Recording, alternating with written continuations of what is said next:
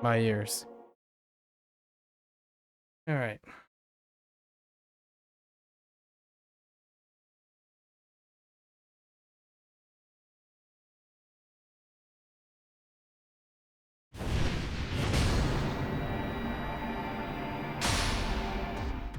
All right. So yesterday on Yakuza 6, we spent time cozying up to the hostesses at Club Shine. That was the major thing. And then we cleaned up Clan Creator, more or less. These aren't technically necessary for the completion thing. The last Clan Creator thing the task that we have to do is actually win 100 battles. So that's gonna be tough. We only did 32 so far, so we'll think about the fastest one, and then we just keep bootstrapping through the fastest one. Might actually do the second to last one, because you kind of get money, and I'm starting to feel like we're strapped for cash now. So the highlight of yesterday was that we got to know Saki.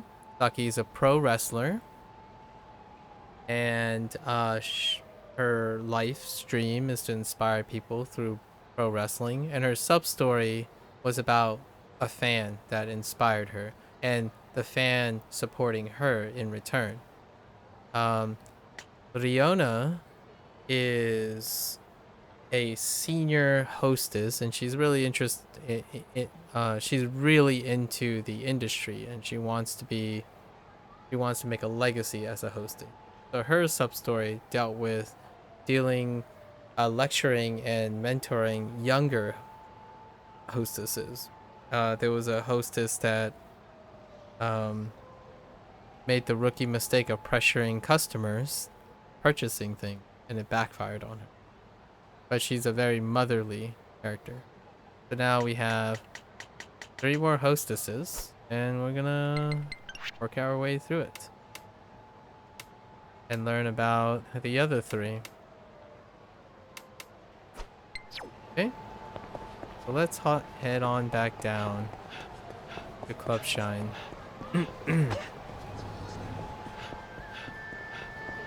And see what trouble we can get ourselves into. Mandarin. What they just said in Mandarin was, "What are you looking at?" Or what? Yeah, more or less, what are you looking at? We're gonna run away from them though,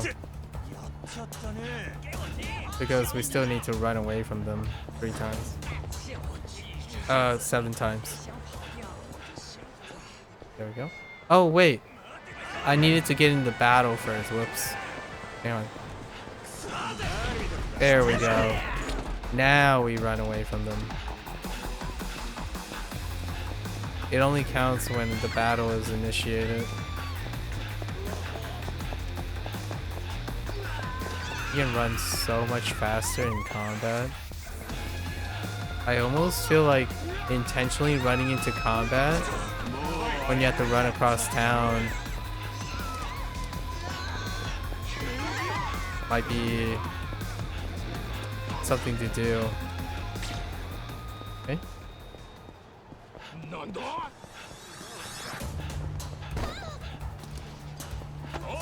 Wait, are you serious? Stay away from me. Fine. Go in. Alright. いらっしゃいませ。社員へようこそ。当店では最低でもまた別途指名料。Alright. ご指名はいかがいたしましょう。 Time to chill with Edina. エリナですね。 Edina. 少々お待ちください。 Edina. I'm getting her confused with another hostess. 失礼します。 Okay. はじめまして、エリナです。お名前教えていただけますか？桐生一馬だ。桐生さんですね。本日はよろしくお願いします。ああ。you didn't share with us like an upfront detail. So far only Saki immediately introduced that she's a pro wrestler. It's all right. So we learned how to do this stuff. Let's start with Dapper. I'm seeing a bunch of Dappers.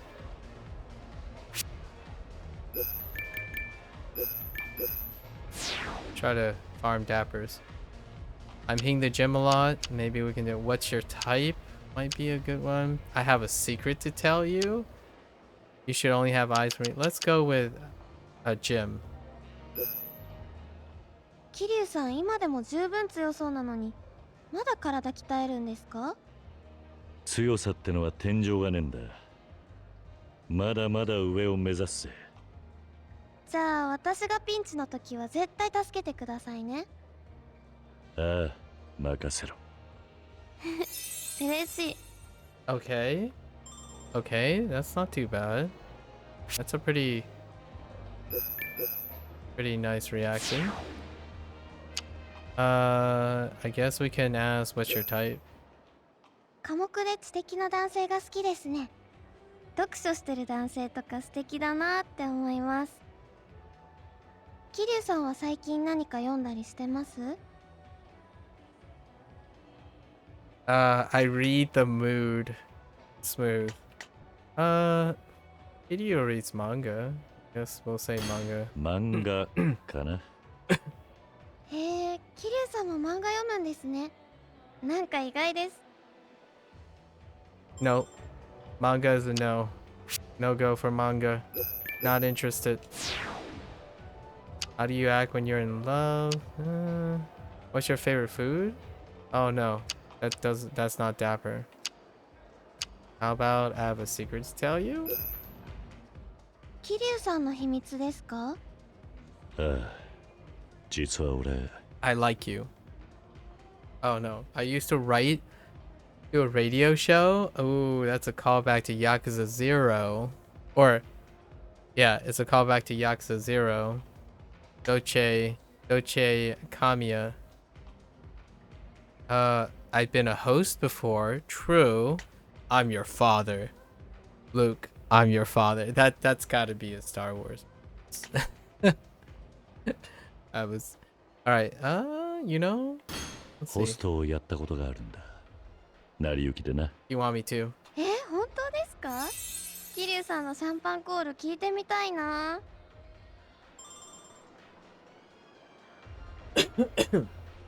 He's done a champagne call before.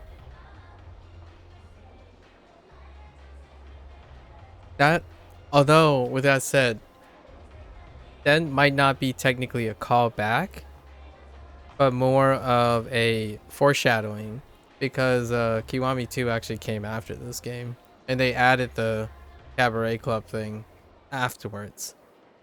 And he did, in fact, like a champagne thing. So it's kind of hard to know if it's a throwback or a foreshadowing. But foreshadowing not in chronological order, in development cycle. Okay, we need more dapper. Huh. I actually haven't ever used this phrase. Ever heard of the Tojo clan? Let's try it. ニュースとかでよくやってますよね。構想がどうとか。私も撃たれないように気をつけないと。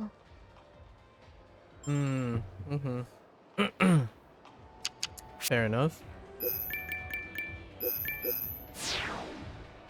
I've committed sins in my life. That's new. I had this, oh yeah, the nishiki. What about alcohol? What do you think of alcohol? お酒好きなんですけど、すぐ赤くなっちゃうんですよ。Okay. 少しなのに真っ赤になっちゃって恥ずかしい。Okay. Not so much.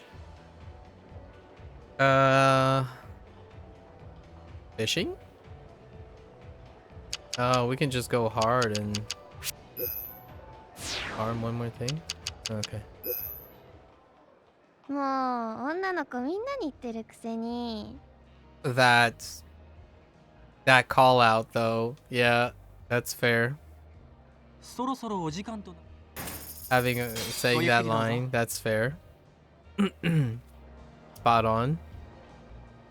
How about talking about Nishiki? Or let's see, how do you act when you're in love?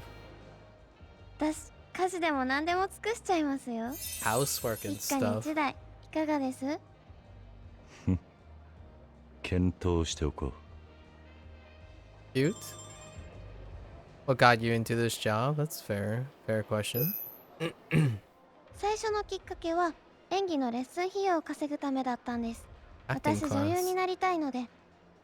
Okay. でもこの仕事も感情の伝え方とか話し方とかすごい勉強になるんですよ。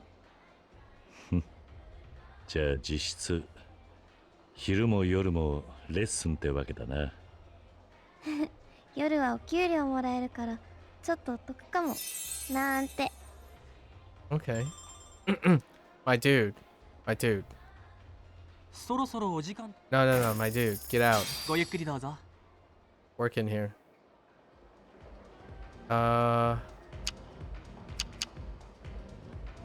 Top story?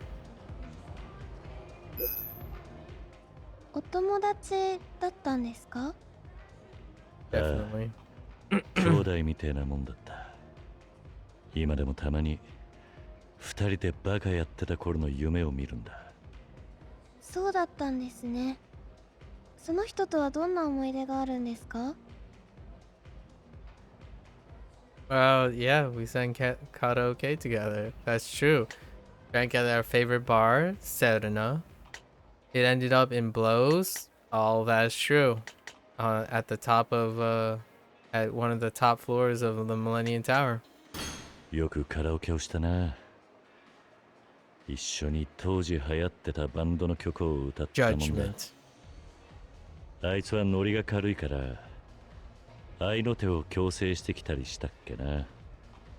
へえ、二人で一緒に歌ったり合いの手をしたり本当に仲が良かったんですね。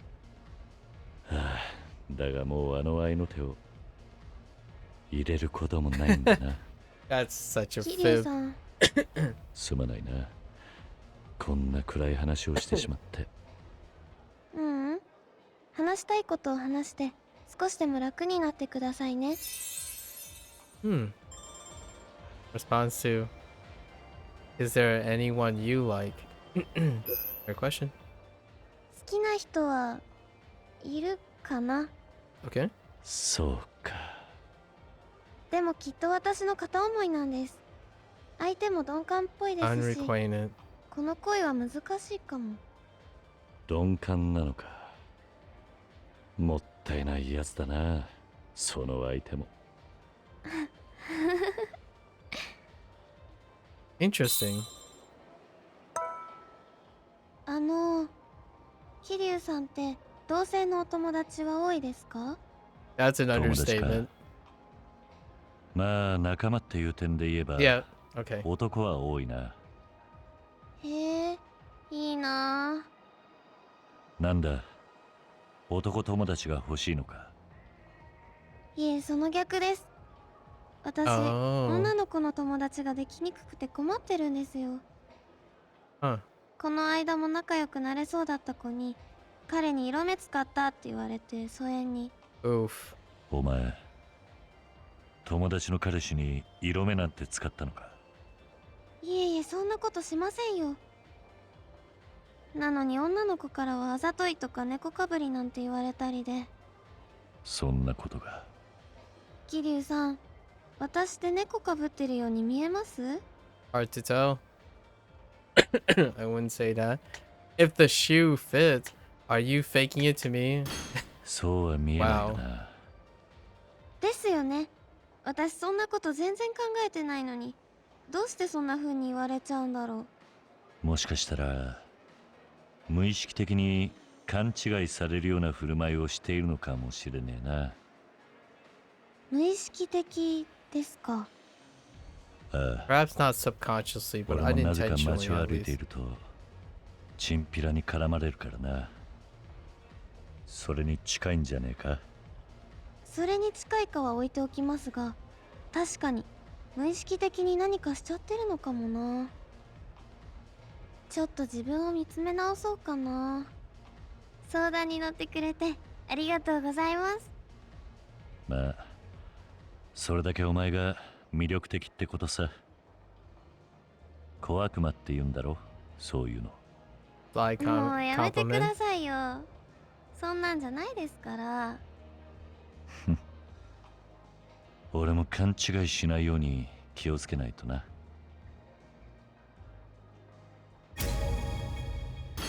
Bronze. Back in we go. I swear if the troubler rings off in my phone いらっしゃい again. ませ。当店ではまた Good.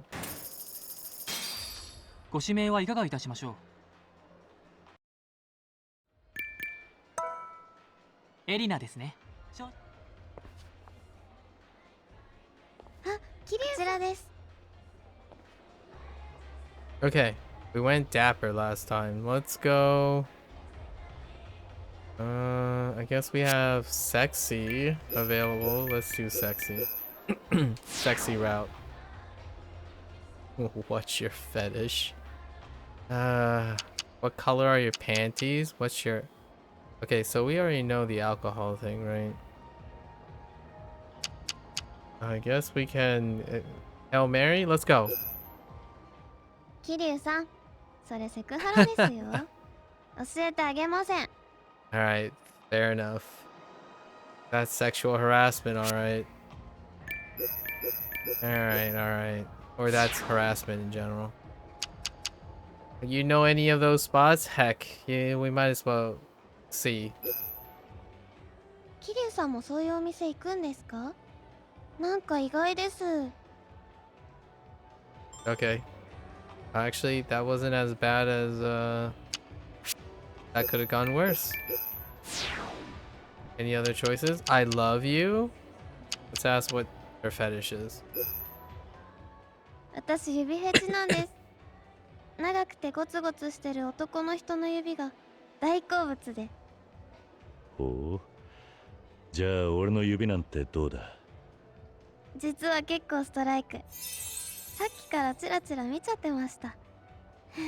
Finger fetish. Long, rugged fingers. Wow. Okay. Wash my underwear? Do you have a boyfriend? That's fair. 彼氏いないんですよね。 Okay. そうなのか。エリナなら声をかけてくる男は多そうだが。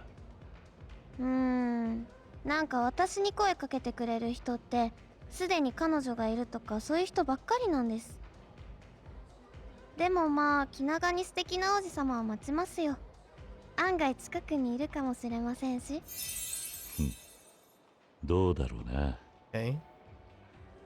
Honestly, I'm gonna have to I have to throw my hats off to RGG for this type of system because while you know, intellectually I wouldn't use many of these things because of the chain system. It just makes me want to do it anyways, just to see what I wouldn't do or ask it and how they resolve or how it happens. It's great to explore. What happens to... Oh, wait. This one we already did. You should only have eyes for me. For me, she was just like, nah, you say that to everyone. We asked what's her type. The intelligent, like, quiet type. She blushes very easily from alcohol. So let's recycle these. We can tell her about Majima. Oh no, wait, that's the love, not the sexy. Wash my underwear? I mean... Sure. え、カズパンをですか？でもカズパンは大きそうだし、洗濯大変そう。 Mondies? 俺のパンツに妙なあだ名をつけないでくれ。Kazu Mondies. Like Kazu Undies. That's kind of cute. Alright, well that turned out a lot more innocent. I thought. Aren't dangerous men attractive? I don't like noisy places. I mean, that could work. She does like quiet people. 私もですね。人混みとか苦手なんです。 But we got like nothing from that. そろそろお時間となります。ごゆっくりどうぞ。It's gotta farm all the responses because I'm interested. Okay. We already did the gym thing, right? You said that he was already in shape. About aren't dangerous men attractive? 危険な男ですか？私はどっちかというと平和な人の方が好きかな。 That checks out. Can I touch you? お触りしたいなら他のお店でどうぞ。 Then go to. Oh my! Dang. そろそろお時間。ごゆっくりどうぞ。 Wow. Dang. Man. Edina knows how to say no. That's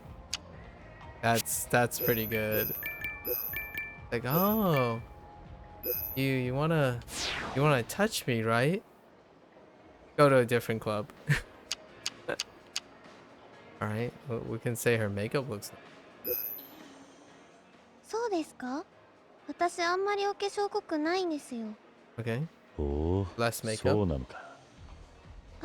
あとそういうことはあんまり女の子に言わない方がいいですよ。 Also, you shouldn't. Interesting. 元の顔を化粧でごまかしてるみたいに思われちゃうかもです。 That's not how Rihanna act. 女心は難しいな。Okay, so she doesn't respond to that. What about men who cheat? I kind of want to just say I love you and see what happens. 桐生さん酔ってるでしょう。今度シラフの時に聞かせてください。 He is clearly not. He's clearly not sober. I mean, he's clearly not drunk. 桐生さん、今日はありがとうございました。またお Wow. 待ちしてますね。 Yeah, she's not. So here's one of the things that I'm thinking of. The party, dapper, sexy, love, and talk. I think that's it. Those are the 5 service types in hostesses. So if you were like min-maxing or trying to guess the mechanics of the game, each hostess probably has 2 or 3 service types that they're very good at. So if you lean in on those chains, you would likely resonate with them most of the time. I think that's how it was like constructed or something, in my opinion, because it just happens to be the like 5 service skills. And later on, when you become a cabaret club, like Yakuza 0 has those service skills, but in Kiwami 2, you also have those service. So clearly, we know from what just happened that sexy is definitely not one of those service skills for Erina. いらっしゃいませ。社員へようこそ。当店ではまた That has to be factored in the ご指名はいかがい mechanics. たしましょう。 How like the hostesses were made in mine as a way to reflect design. But we're testing all of them anyways, just エリナですね。 because it's 少々 fun お待ちください。 it's fun to experience, in my opinion, 桐 respectfully. 生さん、こちらです。 All the VOs, like the effort and all the performances that they put in to the game. I guess now we're gonna try. Sexy didn't work out. Let's try. Hawk?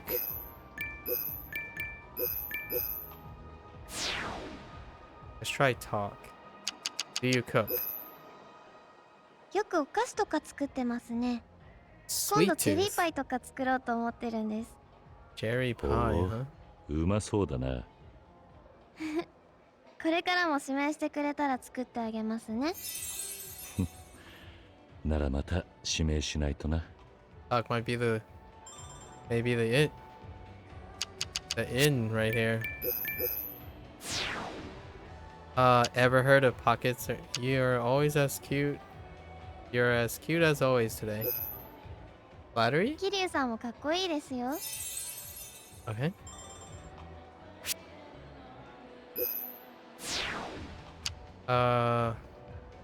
Pocket circuit? She might be into it.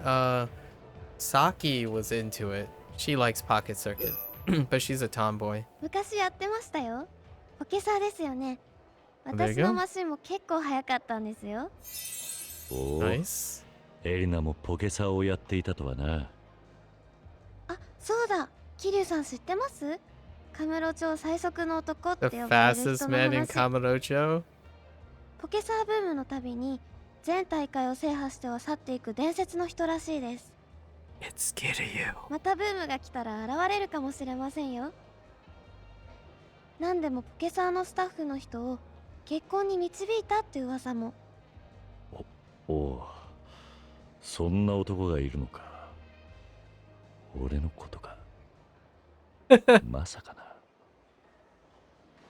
And the staff member is like it's actually it's a joke. The wife thing, the waifu thing is a joke. Inside joke. That's a callback. A throwback. Any plans to get married? Young people are terrible these days.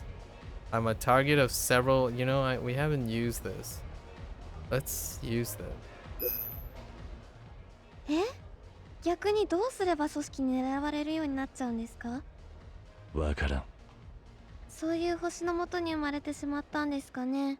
No, 私は桐生さんの味方ですからね。 very supportive. Got any hobbies? We need to know 私 hobbies. 映画が好きなんですよ。 Movies. 桐生さんは映画とか見たりするんですか？ He has watched a lot actually. Yeah, these are throwbacks too. He was in a movie once. He has seen gory horror films and he likes mysteries. Yeah. This was a throwback to all the videos that you watched. They're all implied. You don't see the video, lots of the video footage, but he actually done all of it. Mysteries sound good. ミステリー映画をよく見るな。あ、私も好きなんです。ミステリー映画。 He's a 桐生さ bit んも of 好きだったんですね。 He's a bit なん of か a 嬉しいな。 somewhat shy and 序盤に張っ timid た伏線 and が intelligent, 最後に繋 intellectual がっ like. たりするのが面白いな。そうそう。そうきたかってなっちゃいますよね。帰りに DVD 借りて帰ろっかな。 Okay, checks out. So I guess this one would probably work. I don't warm up to people easily. 桐生さんって人見知りしない人だと思ってました。私は結構誰とでも話せちゃうんですよ。 Okay, ほう、 social butterfly. 何かコツとかあるのか。笑顔でうなずくだけで案外うまくいくものですよ。桐生さん Okay, もちょっ that's と a や little ってみて different. ください。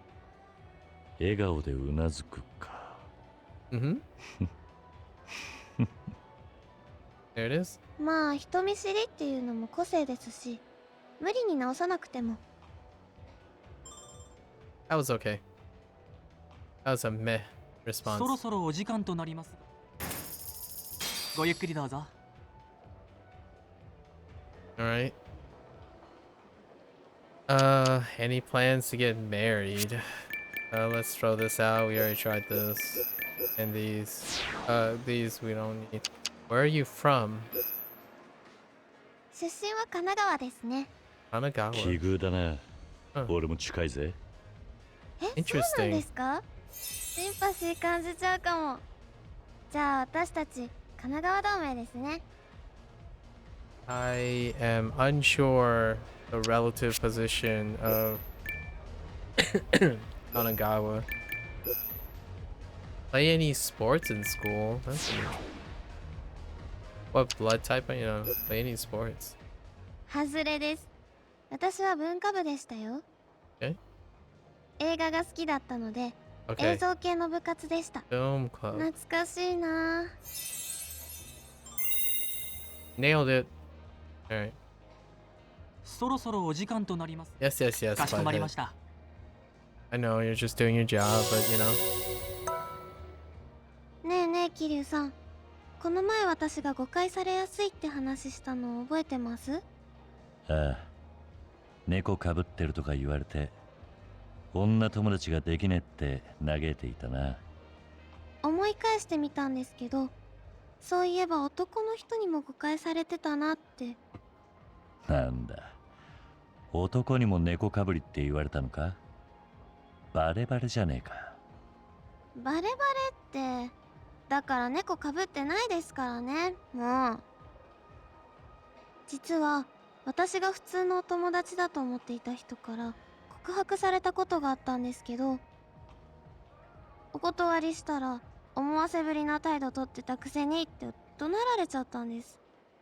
そんなことがあったのか。私女子高育ちだからか、男の人との距離感が分かってないのかも。エリナは男友達にも女友達にも同じように接しているのか。そうですね、男友達とでもあんまり気にせず2人で映画とか見に行ったりとかしますね。桐生さん、男性から見てそういう女の人ってどう思います？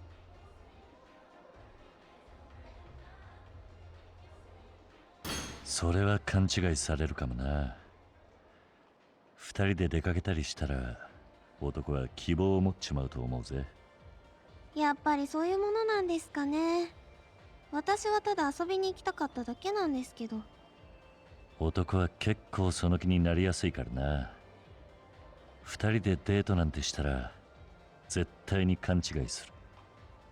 今度そういう時は他にもう一人誘えば誤解されないはずだぜ。なるほど。じゃあ次からはちょっと気をつけてみますね。ああ、その方がお互いにいいだろうしな。桐生さんに相談してよかった。頼りになりますね。素敵。おう、なるほど。こりゃ勘違いするのも仕方ないな。I can't relate, but fair enough.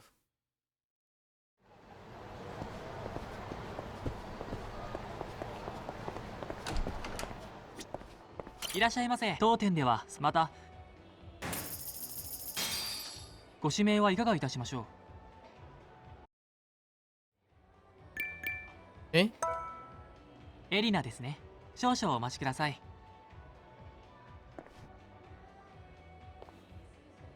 待ってましたよ。こちらです。Party? I guess we're going for party. Let's see what our party options are.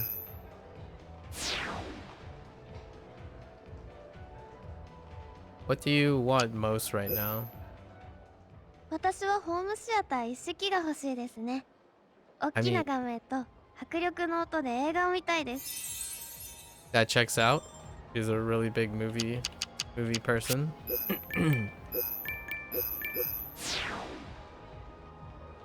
What's a true friend to you? 秘密を共有できる仲とかですかね。私は親友よりもまず友達を増やしたいです。That's alright, that's reasonable. What kind of music do you listen to? 結構いろんなジャンルの曲を聴きますね。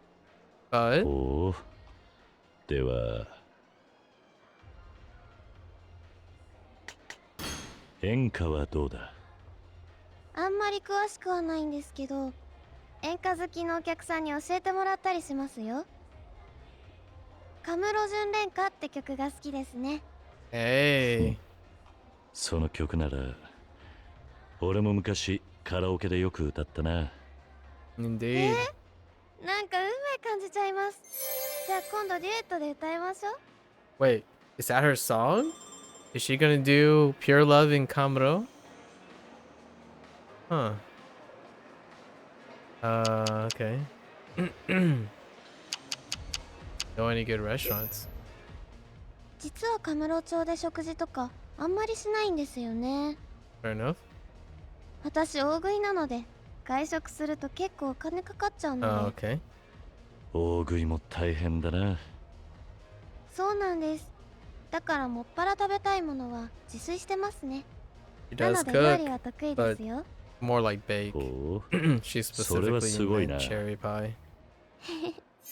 桐生さんにもいつか食べさせてあげますね。 She is saving money for becoming an actress. So. Okay. What does she think of Date-san? へえ、桐生さんに初めてその人が携帯電話を渡してくれたんですか。 That's いい fair. 人ですね。 True. That's a throwback. Anything interesting happening lately? 私は面白くないんですけど、この間おまわりさんに補導されかけた話をしたらみんなに笑われて。歩道？なんでまた？お店帰りの夜だったので不良高校生だと思われたみたいで年齢確認されました。 Not much you can do about that. Wait, you aren't a minor? I want to be age checked. それは仕方ねえな。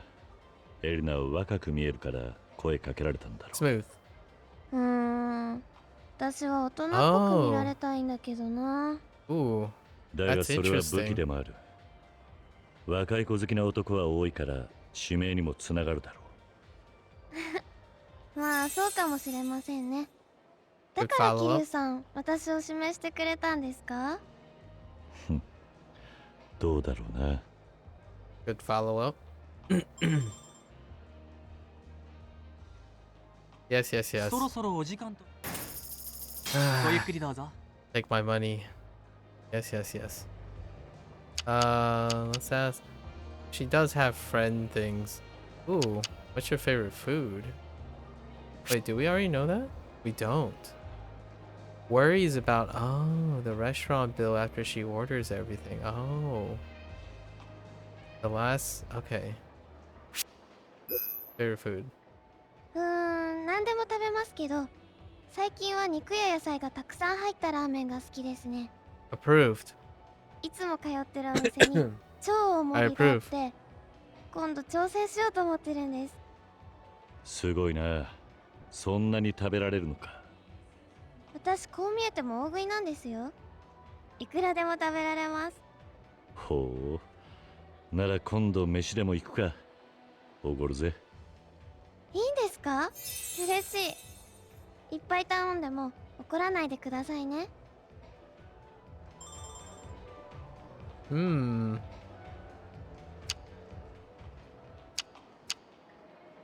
What's your dream for the future? Man, we're really collecting a lot of her stuff. 実は私映画に出てみたいんです。ほう。 Fair enough. 映画に出演か。エリナだったら。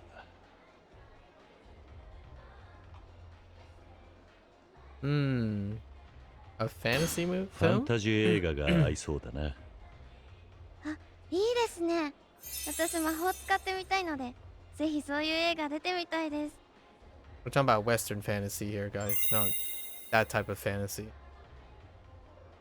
そろそろお時間となります。かしこまりま No, した。 we're good. Gold? Gold. 桐生さん少しだけお時間いいですか？これ Business. 私の連絡先です。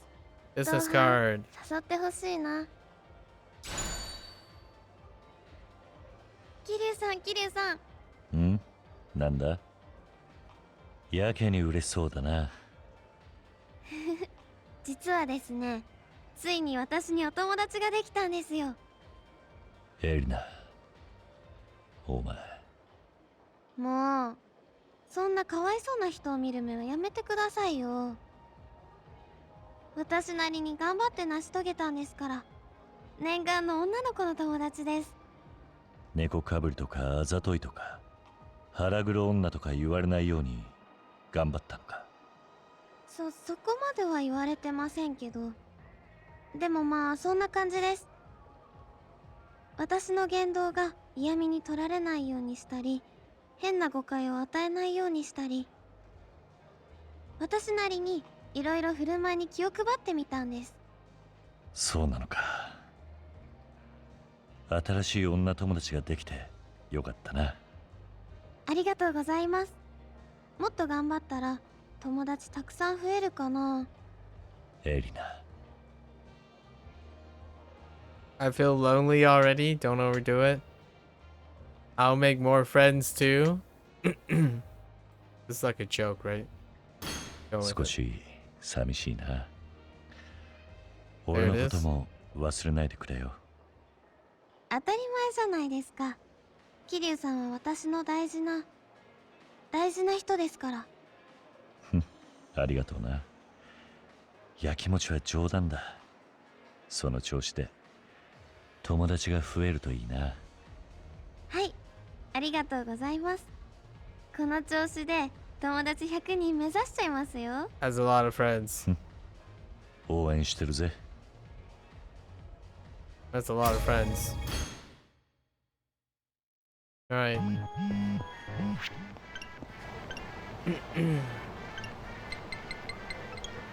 Go. No. I don't accept your invitation, buddy.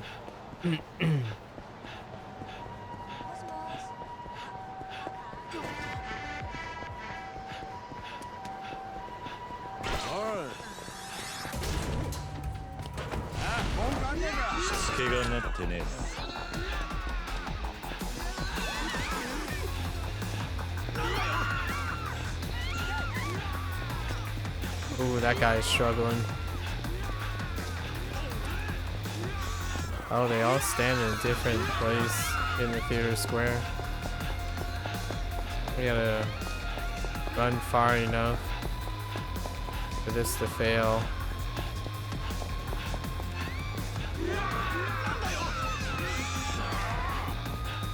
Come on, guys.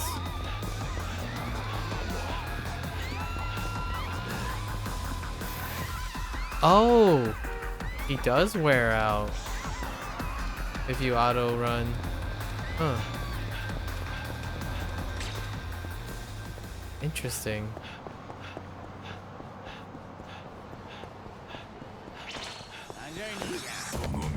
Oh no. Now we gotta get around. Hold.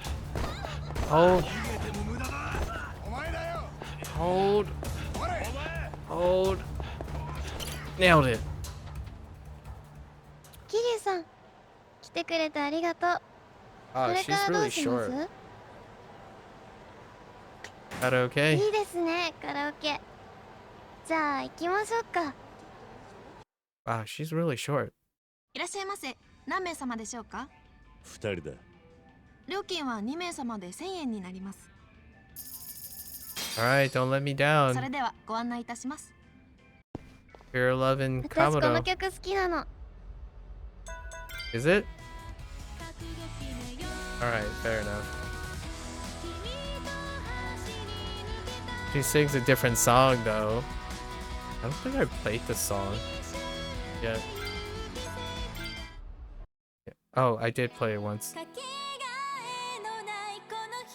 Ooh.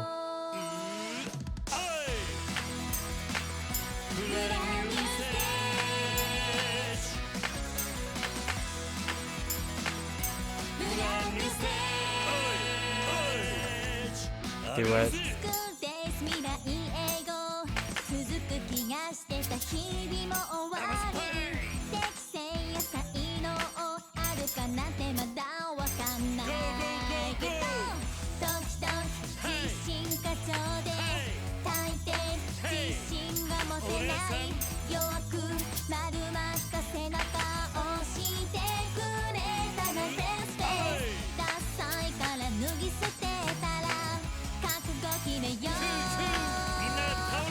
君と走り抜けた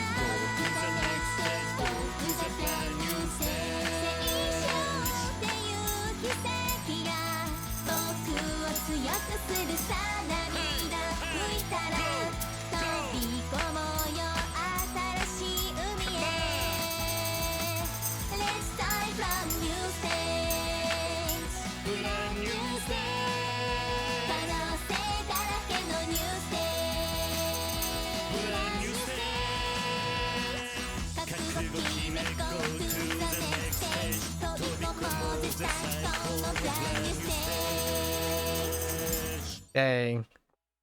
Her voice is really resonant. I like it. It really fit the song too. I messed up on 2.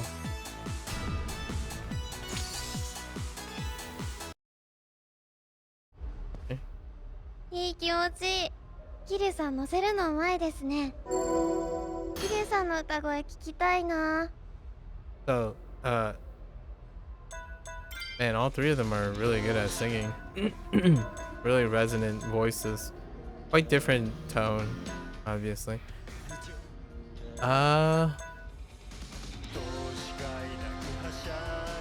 Yeah, let's just go with the feel good, right? Super feel good. Go with the theme.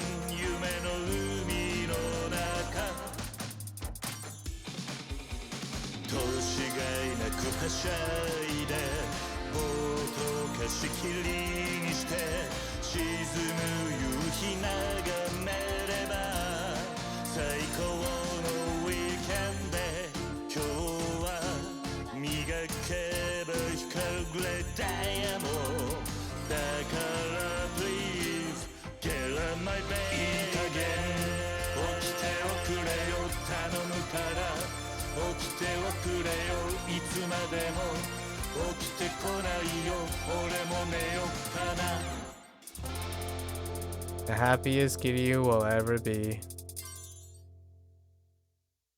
Look at that smile. Maybe not. There's still time in the future. Perhaps one day he will shed tears of joy. Perhaps one day. キリュウさんプロなんじゃないかと思いましたよ。とっても上手。そろそろお時間と。もうこんな時間。 We have yet to see the day where Kiryu sheds tears of joy. 今日はキリュウさん一人こちらです。We did talk, right? Yeah, we did talk. That worked out really well. What about love? All right. Let's go with love.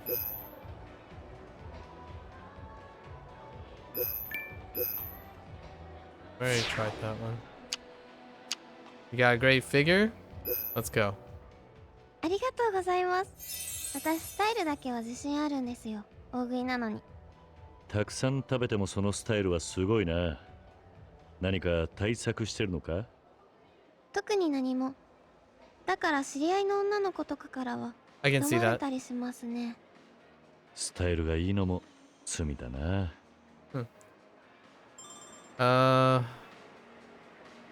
What was your first time like? That's a little... Relaxing at home is the best day? We could try that. So... That doesn't work. We already asked that. You said no. What was your... dream as a kid? We already asked that, right?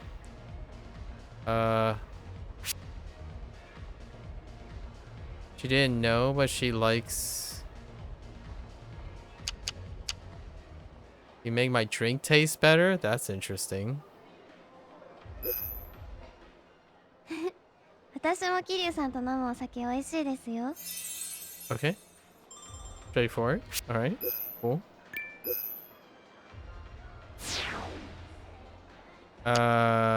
We know she doesn't have a boyfriend. Relaxing at home is the best date? まったりもいいですけど、私は外に遊びに行きたいかな。 Fair enough. まあでも一緒に行ってくれる人がいないんですけどね。 Rip.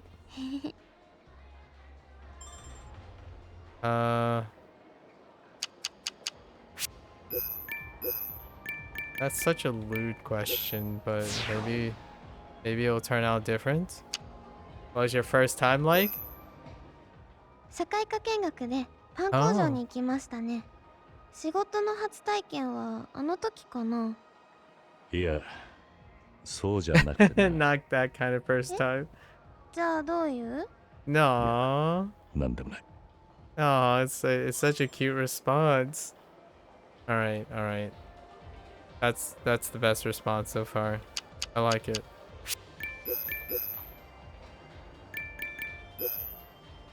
Oh, we didn't get to ask if she had her special skill when we were doing the party thing.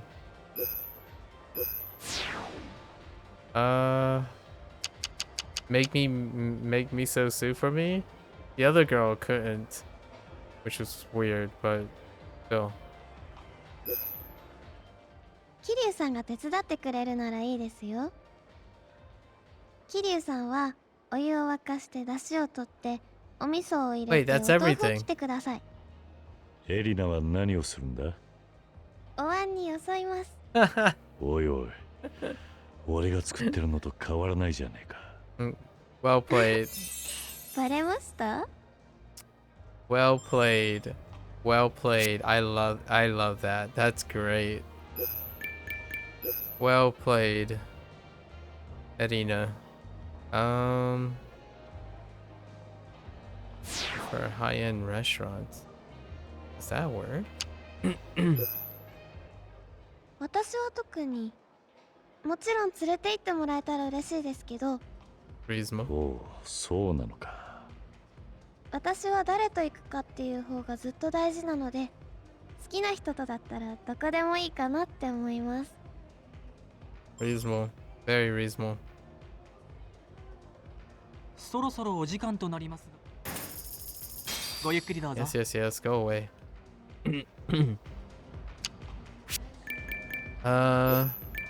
We're probably not gonna ask this question.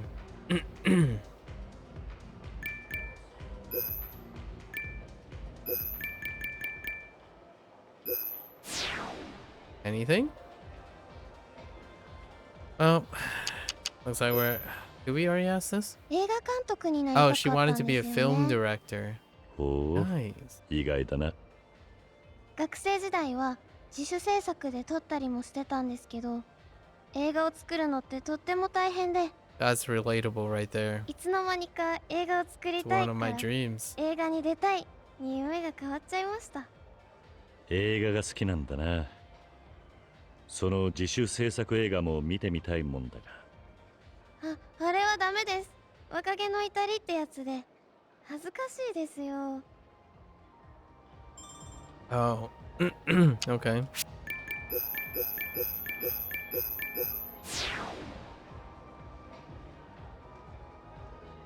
An outdoor date. Yep, there it is. 私もアウトドア派なんですよ。桐生さんはどんなところに行くんですか？ The ocean, the mountain, the ocean, Okinawa, the mountains. That's supposed to be like a Seijima thing? A pond?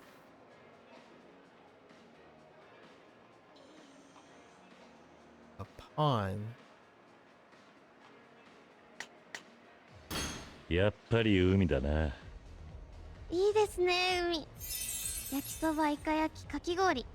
どれも素晴らしい She です。 thought about food お前、 first. 食ってばかりじゃねえか。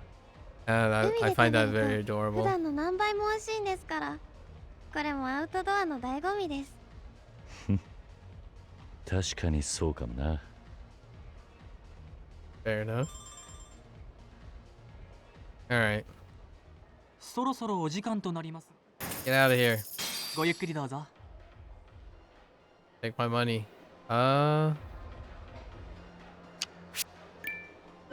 Oops. Anything else? What was your first love like? Huh. I don't think we asked that. この間同窓会で初恋の人と会ったんですけど、現在2児のパパになってましたよ。まあその年になればいろいろあるよな。桐生さんの初恋はどうだったんですか？ Oof. 俺か？俺は Oof. It's complicated. 今日は思いっきり飲みましょうね、桐生さん。 Oof. That was a oof. Yikes. What about men who cheat? Okay. We already asked that. Pretty cold lately. You prefer younger? Okay. Younger or older? 年はあんまり気にしないですかね。お父さんくらいの年代でも全然ストライクゾーンです。な、俺にもチャンスはあるな。もちろんです。桐生さんくらいの年齢って一番色気があってモテると思いますよ。 Okay. Interesting. Got that plat life. なんだか元気なさそうだな。とうとう友達に猫かぶりがバレたか？バレるも何も、そもそも私は猫なんてかぶってませんよ。実は最近私の周りで変なことが起こってて。変なこと？私の考えすぎかもしれないんですけど、いつも見られているような気がするんです。夜も後ろをつけられてるような。おいおい、それってストーカーじゃねえのか？やっぱりそうなんでしょうか。嫌だな、気持ち悪い。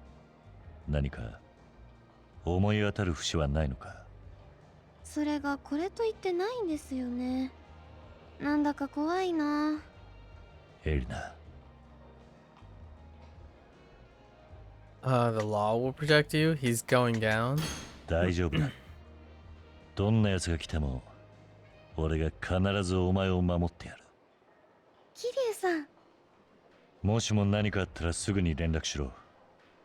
エリナには指一本触れさせねありがとうございます。桐生さんにそんな風に言ってもらえて私は幸せだな。さっきまですごく怖かったのに、そんな気持ち吹き飛んじゃいました。ま、何もないに越したことはないがな。とにかく気をつけるんだぜ。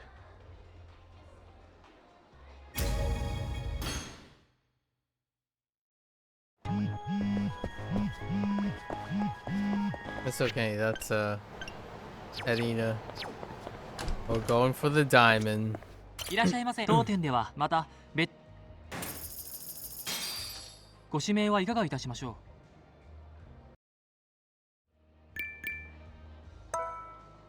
う？エリナですね。少々お待ちください。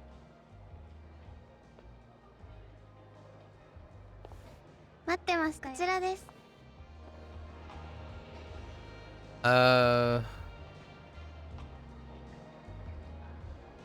What have we not done? Oh, maybe there were only... Was there only 4? I thought there were 5 things. We have talk, party, sexy, love, and dapper. Oh, did we do all 5 already? Let's try... Wait, I'm not sure if we did party.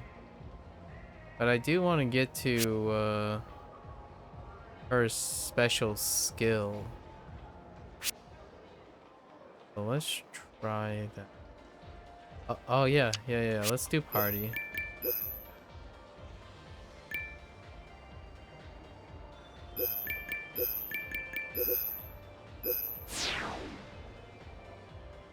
Okay.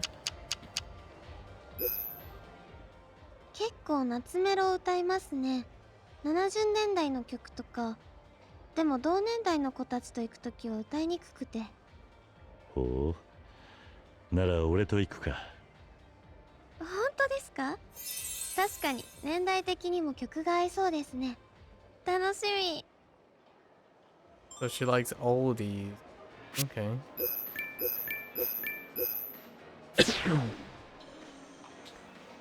uh Yahoo? 大丈夫ですか桐生さん？料理に変なキノコでも入ってたのかな？ Okay. Video games? I do want to ask the video games thing. 私結構テレビゲームやりますよ。ちょうどこの間新しいゲーム機買ったんです。 Okay. ほう、そうなのか。 Video gamer. 勢いでコントローラーも2つ買っちゃいました。でもその後遊ぶ相手がいないことに気づきまして。エリナ。よかったら桐生さん一緒に遊びません？ぜひ対戦相手第1号に。そうだな。そのうち遊ばせてもらおうか。本当ですか？楽しみ。 Gamer girl confirmed.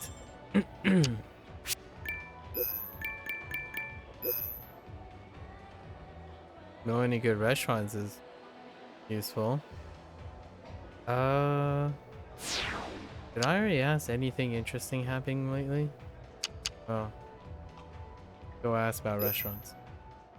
実はカムロ町で食事とか Oh, wait, we あんま did り ask 私多す this. ぎ She て。 just eats そ a うなん lot. です。ほう、 But she's watching her, cost. I could tell her about Majima. That does work.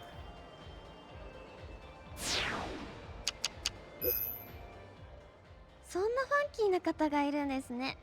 映画のキャラクターみたい。 You have no idea. 会ってみたいな。いつかお店に連れてきてくださいよ。 In Majima. やめといた方がいいと思うがな。 Okay. We still didn't find the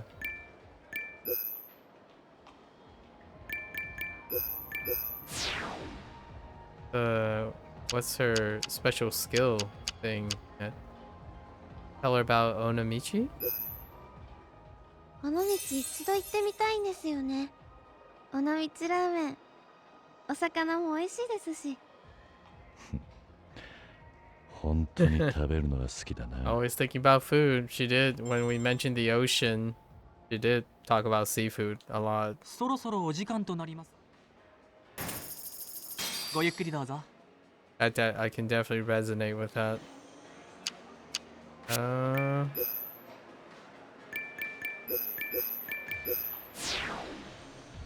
Want to guess my age? Haven't seen that pop up in a while. そうだな。48歳くらい？ A little older. 正解だ。まさかピンポイ Oh, ン it ト is で当てられ 48? るとは。 48? やっ Really? た、当たった。 I thought it was じゃあ、私はいくつに 45 or 見えます？ 46. Okay, how old are? Oh no. She says she's out of school.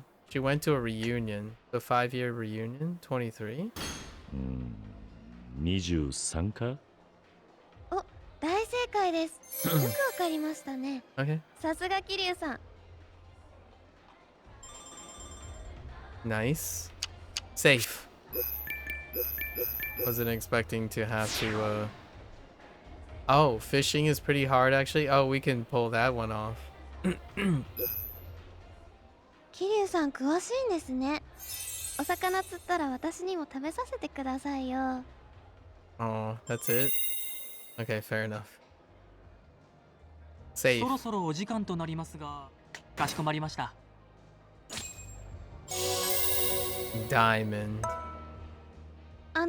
桐生さん、この後お時間あります？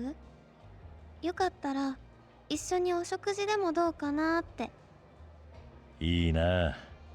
そういえばエリナは大食いだったよな。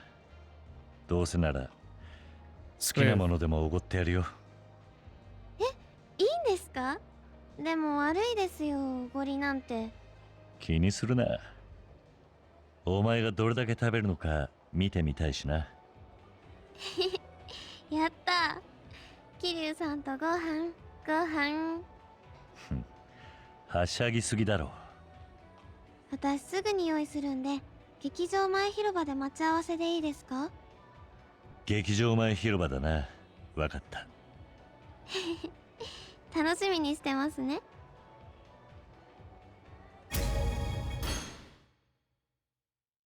Erina was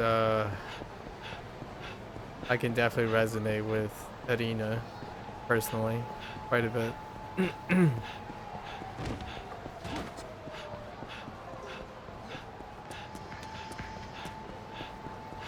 Let's bump into these guys and use it for speed.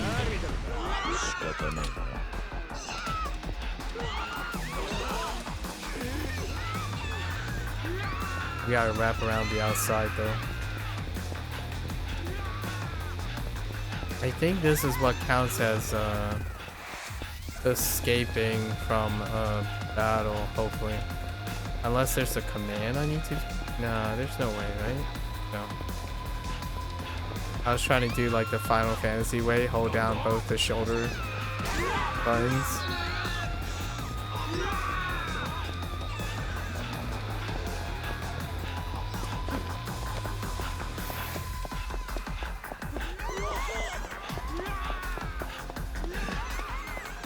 There we go.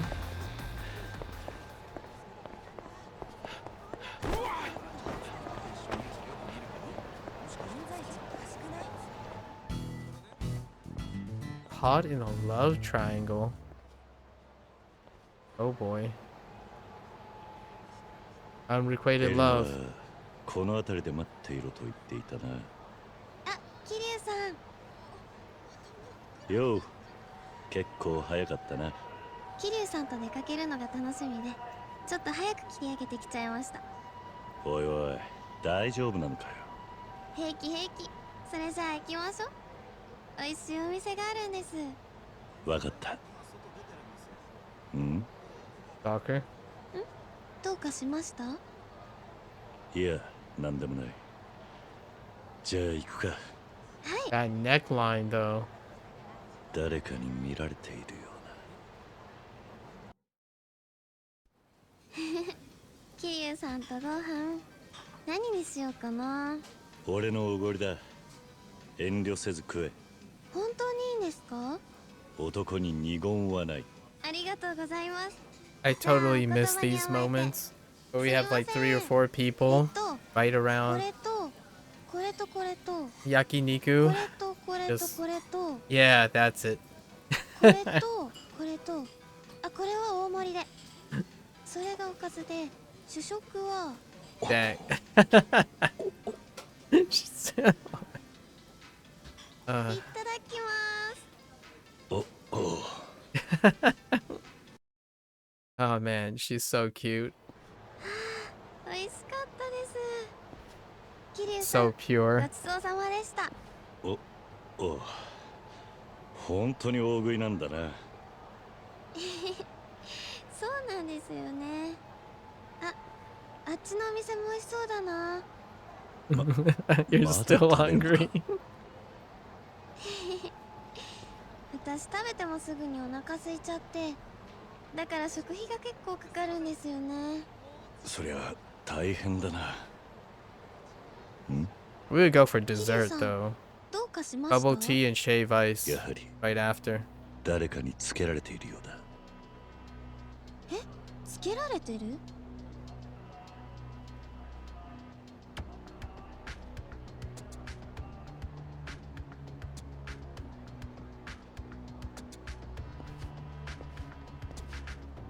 待て。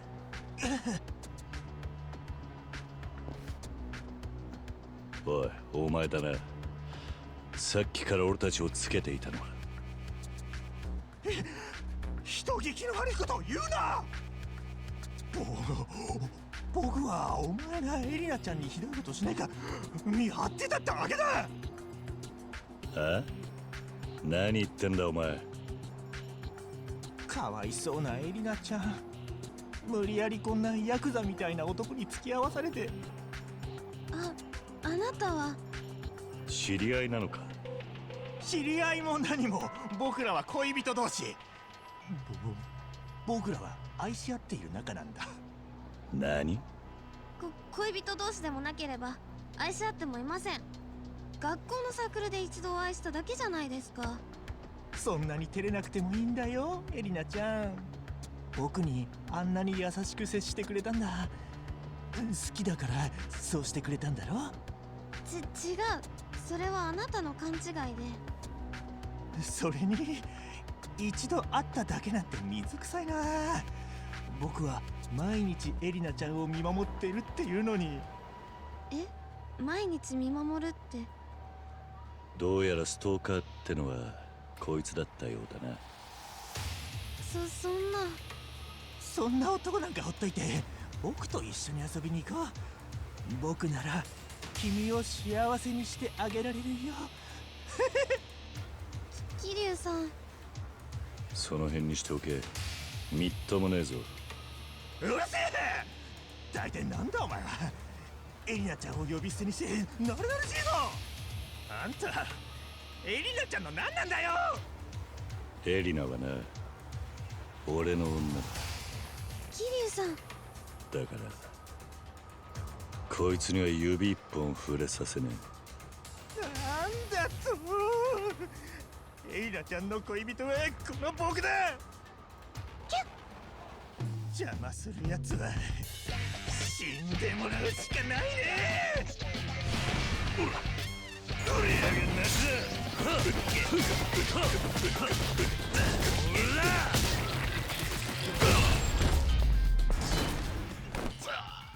Yep. くそ。もう二度とエリナに関わるな。今度こんなことやったらただじゃおかねえぞ。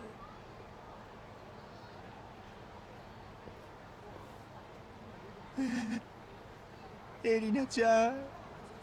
あなたと付き合いをすることはできません。そして見守ってくれる必要もありません。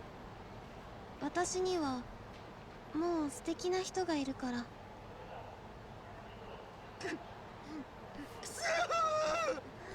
カ野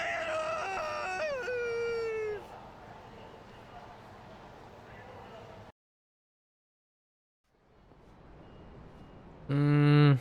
That's kind of a bittersweet thing. Feels kind of bad for that dude. さっきは本当にありがとうございました。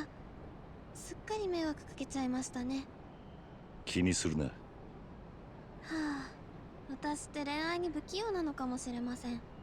昔からうまくいかないんですよね。好きじゃない人からは勘違いされるし、 Hey, 好 worm. きな人には嘘っぽいって言われるし。それはまた難儀だな。だからもう恋なんてしばらくいいかなって思ってました。でも最近もうちょっと頑張ってみようって思うようになってきたんです。そうか。でもさっきのはびっくりしちゃいましたよ。俺の女だなんて言われて。ああ、すまなかった。あのくらいの嘘を言わねえとあいつは引き下がりそうになかったんでな。いえ、ちょっと驚いたってだけで嬉しかったです。それに嘘にしなくても別にいいっていうか。ん？なんでもありません。しかしエリナのことだ。また今みたいに勘違いするやつが出てこないとも限らねえぜ。きっと私は無意識にみんなによく思われたくて愛想を振りまいていたんだと思います。でもそのせいで結果的に人を傷つけたし、自分の恋も人間関係もう Yep. まくいかなかった。 Man, Arena is だ like から私これからはもっと自分に素直に生きようって思うんです。人からどう思われるとか好かれたいとかそんなのに縛られずに正直に。どうやら吹っ切れたようだな。これでもう猫かぶりエリナも卒業かな。今日からは猫かぶらないエリナです。誰にでもいい顔はしないんです。でもその代わり好きな人にはガンガン言っちゃおうかな。 Very relatable ほう in so many ways. 桐生さん、 Most of her stuff is super relatable. Right here, folks. 桐生さん、今日は本当にありがとうございました。あなたが私のことを俺の女だって言ってくれて、私すごく嬉しかった。大好きな人にあんなこと言ってもらえたのは私初めてで、今でも胸がドキドキしてるんです。ずっと本当の私を見てくれていたのはあなただけです。桐生さん、今日はちょっと勇気を出そうと思います。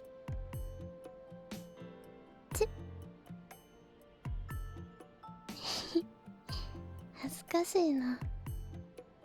これからもずっと本当の私をそばで見守っていてくださいね。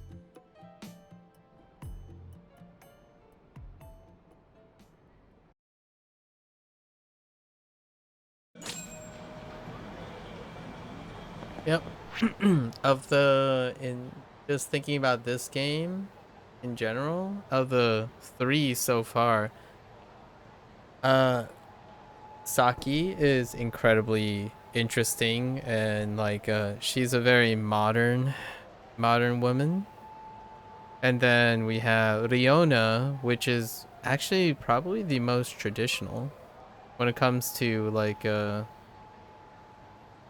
our priorities and whatnot are. And the Arena is like the one that I would probably resonate with entirely.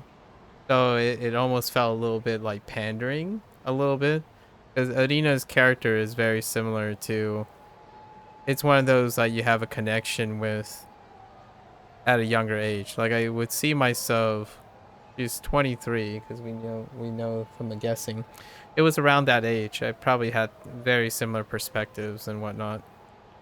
So she had very similar problems, similar guilty pleasures, all that stuff. So it was kind of nice to see a character that was written like that. It's very rare to find characters written that represents a subset of people like myself. But this game is in 2016, so the behavior that I'm talking about that she has, her personality, would be 13 years ago. So back in like the 2000s, that's not as a common outlooking perspective. I was thinking about the faking personality being more likable a lot recently. I only caught the ending though, so I'm not entirely what. Yeah, her story is she's overly conscientious. She wants to be an actress. So she's saving money to be an actress. She loves eating. Everything's about eating. So whenever anything you talk about that she likes to talk about, she loves eating.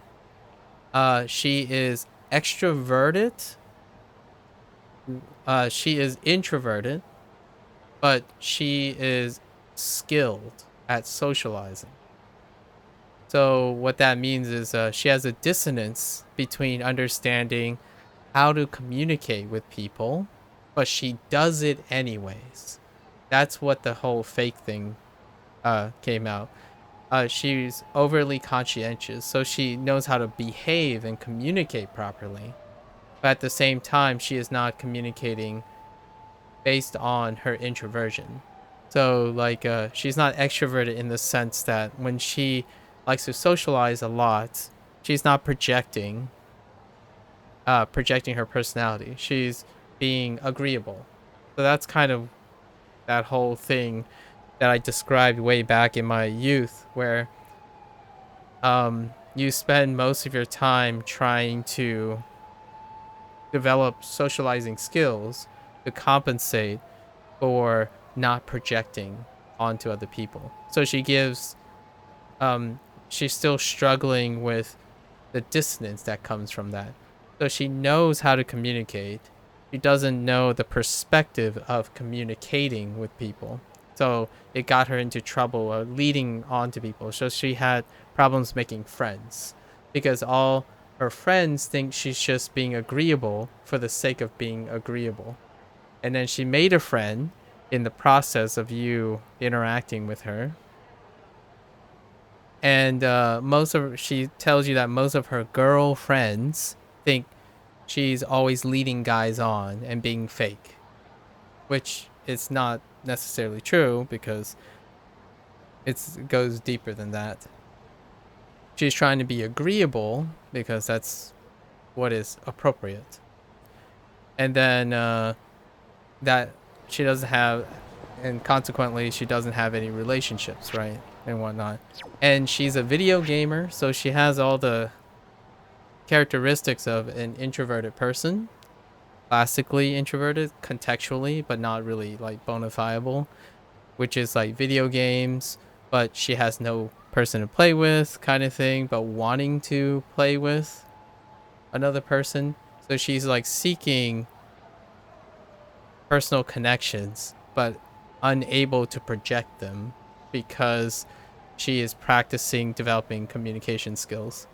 So it's pretty much the whole 9 yards. And then she absolutely loves eating. So the only time she have expressed genuine projection of her personality is when she's doing something emotional that deals with the senses.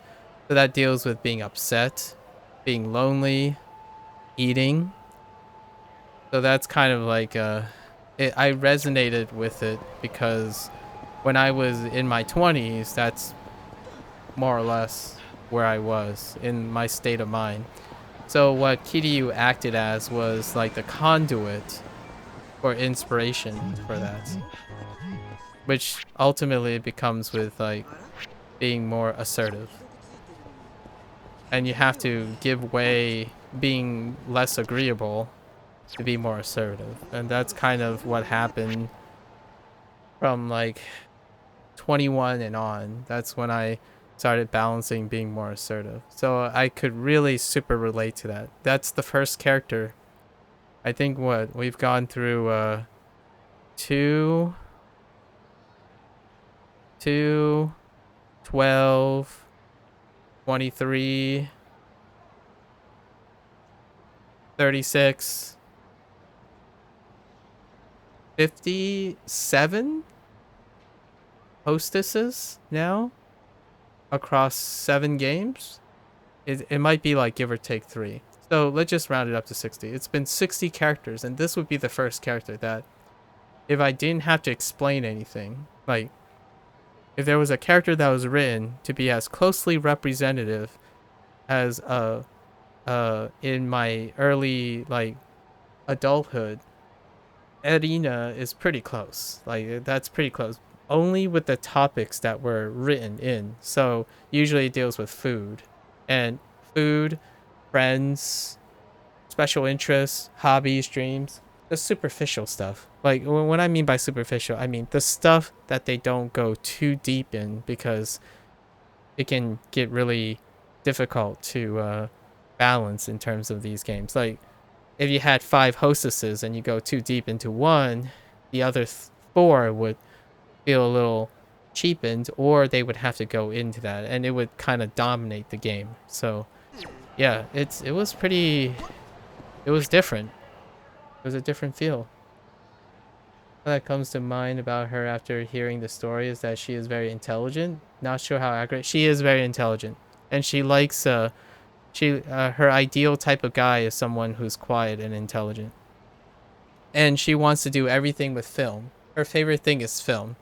Her childhood dream was wanting to be a film director, which was one of my primary childhood dream. I did take film classes in high school.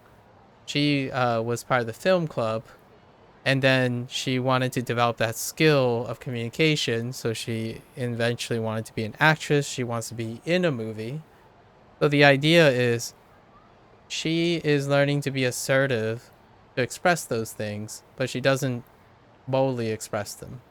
And for me, I gave up those things because of adhering to appropriateness. I chose science and all that stuff while dabbling in those things, but it just doesn't. It's not culturally, like, I guess it's not culturally acceptable as a career path way back in my youth, right? So it wasn't long ago. It's only over a decade ago. So it was like coincidence. All this is coincidence. You don't have to like film, right? You don't have to like, but these are very correlating. So the way the character was written correlates really well together. It's not uncommon for these things to be together. Like liking quiet places, wanting to go out, but really have to stay in. That's what she mentioned. Like she really wants to eat out, but it costs a lot. Like so, the whole to and fro. It was really well written. It's a great character. I'm always curious in my mind when I'm like going through these hostesses throughout the game, if where did they get these stories and these profiles of people? Um, I I don't think this is a strong if. I'm making the presumption because the way I'm reacting to these and always talking about the hostesses, these are small pocket stories, as in they're not a complete work of fiction. There's realistic corollaries in the way they're written. So it can very well be personal snapshots of either the voice actress who shared their likeliness, right? Their likeness to the performance, or they sampled stories, like people's life stories, and then wrote them in. Because it flows really well, like down to how when they take a dialogue, it will relate to something else, which will relate to something else. And most of them are very naturally associated with each other. It's very rare to find a character that's like, that's really out of character. There are a few exceptions, but those are the ones that stick out as well. But I would say there's been like 2 or 3 that for me, I haven't experienced before, like encountered in the wild or IRL. That was super interesting, but I find them very difficult to know if they are a work of fiction or they were based on someone, right? And those are super interesting. They stick out, but at the same time, I think most of the time, I would say 95% of the time, those characters and their stories and their responses aren't entirely a piece of work of fiction. So like what I mean by that is they're not written for the sake of the game or like making it feel like a game. Like anime a lot of times can feel like the characters are written to meet a need, meet a convention, meet a trope. And this game can feel like that, but when they're meeting the trope, like most of them, like you have to think about it mechanically because the way the game is presented, you get the full spectrum of hostesses. I mean, in reality, if you go to a club, there's a chance you get a smaller spectrum, right? But in this club, you just happen to have 5 representative hostesses. I'm gonna expect them to be complementary to each other, as opposed to very overlapping because of a brand.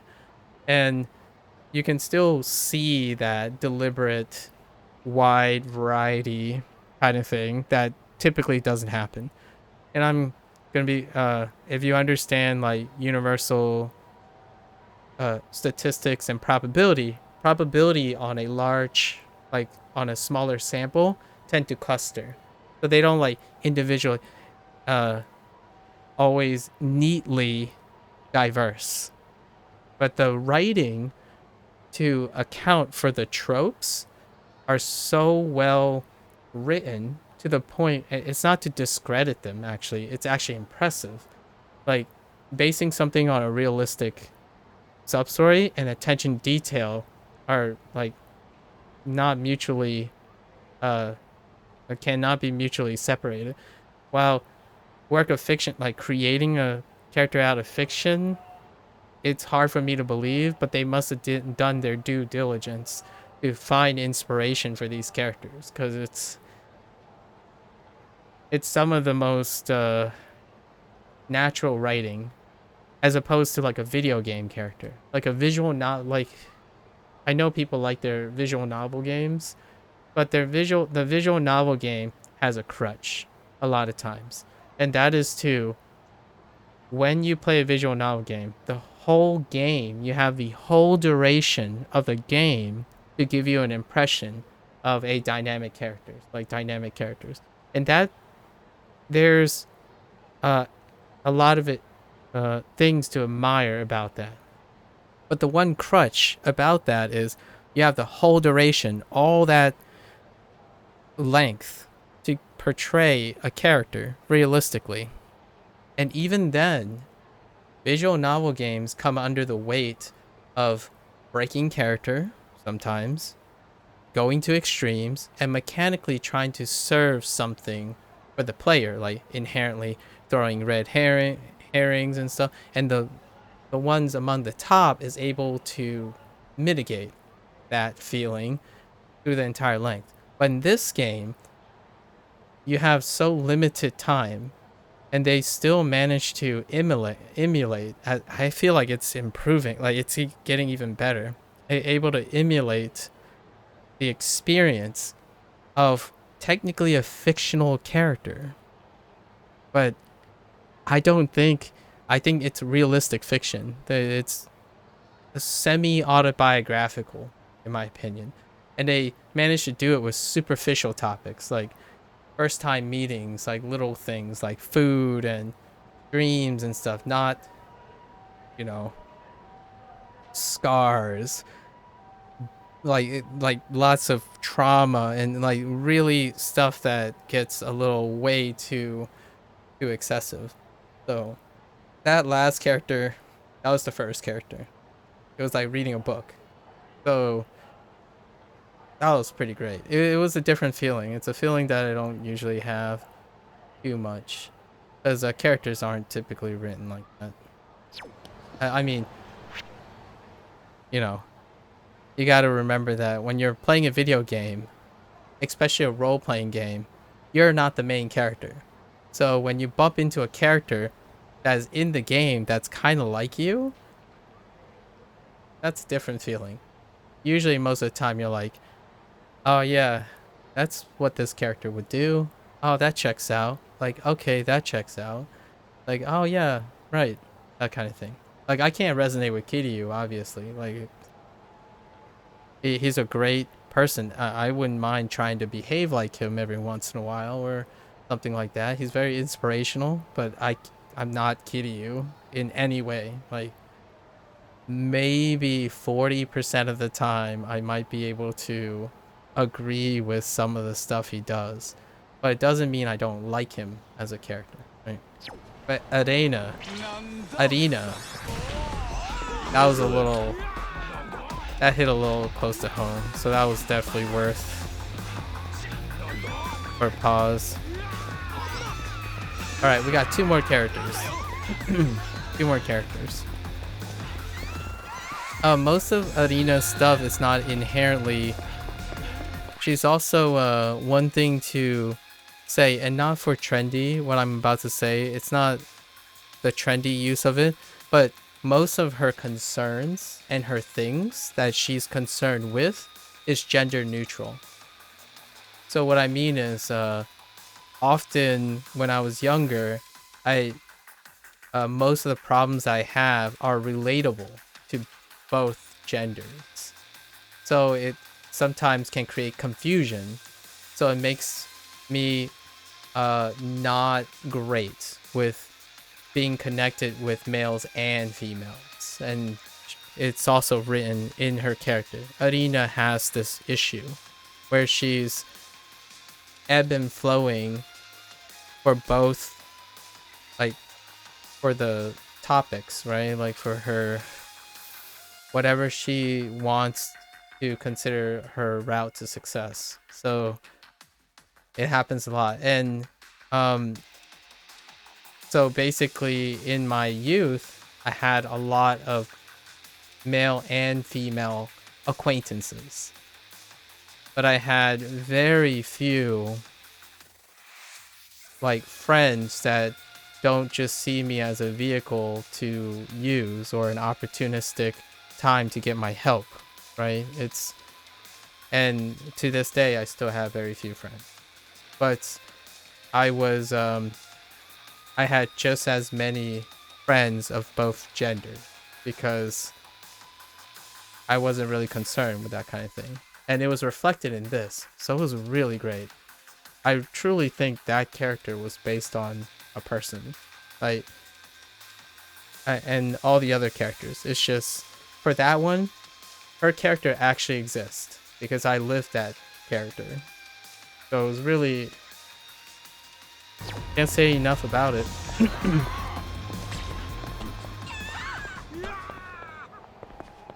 Like I was that guy that someone said, you know, what do you say to a girl or what do you say to a guy? And I'd just be there like listening. It's like, well, you just say what they want to hear. And in a sense, we're not talking about like a malicious fakeness. Like when I was younger, I just know what to say to them. But the thing is, it can be misconstrued as being fake because all I really wanted is to always tell people what they want to hear. And nowadays, the new age perspective is that's not being fake. That's being true to what you want.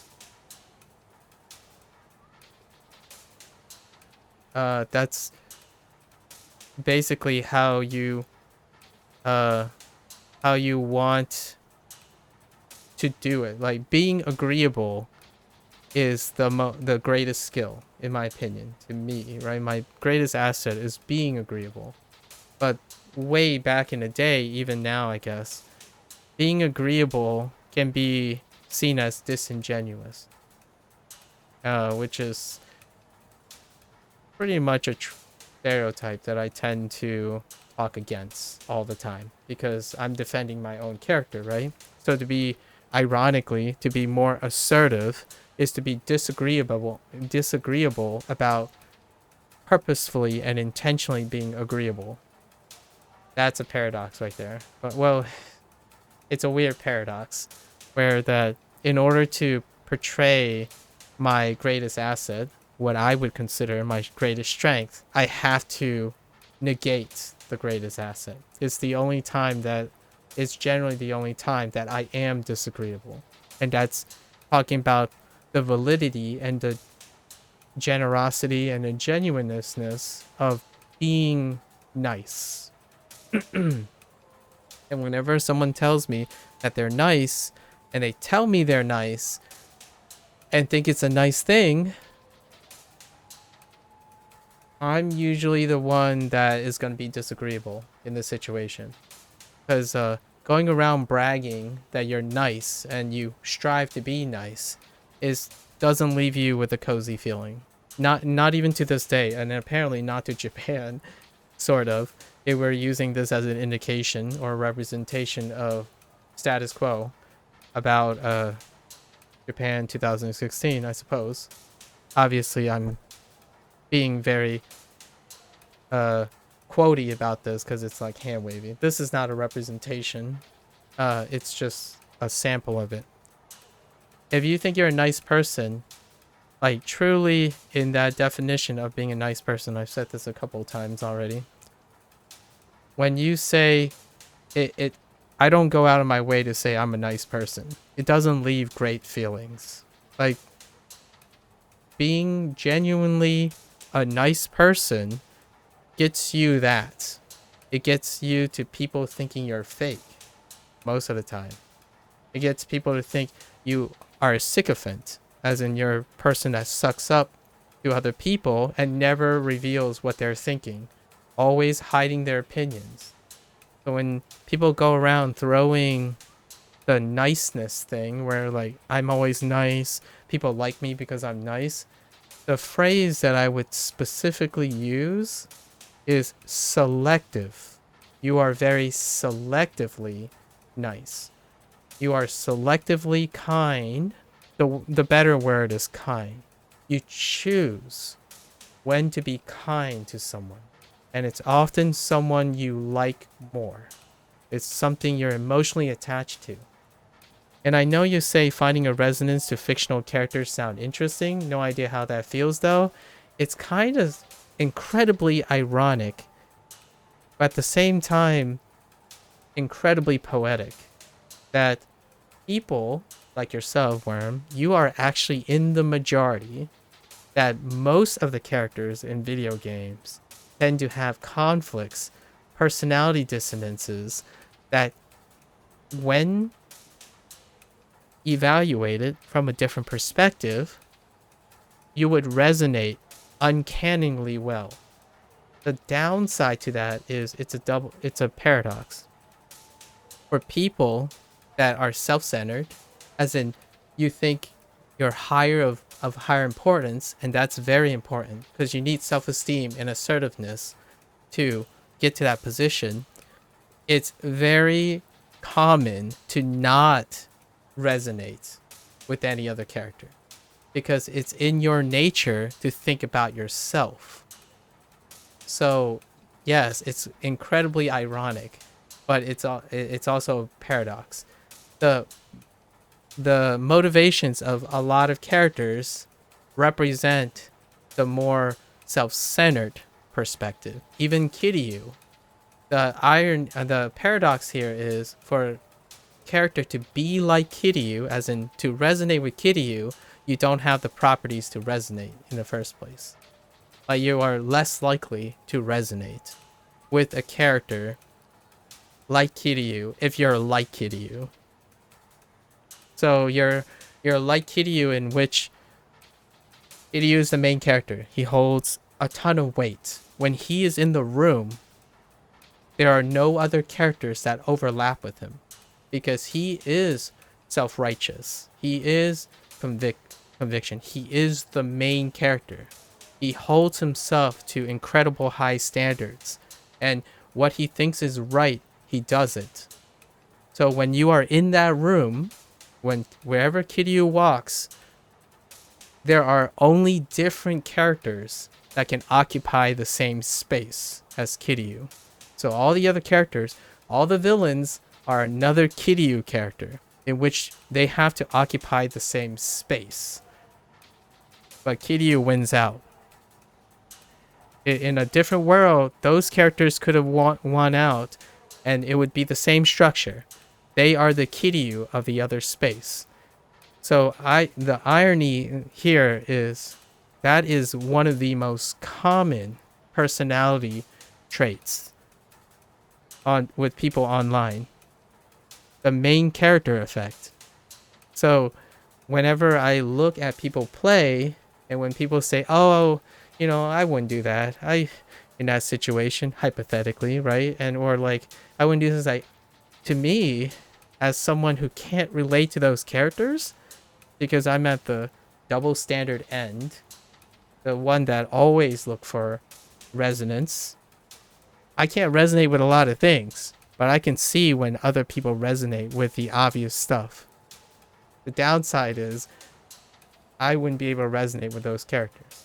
So on the flip side, it's easy for me to see how self-centered people and like very confident and prideful people resonate with most of the characters. In fact, I find it really endearing. Here's a great example in a video game to demonstrate two characters that are not aware. It's a really cliche line in character development. When someone says two Kiryu personalities, like yourself, I would include you, Worm, two self-centered characters come together, and the first phrase they say to each other, "You know what? After all this fighting, you and I are not that different."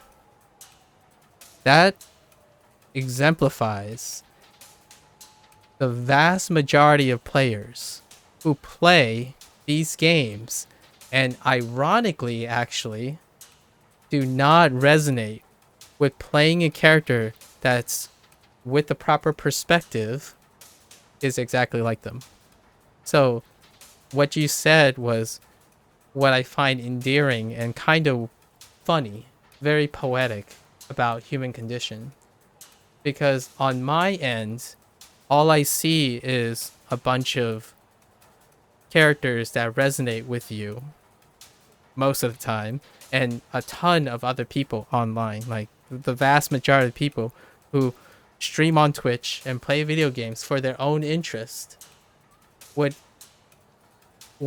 be classically resonating with pretty much half the characters to two-thirds of the characters in Yakuza, because the whole organized crime thing, the organization, the importance of legacy and status is what people are going for. But the irony is, because you are like them, you are less likely to resonate with them, because you are unique. You are a character that thinks you stand alone. You have properties. You're really complex. You can't be summarized by a character that's fictional. It's incomprehensible. And it's really cool if you understand the human condition. So, to me, the only character you can possibly resonate with that you don't find offensive is a character you build from blank slate. So games like FromSoft and stuff capitalize with a blank character. And that blank character can only be you because it's only filled with what you've done. So they games that are non-role playing, they make you the main character. And that's why you can resonate with the blank character, because the character is an extension of you. You project into that character. To be able to resonate with a fictional character, as in a role-playing game, if you don't like role-playing games, you are not like me. That's just how it goes, unfortunately. You can choose to understand me, but you don't have to be me to be happy or successful or what have you. It's just a different perspective. So, and a personal preference. So when you look through your video game catalog or something, right? And you see, I only play games where I don't care about story more than I care about mechanics, how I feel as a player, how I react to things, how it makes me feel, then you're not a person that can resonate with me ever, until it maybe changes, maybe a different spark of life or a crisis. But that's how it is. And it's really ironic, because if you ask me what's my favorite type of video game, it would be role-playing games. And then the idea would be, you would, from a self-centered perspective, you would ask, why do you like role-playing games? It's like, it's because you relate to the fictional characters, right? The answer is a resounding no. A person like me finds 95 to 99% of characters unrelatable. I cannot resonate with them. I can resonate with like bits and pieces of them, but I can tell you that from these role-playing games, analyzing these characters, what the developer intends, what they're writing on, what they're based on, help me act agreeable to the majority of players.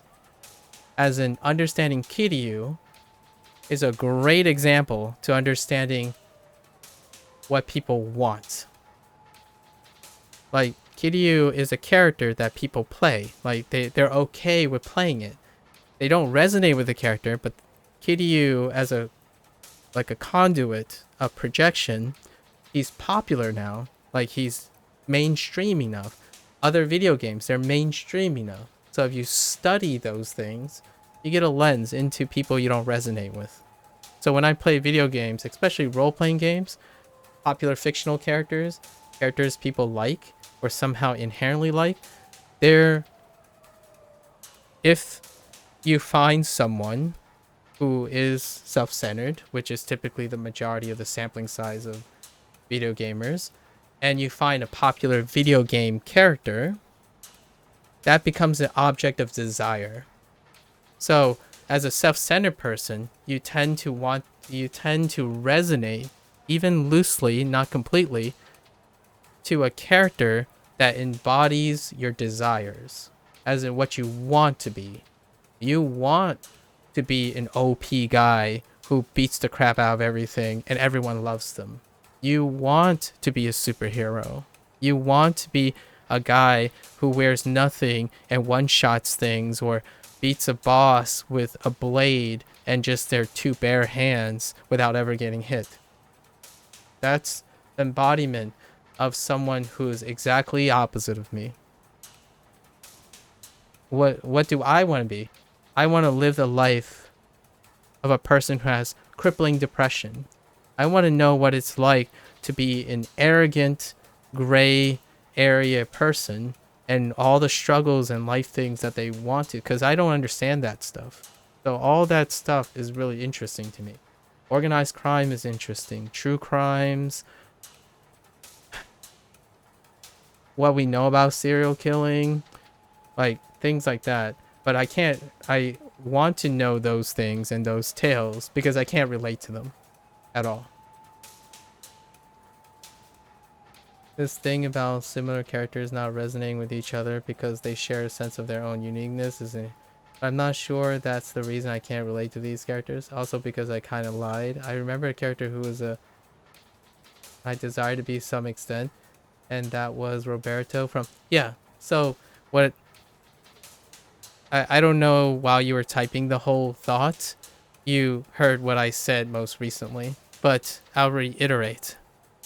The things that a person like you, who have similar characters, type 1, selfish uniqueness, is the embodiment of why you resonate with someone who you desire to be. It is generally the closest thing to someone who favors themselves, a uniqueness, as the point of interest. So it relates to the first point, is that the character that you resonate with is not literal, is the representation of your aspirations. So you want to be a superhero. You want to be an archetype that embodies your desires. That's kind of what propels that resonance. So instead of looking for what I consider as resonance, individuals with more of the other personality, like yours, I would say, your resonance means something different. And yes, it's true, whenever I describe what I resonate with, it's not the same. You won't ever resonate, in my opinion, in the same way as I do, because your resonance is different. Like, you're resonating, you're looking for something different. You're inherently resonating to a different thing that I do not value. So I'm not valuing resonating what I want or what I want to be. I'm resonating with people who I'm trying to resonate with people who I can't resonate with. But from time to time, like this character that I'm mentioning now, just coincidentally, the character is like me, which that's rare. So that last experience was so different. It's one of the few rare moments.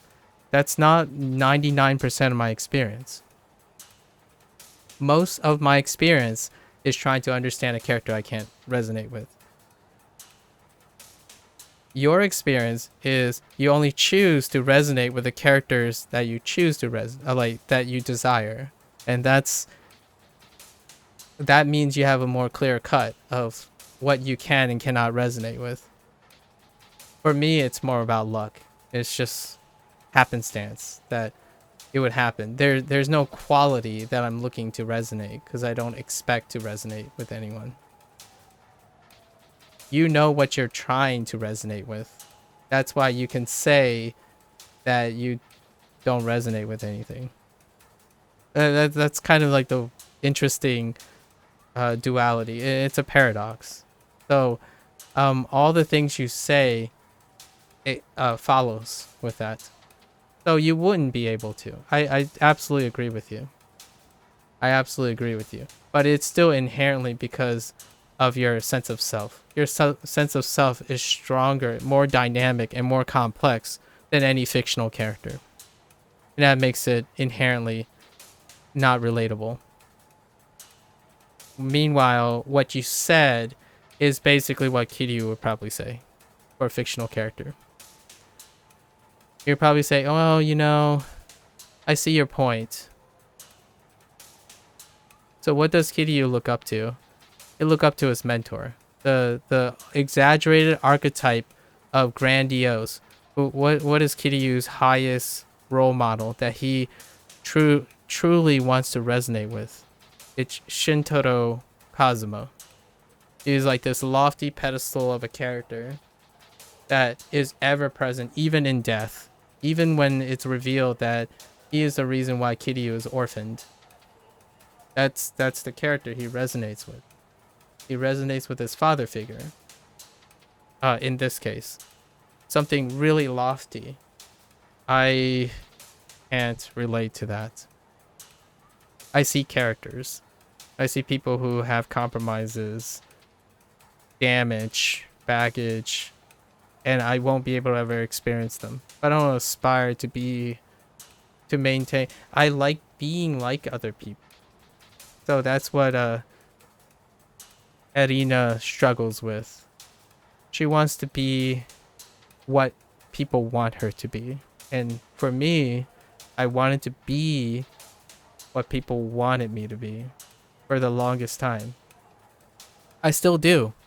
Only now I understand when I mislead people, which is what her realization at the end is. She has to be assertive when appropriate. Know when it's like, oh, am I giving the wrong impression? So let me just tell you. I want to make you happy. That's kind of one of the assertiveness. Like, I'm not going to argue with you. Kind of thing. Or, like, if someone says, like, why are you being argumentative? It's like, sorry, if it comes off that way, I'm not intending to, right? So those things are a natural way to develop out of the whole idea that you're just being pleasant. So, they have these characters in this game. The characters that I'm describing, like me, like the archetypical character like me, are all the supporting characters that take up like 5% of the screen time. Erina literally only took up like 20 minutes, right? Nakajima took up a little bit longer, maybe like 30 minutes. Like all the supporting characters that are around Kiryu are there, but they're not the center of attention. They inherently aren't. Like, Kiryu is a kind person. The character you play is very kind. He's not indiscriminately nice. He's not a nice person because he has to fight people. He has to choose sides. A nice person just doesn't do any of that. In fact, the nice people will be the first person to die out of indecision. So that's kind of why Erina struggled. And that's kind of why I was really depressed when I was a kid. It was like the root problem of being depressed when I was a kid. No one really likes you because you don't share anything about yourself. And then they actually like you because it's like them. So like people like me because when I'm with them, I'm like them. But they also don't trust me and connect with me because they know very little about me. That's kind of the trade-off. And somewhere along the line, I found a more reasonable balance to communicate that. Like, hey, you know I'm disappointed in you almost all the time. But that disappointment isn't out of malice or uh out of uncaring maliciousness. You know that I inherently am disappointed. It's it gotten to the point where I actually thought I was afraid I might be developing like dissociative personality disorders. That's when you start feeling like you live life through other people, and that's what defines you. So you lose a self-identity, right? And then when the people around that you don't have control over leaves you, then you no longer have a sense of self. But that's not true, obviously. I'm here now because I'm able to project, at least when I need to, what I like, what I don't like, what disappoints me, and whatnot. But if you get so caught up, like if you get really caught up in always putting on a face, it's more like living a life of being a spy, or like a double agent, or playing both sides all the time. You lose yourself. Like you just, when someone asks you like, what do you like? And the first response you have is, I like what you like. That's being nice. It's like, oh, what do you want to do? I'll do what you want to do. That was me for like a really long time. And it came from because when I was a kid, I had to hide what I was like. And that's not because of personality disorders or anything. It's because of my upbringing. I was a Chinese American. Like, all the stuff, I cannot be that kind of person because I get discriminated against. Right? Like, a lot of things, everything I liked or am, I try my best to conform, because conforming makes me less of a target of discrimination, bullying. And yes, discrimination and bullying are two separate things, because you can be bullied not because of your race and stuff. It's because of your being or something. And then gender roles, culture in general, in any way, culture, like value system and whatnot. Social economic position. So my family wasn't rich, right? But we desire to have privileges, as in a better education and whatnot. That placed me in this socioeconomic discrimination. So all that stuff, when I was a kid, made me an expert. I mean, like, what as experts go, as in like not an expert as in intellectually, but intuitively. I've gotten so conditioned at blending in that that's what I do. I blend in. Until I got to college. And I thought, this is the time. College was open enough, even though it was fairly homogenous, culture-wise. It was the beginning where I could start differently. So I didn't start as another white kid who just happens to look Asian. I didn't start as another prodigal Chinese son who is gonna become a medical doctor and plays string instruments while juggling a job and getting 4.0s. So all that stuff kind of loosened when I went to college. And it's also because, you know, I'm not around my parents anymore and all that stuff. So eventually I got some of that uniqueness that dominates Western culture, in my opinion. So now I do strongly assert things, although I'm always worried that I'm unintentionally gaslighting people. That's the inherent to feeling my perspective. Whenever I say something and I start telling people how I observe them and stuff, my first inclination that I'm worried about is I'm gaslighting by accident, like unintentionally or something. So take most of the stuff that I observe with a grain of salt, right? That's usually how I deflate my, I guess, my experience or my expertise. And that leads to imposter syndrome, where if I deflate too much, no one's going to trust me. That's what happens. So if you're always constitutively or normalizing being agreeable, you start losing your voice. You start having less of an impact, less of a standing, no opinions, you don't stick out anymore. Like, you do not get things done, lack of influence, no credibility, and surely all that would make you less likely to succeed. So the only way I managed to finally complete like my graduate career, right, getting the PhD for starters, is that from the time at college, I start redefining myself in a more assertive manner. Assertive enough to make myself look better than others. Make myself worth more than others. Picking me over other students. Learning who I need to get to write my letters of recommendation, learning how to elevate my status over others. And in the moment I reached that state, the end of PhD, I just stopped.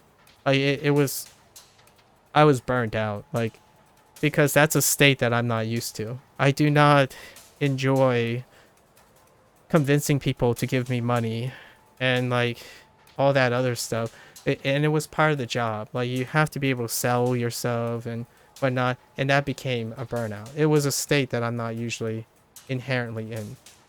For others, though, and pretty much all my the vast majority of my colleagues, that's a different story. I earnestly do believe that is a social norm. The social norm of successful intellectuals are selectively kind people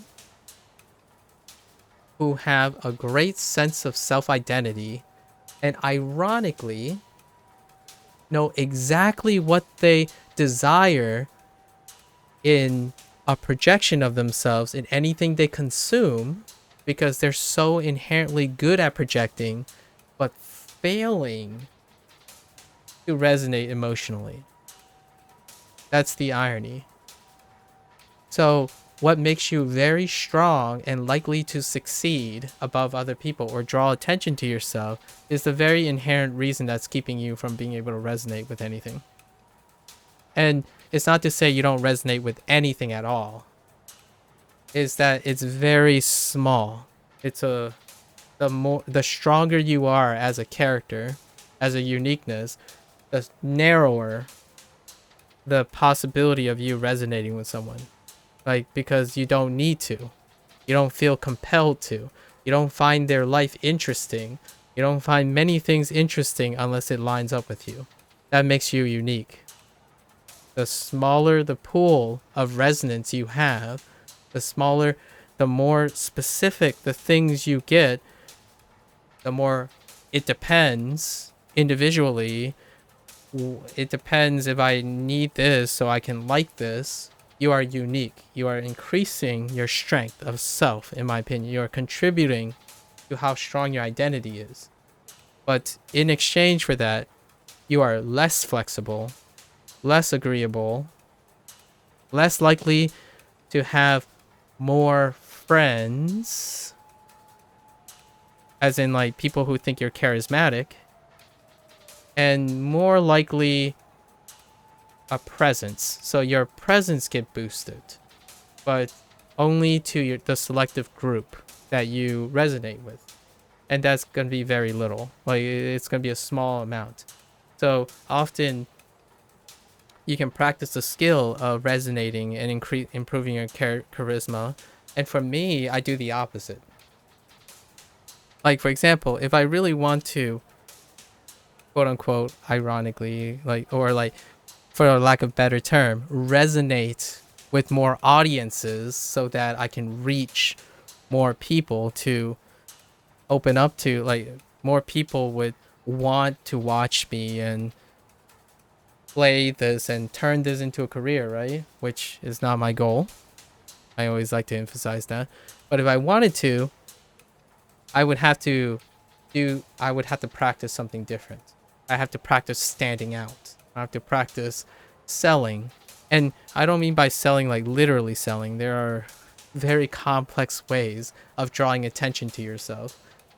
And inherently, I just choose not to because I don't have to yet. But if I do, it would be practicing a skill that I have not practiced in a couple years now. Like, and that's finding ways to advertise, finding ways to conditionally manipulate people to remembering me. I do that really well. Just, I don't do it anymore because I burned out like hard. Like every day it felt like back in the day, I'm doing as much as I can to constantly work on making people care, making people think I'm important, because that's how you get influence. You are constantly reinforcing the idea that you're important.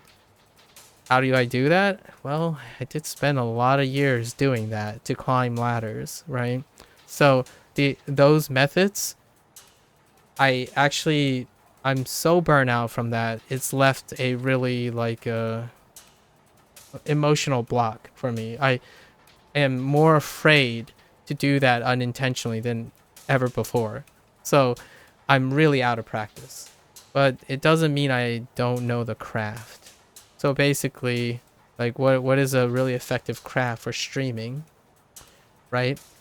The current craft for streaming is that you come up with you use your intellectual tools to constantly make it so that anyone who comes across you will not forget you. And there are a lot of, I even say low effort or high return, and low effort like not in a bad way, more like it's ideal to have it low effort, because if you want to become popular and make a career out of it, you have to find as many efficient ways of doing so. So the goal is to leave an impression so they can't stop thinking about you. Always like wanting to hear the next thing that comes out of your mouth. I rarely ever want that, because the last thing I'm scared of, which is what agreeability and niceness gets you, is being held responsible for what you say. And because of that, I'm generally not willingly to ever try to draw attention to myself as a point of expertise, because it also means I get held responsible when I can't deliver. It's not a guarantee that I can ever deliver. If you don't feel this way, if you don't resonate with me in this way, then you are still more the people who go online. You don't feel like the norm for current gen is liking almost everything. It's just the current gen likes almost nothing. I don't know, like, I would vastly disagree with you. The current gen only likes the thing the algorithm provides, and that's the only thing they care about. Because algorithm provides what they want to see. So you inherently are arguing in that manner. The people around your age are getting attached to things, but also have dynamics about? No. I absolutely disagree. Like, the dynamics from your perspective is anything more dynamic than you. I do not see anyone as dynamic as before the internet age. But I didn't really spend time yeah. So here's the thing, right? Our perspective. Unfortunately, what you consider dynamic and what I consider dynamic is on a different spectrum. So for me, a dynamic person would love to do something they hate.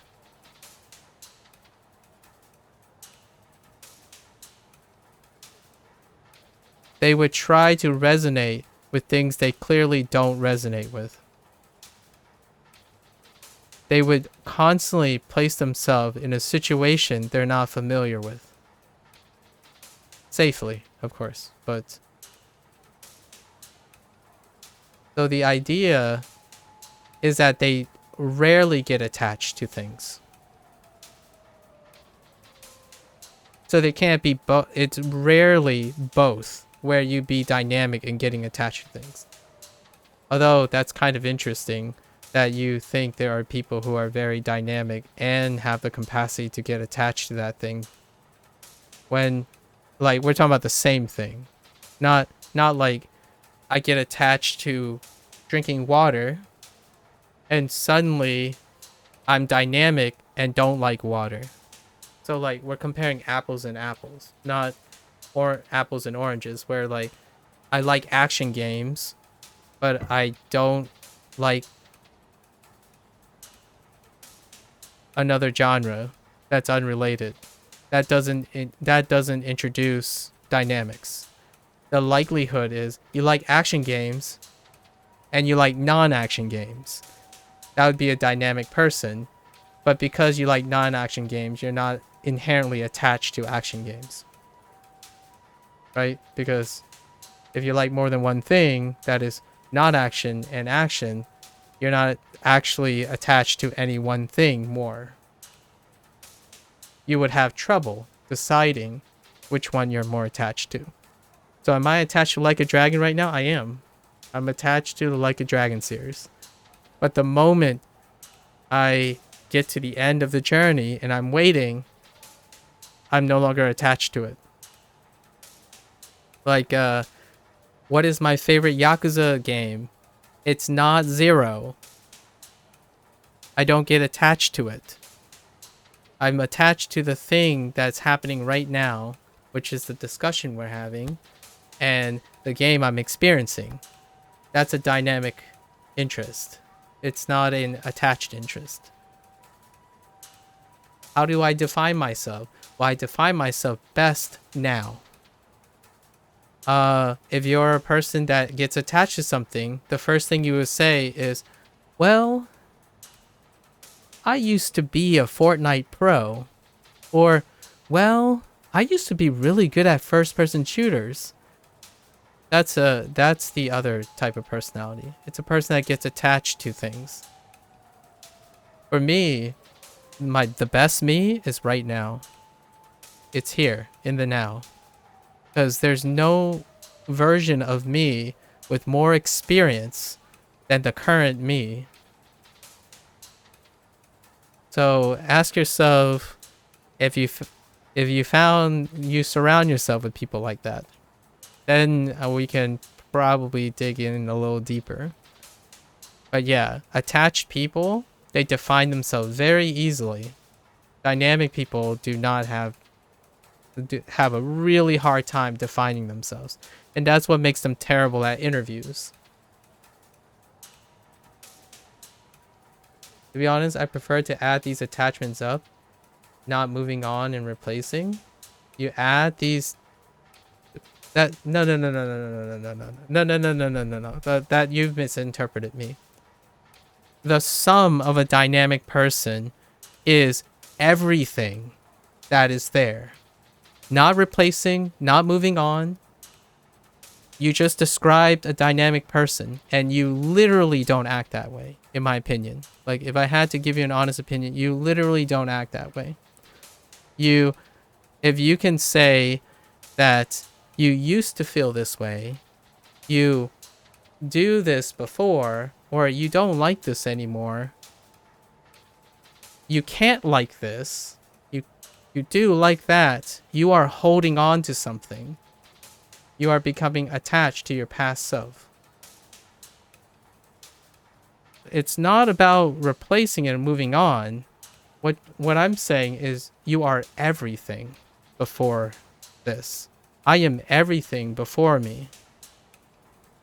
But none of a specific thing defines me. I'm not holding on to that. Everything is adding together. When you add everything together, you don't get the same thing. Like, for example, You could say, oh, you know, I always liked FPSs. Like, I still like FPSs. That's holding on to something. That's becoming attached to your, like you're effectively replacing things because you can't possibly like something else if it's not that. What I'm saying is exactly what you said, though. I prefer to add everything. You are the summation of everything. That's the idea. So every new thing you get is an opportunity to add on. It's not an opportunity to ignore, replace, or just pretend like you don't care. I guess really it's just apathy. Apathy, something you hate, so you avoid. There's apathy and avoidance. That stuff just doesn't come up very often because it's just an opportunity to add.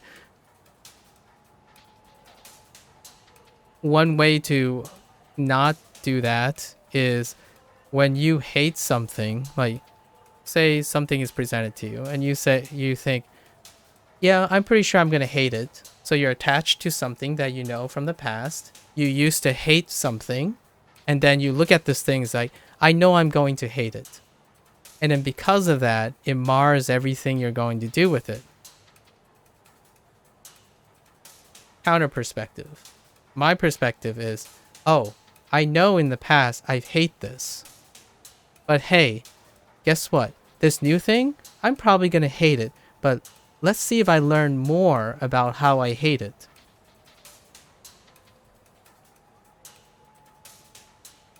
So you're adding on, not ignoring. So I'm not saying, and on top of that, even if I know I'm going to hate this thing, I might end up liking it because I understand more about why I hate it. Or I could differentiate from my old self and learn more about why I hate it to end up liking it. That's kind of, all those possibilities are a thing. But the moment you say, this is not interesting to me because I know what I like, that's an attachment to your past. For better or for worse. We're not talking about you, if this is going to lead to a better quality of life, is this going to enhance your success? We're talking about inherently the logic, the objective logic of this. It requires you to be attached to your past self to fully ignore the value of something presented to you. Otherwise, it would be no expectations and nothing is barring you from doing it. If you're attached to your past self, there are reasons for you to not do something. There are reasons for you not to care about something or to hate something or like something. The difference in a dynamic person is it's always open-ended, or it's more commonly open-ended when they do something. And for me, the deal breaker, the tiebreaker, like say, okay, well, then how does someone who has your perspective ever make a decision? Like, how do you even choose what to do if everything is always an open-ended decision? I trust people.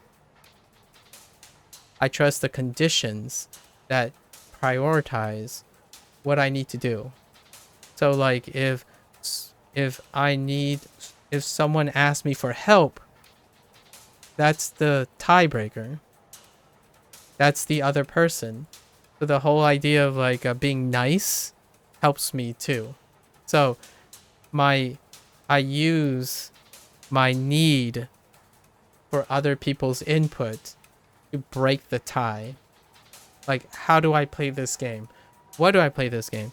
But not 100% of the time, obviously. I chose Like a Dragon because no one cares, to be honest. Let's just be really frank. Statistically, no one cares about Like a Dragon on Twitch. And guess what? I'm gonna rope this way back. The reason why nobody cares about Like a Dragon is exactly why it's unrelatable, non-resonance, and it's not a portrayal of mainstream gamers. Because the viewership view and things they desire. They have a personality that's now being nice sounds like a chore. I love being nice, in my opinion. It's my safe, comfortable thing. Like, I absolutely... The niceness feeling is, like, if I could do it without knowing that I'm just going to set myself up for some really bad things, it's just not in the cards yet. I maybe in the future it's more socially equitable, like, you know, somehow human race like the human race decides, I don't know, we're gonna turn the preservation of humanity and how to be successful on its head. Maybe, I don't know, maybe when world hunger ends, or we don't fight for resources anymore. But being nice is not a viable option. Like, it's not constitutively being nice. It's not. I'm like 60-40 nice. Like, I'm gonna say, when I was a kid, I was like 95% and 5% nice. What does that end up with you? Alone, friends that maybe know you, or possibly there will be one or two perceptive friends that will understand you. Chronically depressed, invisible. Like, sometimes I would enter and leave places and people wouldn't even know I'm there. So, like, really invisible. Like, super invisible. So that changed quite dramatically. And it's thanks to people who are like the ones that I described that I really can't resonate with, but I learned a lot from them. I learned a lot from the people that made it, and they still don't really like doing that. Like, the first comments, the first type of discussions we have when it comes to career is that, are there any parts of your career that you don't really like? Oh yeah, the part that you have to stick out and sell yourself.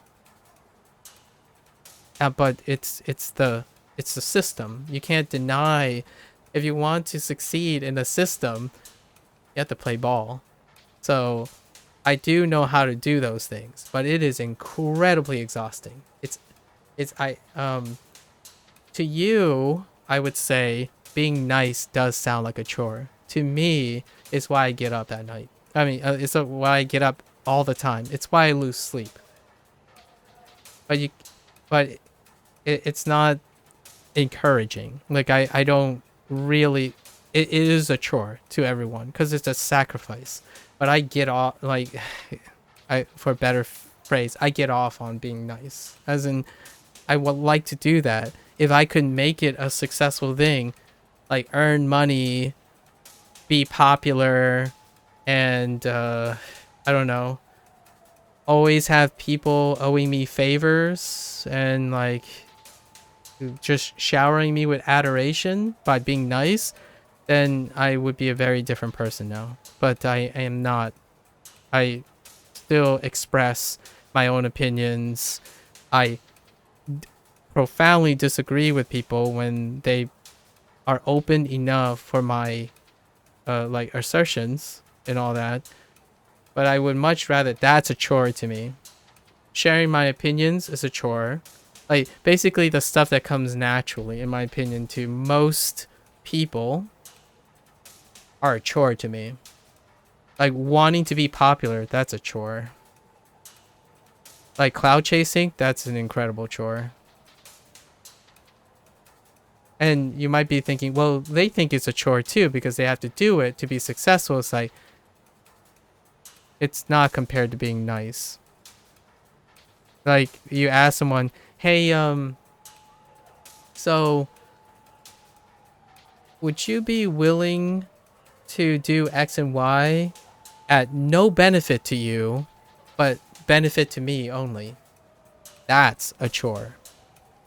And personally, that's easier for me to do than drawing attention to myself. Like, I much if I spent the next 3 months helping someone become a superstar student, and then that student just goes off and becomes a superstar, and no one betters knows better, winner. And it is for me. I don't know anyone IRL who thinks I'm nice or likable. That's interesting because being invisible and not liking to have to stick out is very relatable. But for me, it wasn't because I was nice. I just happened to respond in a way that made people not really, yeah. And it's tough. Like where like one of the things I have to say is one of the goats, in my humble opinion, is that when you're in a situation where you drive people away because you're very selective, right? Like your requirements, you can even call it as high standards. Like standards are relative to the person, and the more conditions you have, the higher standards it goes. The goat, like the goat skill required, and it's going to be my plug again about communication. But the idea is, for someone who's very selective and really values themselves a lot, which I'm going to say I rate myself about like a 3 out of 10. But if you're more like you think you're a 6 to 7 plus out of 10, those people will have standards, and those standards have to be accurate. So there's a lot of self-exploration. And when you go through periods of self-discovery, you can learn more and more about yourself. And when you actively learn more about yourself, you focus, in my opinion, is encouraged to focus on communicating that. And when you communicate that, you'll naturally project it accurately. So when you have the greatest sense of self, like the most accurate sense of self, you will naturally end up projecting that. And then the people around you will be like you. Like, be like you. As in the idea that, if everyone is inherently finding you not likable, it may well possibly be that you either need more self-discovery, or the opportunities didn't present themselves, like in the initial environment or something. There's a lot of cases, but one case that's within your control is a constant refinement of what you like, what you think you like, and getting it as accurate as it produces a success of an environment that makes you likable. Unfortunately, statistically, is rare, so you have to keep working. You have a high, like individuals with a great sense of self require higher thresholds, so they need to work at it a lot longer.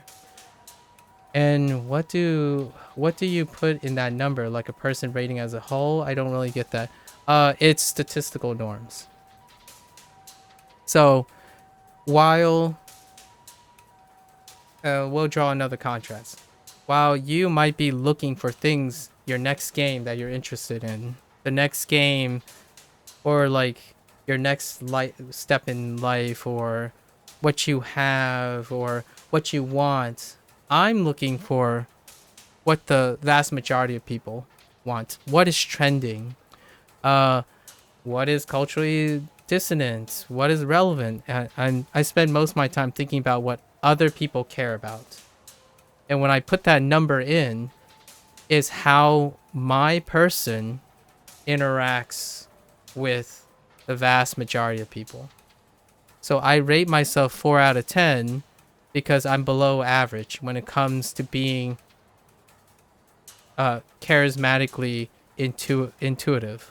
So if I go into the audience, right, like on the internet or something, like, let's say I show up on Twitch Rivals or something, and they had a round table discussion, the viewership would probably rate me like 2 or 3 out of 10 because I would be unrelatable. Like if I was to express myself, like as a person, you know, like if I was hamming and become assertive, and I would reveal what my opinions are, it would be below average. It would be 4 or below, because I would represent unpopular opinions for the time. There's always a chance I could be invited to a round table about a topic that I represent the mainstream. But in terms of how, like, all the things I know right now, especially to this craft, 3 out of 10 probably. And 3 out of 10, what does that land you? That lands you with incredibly long hours of dedication. That's self-motivated. And no one cares. Maybe like 95% of people don't care. And knowing that, right? Knowing that helps me feel secure. I am very secure because my expectations are met. That's what I mean by getting an accurate understanding of yourself. So if you're unhappy with the results, as in, do you feel like you're a likable person? For example, like an inherently likable person, how do you characterize your likability? What does it take for the person you're talking to find you likable? And if you can accurately picture that person, which is a projection of you, right? You're projecting onto a person who's like you, you look for those people. And that increases your chance. Like, you learn and educate yourself based on a projection of yourself in order to actively and intentionally surround yourself with people who you don't have to explain anything to because they're like you. Yeah, and this is screaming with the idea of compatibility when it comes to likability. Likability is often based on compatibility. Growth is a whole different other story. When you're looking for growth, like in dynamics and stuff, I prefer to surround myself with people who are not like me. Because if they are like me, there's really rare time for growth, because they will be agreeable to you. So you don't really learn new things. You get a reinforcement of all the things you learn. So that's for mastery. So when you're surrounding yourself with people like you, like resonating with you, it's for mastery. Basically, oh, I've done this. I played Like a Dragon for like 12 years. I don't know, something like that. And then if I want to really master everything there is to know about Like a Dragon, I would surround myself with that high standard 12-year tenure. Would I get new perspectives about Like a Dragon? No. I would just get better at the perspectives we already have. That's kind of like an Osu player who's at the top 100 only surrounding and interacting with themselves with top 100 players. They will no longer be practicing perspectives outside that sphere. You become a specialist. So for me, I like to keep a generalist perspective until maybe someone demands that I be a specialist. Otherwise, I burn out. So that's what happened to me. I burned out because I did the thing that I love, but it wasn't sustainable. I couldn't be myself all the time, per se, the whole fake, real thing. I couldn't be a part of me, more of me is hidden in the dark than most of me. So nowadays, like, it doesn't really matter if it's 0 or 1,000. That's the part of me that makes me feel secure, right? While someone is agonizing over, oh man, I'm not seeing progress. I can't. Like, I see progress. You're doing something. If you're doing something, you have the propensity and opportunity to learn from it. But it's something I can't resonate with. When someone says, oh, it looks like nothing's ever changing. I've spent 10 straight days and the same thing happens. Like, I don't think the same thing happens all 10 days. It's literally impossible for that to happen. It's quite literally impossible as a person, as a linear time creature who's a summation of all their experiences, which you said, it's more of an attachment. If you truly believe you are more of an attachment person, like whole full force, like say you're like 90+% on that perspective, there's no possible way you would ever say you wasted your time.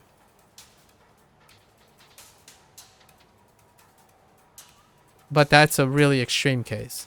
I'm more like 70 to 30%. I can appreciate sometimes that I do feel like I wasted my time. Like I've done something and the same result happens all the time.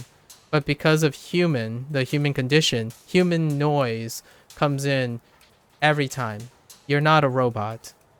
That's kind of what makes humans really awesome.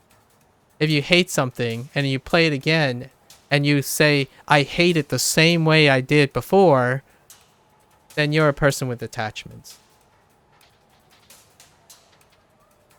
If you say you hate it and like, I still hate it, but I learned something else about hating it. You're actively looking for something to change that hate. Like you were open-minded enough to say, well, I could characterize it better. I could learn more about it. You don't write things off and be avoidant. That's kind of, to me, personally, that's the difference between a dynamic person and an attached person. They have their pros and cons and things, when to use it, when to be appropriate, right? In a career, you don't want to stay dynamic too long. If you're settling on a career, being dynamic can make you mediocre in a lot of things. It can show a lack of dedication, a lack of a conviction. Like Kiryu is full of conviction. He's not haphazard. He's not listless. Like he doesn't waver back and forth. And that's kind of what he's talking about in this day and age. When he talks about youth, like, oh yeah, youth is like lacking conviction, right? Like youth, they keep changing their mind and stuff. It's like, that's different from knowing themselves and doing it. So you're actively, I agree with the whole idea that they are dynamic, as in it always feels like the youth doesn't understand what they really want. But the aspect that I'm talking about is assuming that the person is an adult who knows what they want, right? They can actually learn from their experiences, right? So we have to assume they can learn first. When you can't learn, you're always confused. So yes, I agree. They're dynamic in a sense of, the word I would use is chaotic. And a dynamic person is not chaotic. They're intentionally stirring the pot. They're not unintentionally stirring the pot. So when you're confused, cue many of the confusions. Like you have 100 billion. You have like thousands of influencers telling you what is the best way to do something. You don't even form your own opinions yet. So yeah, confusion. It's chaos, not dynamics. I choose to openly have something to learn about. Not, I have no idea what the heck I'm doing, so I keep changing my mind. That's not learning anything. That's really, really scared. That's actually a really scary state. And that leads to nihilism, where like there's so much stuff, I don't know what's going on, so whatever, I'm going for the ride. Take me, life. Take me and lead me to a series of events that hopefully leads, the end of the road is happiness. So yeah, I do agree with you in that perspective, that people are like, kids nowadays seem like they get attached to something because of YouTube algorithm, right? Like internet algorithm. But then at the same time, it just feels like they're constantly changing their minds and then reattaching themselves to something and then changing their mind and reattaching themselves stuff to something. True. I agree. Like, I'm trying to I'm trying to give you the impression that what you think from your perspective is still accurate. Like, it's what you observe, right? Like, it is explainable, and it's not one or the other. I'm not saying because I believe something it can't be yours. It's all of the above. It's different interpretations of what we observe. And yeah, it's actually really scary when when I start talking to someone who's like thinking about going to college, and they would say like, I think I'm going to college. So what do you mean you think you're going to college? And then I asked them, so what are you going to study in college? It's like, I think I want this. It's like, what do you mean you think you want this? Well, this guy said this is good. Okay, so do you think it's good?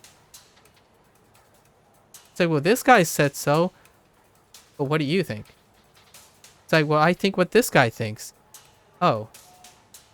It's like, well, what about this other guy who disagrees with you? It's like, well, I don't like this guy as much, so I think this guy's right. That is very different.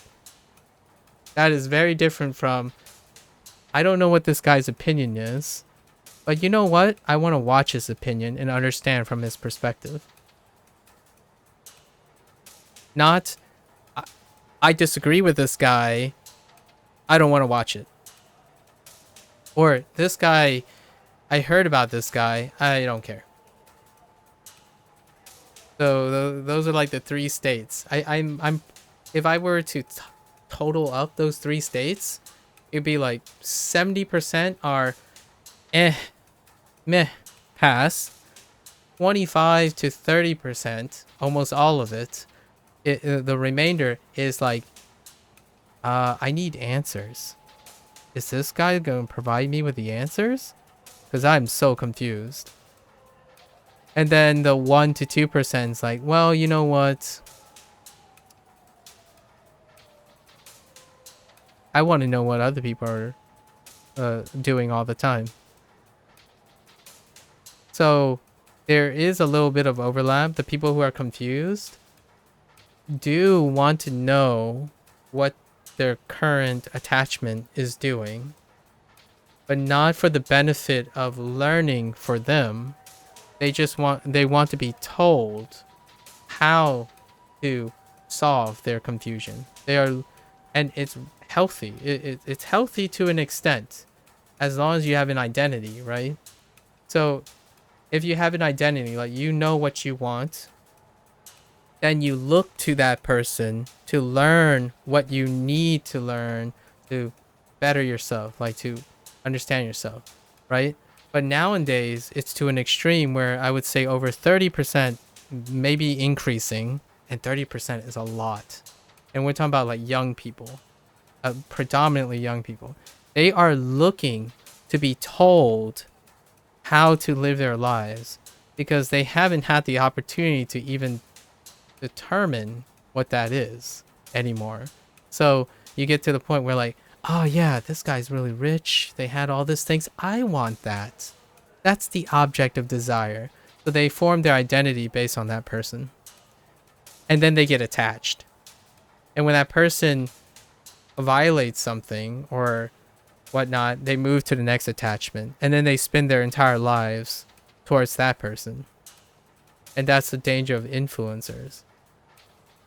You're not getting... And one of the dangers is not to say that you shouldn't ever do this, but remember that influencers are within the frame. They're behind the frame. So it's like a fictional character. What's behind the frame of Like a Dragon's characters? Everything that's in the game. Is that their entire life as a fictional character? Well, no, not really. It's just whatever's in the game. When you're looking at an influencer, you only see what's produced. You don't see anything else. It's not like they're going to sit down and try to spend 100 to 300 hours summarizing their lives and the ups and downs. That's not their craft. So if you can't resonate with a fictional character, you shouldn't be able to resonate generally at that same level that I'm talking about with anyone who produces entertainment for you, as in any content creator. There are some asterisks. There are those incredible people who are trying to do that, but they're not that popular when it comes to that. No one's going to sit there and listen to hundreds of hours of their reflection when they're doing something. I should know.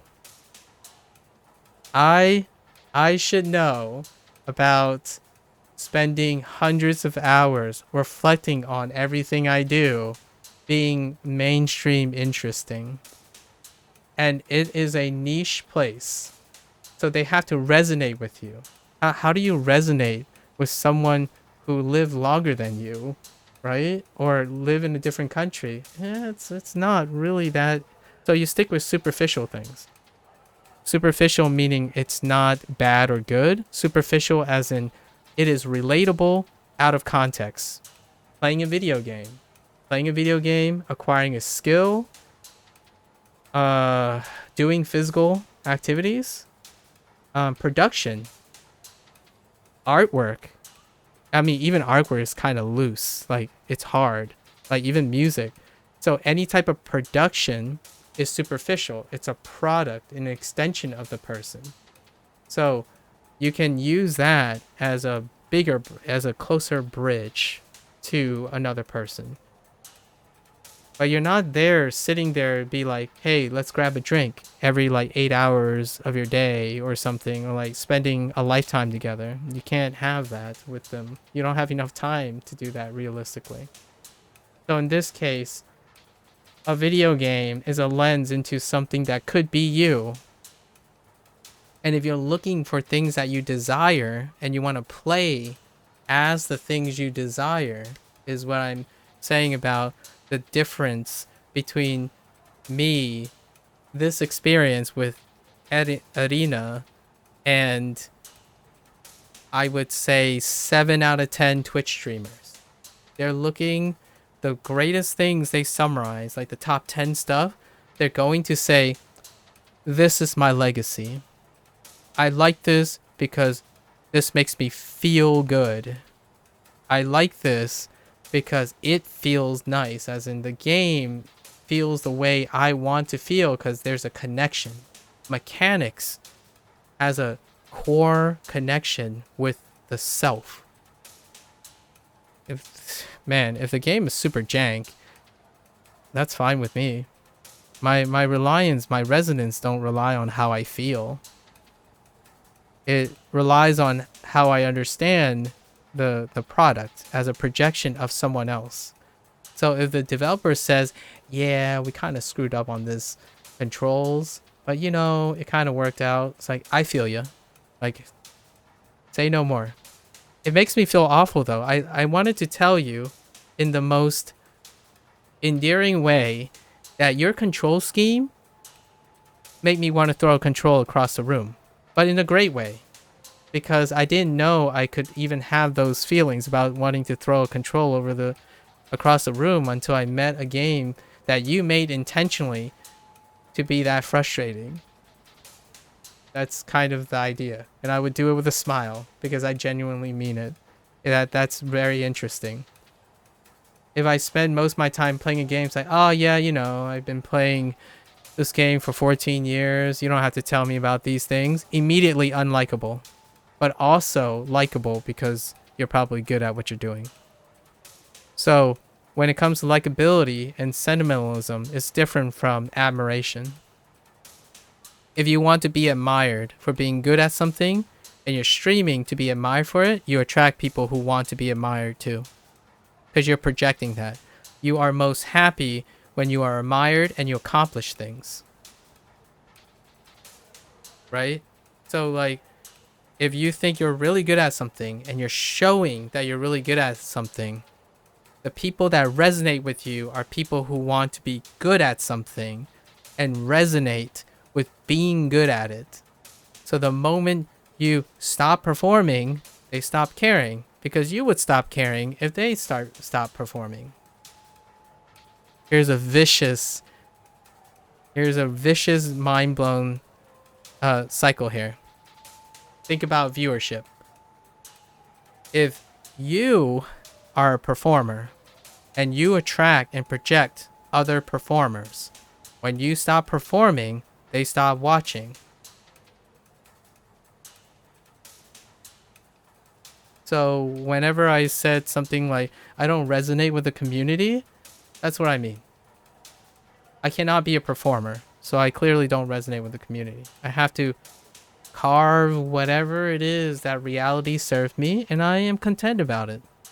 I'm content pandering or maybe encouraging the 1 or 2 people who feel isolated, who feel invisible, have a sense of lack of direction. Just that one person, maybe, who don't even go on Twitch to find that type of thing.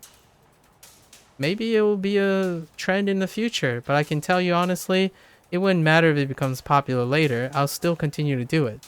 The status of what I'm doing now is inherently independent of being popular. It's inherent of asserting myself, which is the one thing I suck at, right? So I'm trying to make it that the one thing I like to do, like inherently myself, that I like to do is sustainable. I'm turning that into something because it doesn't burn me out. It doesn't ever burn me out. These digressions do not burn me out. What would burn me out is putting me in a room of other popular streamers when I'm not popular and having me explain to them why I'm not popular and why they are popular and expecting them to be more or less unintentionally gaslit by me. That would be incredibly straining and difficult. There's no motivation in my opinion in my life that I want to place any opinions on individuals who are already popular, have influence and whatnot. They know what they're doing. They're like, with greatest respect of their success, they are good at their craft. I don't have to challenge it. Because my feeling of rewardedness has nothing to do with the whole righteous indignation of being right about them. Frankly, it would be disrespectful to tell them what they probably already know about themselves, to be honest. Like, if I had to presume, they probably already know that about what they're doing. Being that successful and consistent requires that, so you don't burn out. If you do burn out, then it speaks for itself. When a person burns out, they know what they did. They embraced something that was non-sustainable that they thought was sustainable. This is sustainable. If it becomes like 1,000 or 2,000, it's probably going to become unbearable. Like, I probably can't even do that. So, I mean, maybe. But I'll still attempt it, right? I'll still attempt. I don't mind burning out for the sake of burning out. So what I mean is, I don't mind burning out, recovering, burning out, recovering.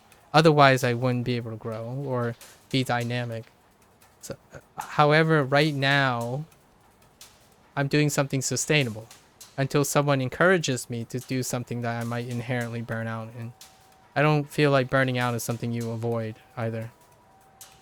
I feel like some people could take that as a passive-aggressive statement. They can, probably. I think actually the majority of people, a lot of the things I said probably would be considered antagonistic. And that's kind of where the gaslighting thing comes in, right? If they don't think it's passive-aggressive, then there is an unintentional... That means they're not strong enough to have their own identities. So those people, I feel I worry about the most when being around me.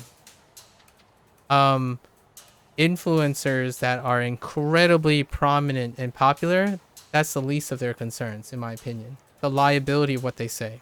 It's very few. I would say 60% of 100% top influencers are more concerned with their craft, like how well they do things, how they, if whatever unintentional, like, oh, this person could see it as passive aggressive, this, it doesn't stop them from go getting, from being proactive and continuing to focus on their craft. That's the self-centered nature that makes them great. They're great at what they do because they continue to do it, weighing the consequences, but not as much as someone who is wishy-washy, constantly being conscientious. Those people are not go-getters, and I'm not a go-getter. I go get when I need to go get. I don't go get because I want to go get. So it makes me less, like, in a way, a lot of people would say it makes me less successful, less prominent, less important. But what it doesn't make me is less happy. It keeps my happiness. I'm sustainable. So that's enough for me. Living a quaint life is great. It just so happens that I could reach a bigger audience for those people who want a similar lifestyle, then that's great. Like, maybe a platform out there would one day say, hey, if you have this personality like this guy, come to our platform. I would do it in a heartbeat, without a doubt, pragmatically speaking, which is not a culture, not a community culture that I can resonate with, clearly, because I'm not popular, right? So most of the stuff that I'm doing intellectually and intentionally, not accidentally, I'm doing this intentionally with plans, schedules, as much as I can professionally or former professionally, and I'm not popular. Yes, I could still be the problem. I agree, I am the problem. And also, the platform is a problem. It's not one-way street. You know, like, popularity is interpersonal. It's between the person and everything else, including the system. So if there was a platform that immediately says we have a center focus on your type of personality, you'll see me over there immediately. But there isn't. So I accept that. And because I understand why that's happening, I feel very comfortable just droning on to my sub and recording for my own legacy. And then maybe one day, upon reflection, if it saves someone and inspires someone, that's worth it. I'm not here to inspire millions. I'm here to save that one person who feels like no one resonates with them. So just like my younger self, where I had very few close friends who truly understand me, the people, like, I'm always invisible and I feel like no one can relate to me. Just like that, I continue to stick to that. And sure enough, society hasn't changed that much. There are things that they have changed, and I'll list some of them just for superficial reasons, for fun times. I joke about it a lot of times. But just for that one kid, you know, the 1 out of 100 kid who's always the center of bullying, I expect that same ratio. You have 100,000, say 100,000 concurrent viewers on Twitch. I'm talking about that one person. If there's a platform that I can go to that will lift that 1 out of 100,000 viewer that feels isolated, can't relate, they feel like they always suck at things, they can't be selfish and having truly problems with niceness, and they lift all those people and move to another platform, I'll be there. But for the time being, I'm catering to that 1 in 100,000. I'm gonna say roughly 1 in 100,000, maybe 2 in 100,000 people. That's what I'm doing, and it warms my heart because it allows me to do what I think is great for those people. If I never meet them, that's c'est la vie, unfortunately, because there's no system promoting that. There's no influencer who isn't juggling working the system and just not caring about the system. So that's It's a necessary process. And the people I admire a lot on influence, like on that side of things, they are like 1 out of 100 influencers. And yes, they stick out like a sore thumb. And they do the stuff that burned me out a long time ago. And they do it so well. And I admire, respect them for that. Like they're able to juggle the two things, like catering to a niche community, but converting people at the same time, all while handling all that like stuff that allows you to get money, fame, connections. They had it, and that's great. But I would totally be game for a platform that only caters to that 1%. The downside is a platform like that can't exist in this day and age, because where are they going to get the money? From those 1 out of 100,000 people that is struggling to be healthy and happy and fitting in? Those people are probably not making money either. So like, say you lift the 100 and 100,000 that I'm catering to. All those people are probably struggling in their teens like I did. And you lift them, who's going to pay the bills? It's a more of a niceness thing. A niceness system, like a welfare system, would be able to freely say, like, for example, all right, we get a money bag person who is a liaison. So you have someone who mediates between the people who are making a lot of money and this charity case. We'll just call it the charity case. And they will fork the bill for this platform that caters to a smaller group and use that platform as publicity for the bigger platform. That's a possibility. It could work. Plenty of examples of that, especially born and raised American. There's ways that works. It can work. It's philanthropic though. So it's kind of like you're akin to your millionaires and your billionaires feeling like, I'm going to gift to charity. That kind of thing. So the model can work. But as a streaming platform that is sustaining and having people who have money, well, money makers are not the people I cater to.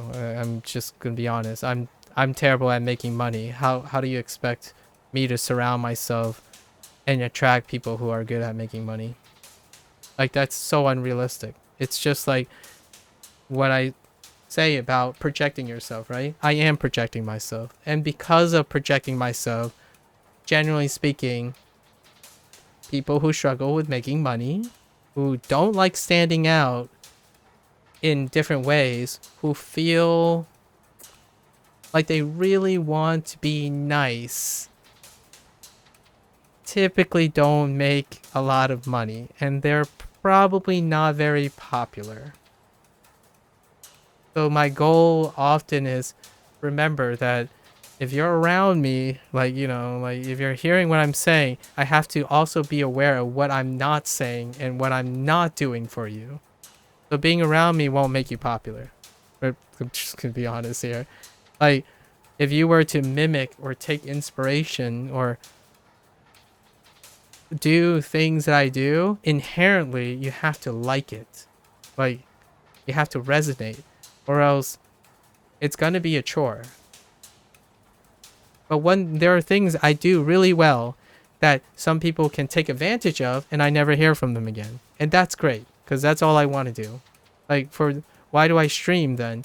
That's what I want to do. I want to give the skills. Yeah, being popular sounds like a chore, for sure. So what I do as Twitch, right, on Twitch, is I'm capturing legacy. I want to digress. I want to share my extension of my video games and my experience, because you can take those and just leave. You don't have to like me. You don't have to hate me. You don't have to support me. I don't ever give you that guilt, or at least I try not to make people feel guilty of that, because it's not my career. And my intent is to just give those things away so you don't have to hate me and feel hold me responsible because you behave a certain way that made you unpopular.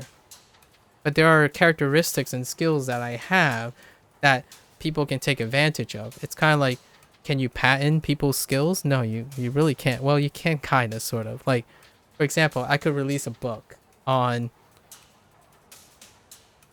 how to learn things very efficiently. And when I mean by learn things, I'm not talking about 10 steps. How to spend 2 or 3 years developing a proper learning experience. Like how you're able... What the... Did you just baguette me? So,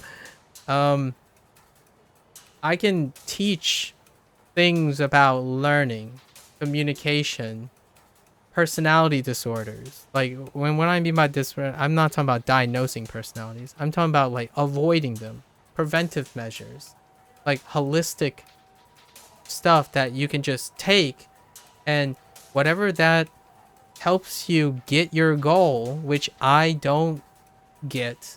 That's the idea of content creation, in my opinion. Content creation should be viewed, going all the way back to the beginning, content creation should be viewed like a fictional character. It should be viewed like a game mechanic. They offer you a piece of the bigger picture, and it is up to you as the puzzle collector to collect pieces that plug together in a different way for you so that it works. But if you don't have a box to bring things into, you are confused, you are chaotic, as in you're looking for desperation, for attachment. That attachment comes from needing to form a core. Very healthy people form attachments to their past and try to maintain that attachment because it is their core, it is their self-identity. When you become fluid, or more fluid like myself, it only means my core is just strong enough to allow it. So, open-mindedness, insecurities, whatnot, like, or security. Let's think proactive. Security, open-mindedness, change, emotional stability, that comes with how strong your core is. And it's kind of ironic here, though. This is a little counterintuitive. The people who are more self-centered and narcissistic and are a little bit more emotionally distraught when they try to explore new things, their core is weaker. It's a lot more fragile. When someone is intentionally and dynamically always seeking new things and comfortable with that because nothing really shatters their resolve, that's where the insecurity subsides. So if you ever want to reach a state of dynamic thinking, I can probably help with that. But it doesn't make you good at any one thing. You have to know that it takes away from that. Like, if you're constantly like me, you're not going to get very good at something. And you have to remember that I already really honestly got good at something already. So my life kinda got a fulfillment of that already. So when someone is listening to me talk about being dynamic, being open-minded, you have to remember I also am a human with a life history. And that life history requires to be told. And that's the disclaimer. I've spent 12 years being good at something, getting good at something.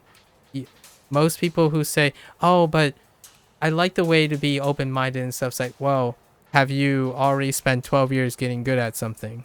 Because if you did, maybe you'll have the self-esteem to be an open-minded person. But if you're like 18, you don't feel like you're good at anything, you haven't developed a core thing that defines you yet. And you need that, because that's gonna, in my opinion, it's incredibly healthy. Before you explore something, it's nice to have something consistent. It's part of the human condition. You need a rock. You need a foundation. So every time I say things, I'm usually catering to people who went up and down already. And that's what means by I cater to older people. And when I mean older people, not biologically older people. Like, you could be a 13-year-old who already went to college and had a graduate degree. Yes, they do exist.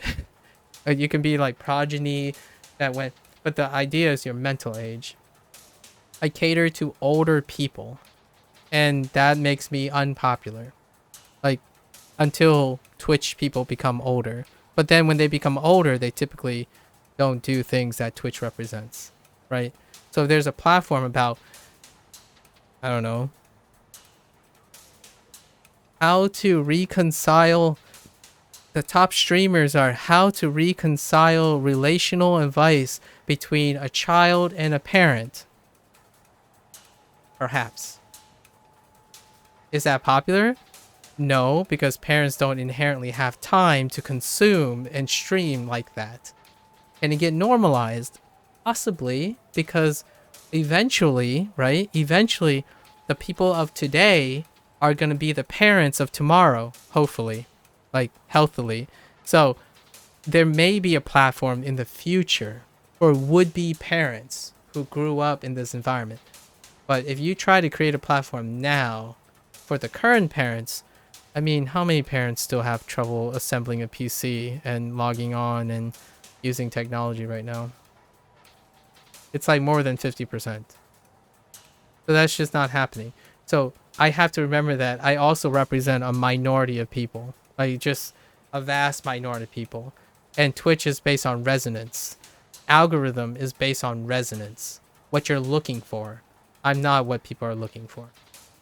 If there is a adult now who has a child resonating with me wanting to play video games and offering what I just said I offer, it would be hard to believe because they wouldn't have the child in the first place. I don't have a child. Right? So you gotta fix the reality. I draw in people that have certain characteristics that overlap with me because I'm actively projecting that. You could be a nice person and always get hated on and get and be invisible and always streaming to 0 people. You could do that. Like, it's possible. That means you never share your opinion. You only play without any opinion at all. Then you just have no one to resonate with. And that's what happened with Arena, the character, which let's just bring it all the way back to the character. Arena didn't have any friends. Until now. She made her first friend because she doesn't ever express her own opinions. That's what I was like as a kid. No opinions. Because you're too afraid to share your opinions. You're not assertive enough. And you only share the opinions the people that you share with. So they will never know what you like. So you are practically invisible. When someone says, what is so-and-so like? And if you're Arena, they'd be like, I don't know. She's kind of fake because she's everything I want. But it's not like it's real. Quote unquote real. But there is a difference between intentionally doing it and thinking you have no choice. So Arena is young. She doesn't think there's any other way to interact. I choose when I want to be agreeable with someone. And I usually choose to be agreeable 80% of the time. And only when I know it's safe to attempt to blow the person's mind, I'll do it. But only when I know. And I take gambles sometimes, and they fail. They fail miserably. I think 3 or 4 instances when it sticks out, it happens. I know those instances. I mean, one ended up with, you know, a derogatory term, and the other ended up with calling. So, let me just give you a hot take. 1, I was accused of mansplaining. 2, I was called a snowflake. 3, I was called a communist. So, those 3 situations, I can tell you those stories. That's what happened when I jumped the gun and really took a risk. But other than that, out of like the hundreds to 200s of people that I've talked to, you know, they either don't care. They usually don't care. That's how that's the Twitch culture. If you don't care, you leave. That's it. Content creators are here to serve you, the viewer. That's what the platform implies. Not the other way around. Or not an interpersonal thing. Content creators is a source of tools and information, and I treat it as so in order to make it sustainable. As much as you want to say you're here to become buddies with the content creator, that's a different platform. And it's closer to YouTube than it is to any other platform, but I don't think that platform actually exists. Actually, you probably develop more relationships, intimate relationships on other platforms than either of these two. I'll let you imagine what I'm talking about. And I do really have to go to the bathroom before I resume this, so I'll be right back. Because we still got 2 hostesses left, and I want to do the 2 hostesses. Good question. Thanks for the discussion, by the way, Worm.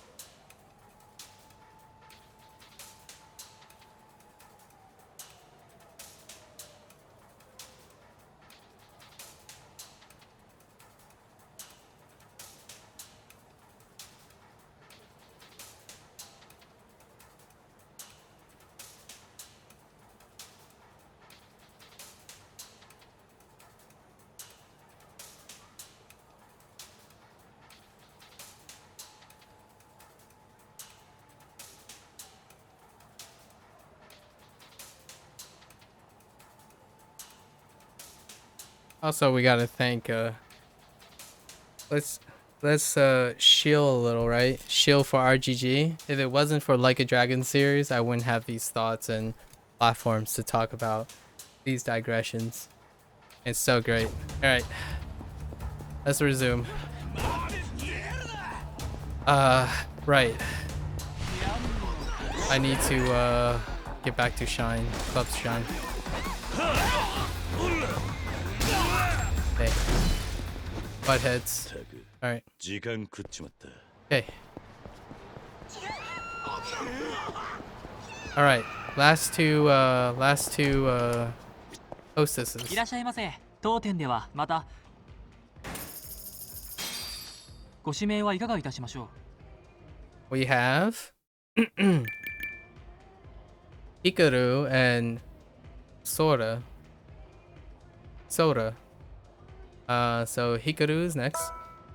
Let's see ヒカ what we ルで got. すね。少々お待ちください。失礼します。はじめまして、ひかるです。お名前聞いてもいいですか？ああ、桐生だ。桐生さんですね。それじゃあ、桐生さん、今日はよろしくお願いいたします。ああ、よろしくな。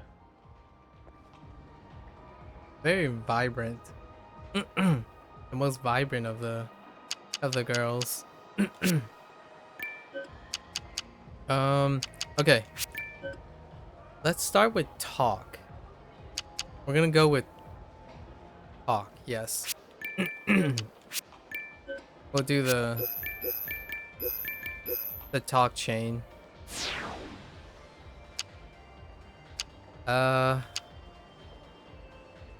This is a nice club. ありがとうございます。 Okay. Quaint. Very quaint response.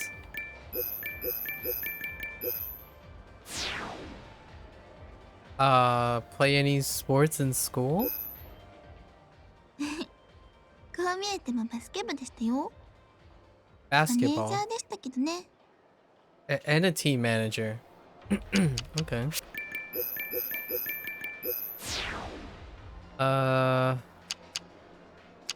Oh no, here we go. I wrecked a convenience store. コンビニをぐちゃぐちゃにしたんですか？ Rip. なんだかコンビニの店員さんがかわいそう。でもちゃんと反省はしてるんですよね。 It wasn't my fault. もちろん反省している。うんうん、よろしいよろしい。ちゃんと反省することって誰もが簡単にできることじゃないですからね。偉いぞ、カズマちゃん。褒めてもらえて光栄だな。He's conscientious and forgiving. Okay.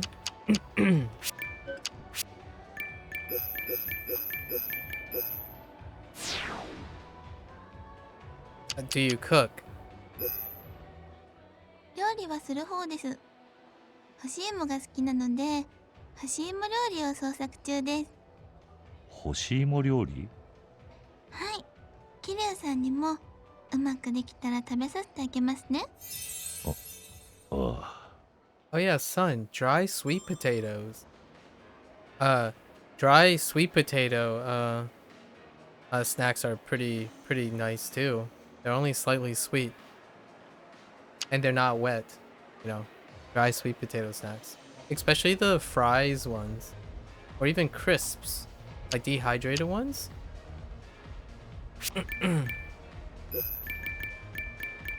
Okay. Monka W? What's wrong with sweet potatoes? What?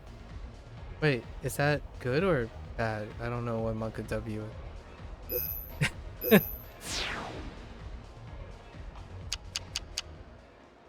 I also hate the taste. Oh, fair enough. That's unfortunate.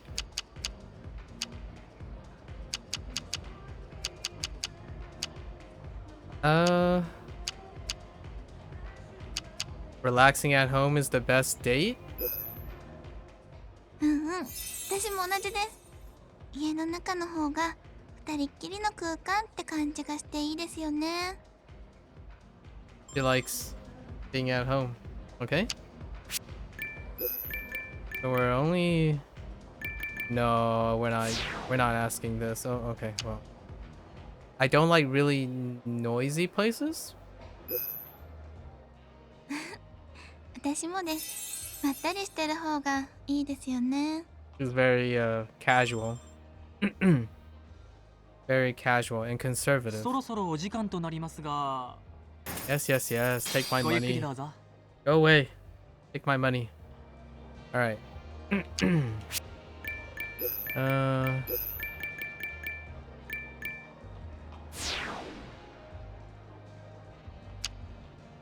Ever heard of Pocket Circuit? ポケットサーキット？何ですかそれ？ Rip. I mean, it was a long shot. She has no expression of tomboyish stuff, right? No like adventurous stuff. She's very conservative. Which checks out.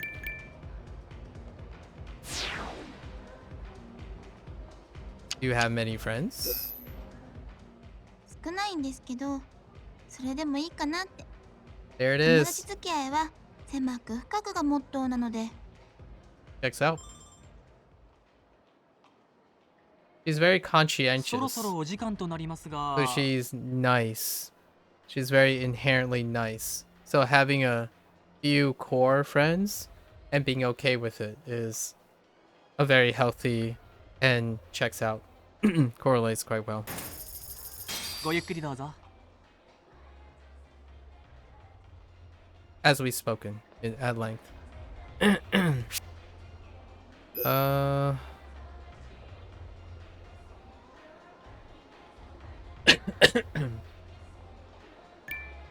I kind of want to know what she thinks about these things.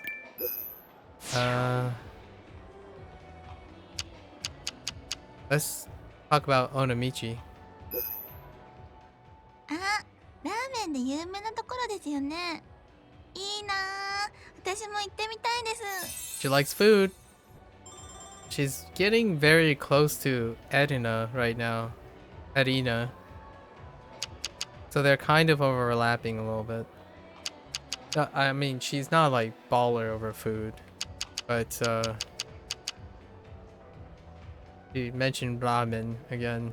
Let's see. I actually am curious what she says about high-end restaurants. She might be, if I had to check out, she'll probably say, well, you know, as long as it makes you happy, kind of thing. 桐生さんお金持ちですね。でも私は安い居酒屋とかも気楽で好きだな。 She went the casual route. She prefers the casual bar. That's fair. 桐 It checks out with her personality. 生さんは私と話してて楽しいですか？何？どうしたんだ急に。私よくお客さんからおとなしいねとかまったりしてるねって言われるんです。ああ、確かに比較的まったりしてるかもな。Mm-hmm. でも最近キャバ嬢はもっと明るくてノリが良 Here's your content creator. くないとダメなのかなって思ってきたんです。だってそういう子の方が客付きも良くてお店の売り上げにも貢献できてるので。なんだそんなことか。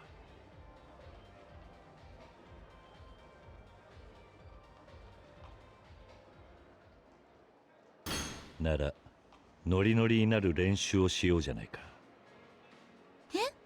練習ですか？ああ、理想の自分になるためにはそうなるための努力が必要だ。自分はこんなんじゃないと信じて立ち向かうことが大切だぜ。なるほど。確かにそうですね。じゃあちょっとやってみましょうかね。ああ。イエーイ。うん。ヤッホー。ほほ桐生さん、やっぱり無理です。っていうかわざとやらせて楽しんでません？もうバレたか。桐生さんってば、ちゃんと手伝ってくださいよ。すまんすまん。 It's, 元気 yeah, が出 that's てきたじゃないか。 wow. 確かに。くそー。桐生さん意外とエリテですね。まあ無理に元気になる必要もないさ。俺は今のままでも楽しいぜ。ありがとうございます。そうですね。私は私らしく頑張ることにしよっと。 I know, right, son? Just as energetic as you. Yay! Yahoo! It was an honest attempt, though. And that's what makes me really love how endearing it is. She went for it, you know? Like, trust, vulnerability. She went for it. And that's the GOAT right there. That's how one becomes charismatic. She went for it.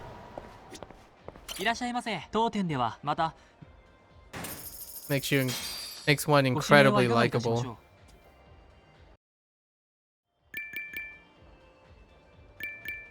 Even though she was insecure, right? We already know that she felt really insecure about it.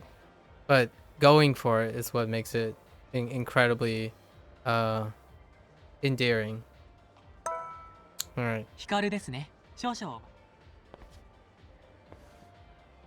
桐生さん、ご指名ありがとうございます。こちらになります。 All right. So we did talk. Let's go with Dapper. Maybe Dapper is the other. She doesn't strike me as a party person, but we have lots of Dapper options. Okay. If you fall for me, you only get burned. Oof. You know, we haven't ever used this card before. Let's see what she says. I'm actually really curious. 大変。じゃあ、惚れないようにしないとですね。 Dang. That's one way to handle it. Wow. Checks out. What if we go the opposite? You should only have eyes for me. ずっと見てるのは疲れるからやだよ。 There it is. Conscientiousness. She's exploratory. She's very open-minded. So she's like really consistent in the middle. Basically, she's teetering between two extremes. Like she doesn't embrace either extreme, which is great. Checks out. We already talked about the high-end restaurant thing. What about what's your take on alcohol? お酒は好きですし、強い方だと思います。 Okay. ただ、炭酸が苦手なので、ビールやサワー系はあまり飲まないですね。 Oh, okay. Okay. That response was less than enthusiastic. All right. Is there anyone you like? 秘密です。 Incredibly conservative. She is so conservative. Holy heck. Okay. This is what I mean, by the way. So, like Irina, she's incredibly agreeable, and she's being incredibly professional about it. But the downside to that, you know, the trade-off is that you learn very little about a nice, conscientious person. It takes quite a bit to be comfortably assertive.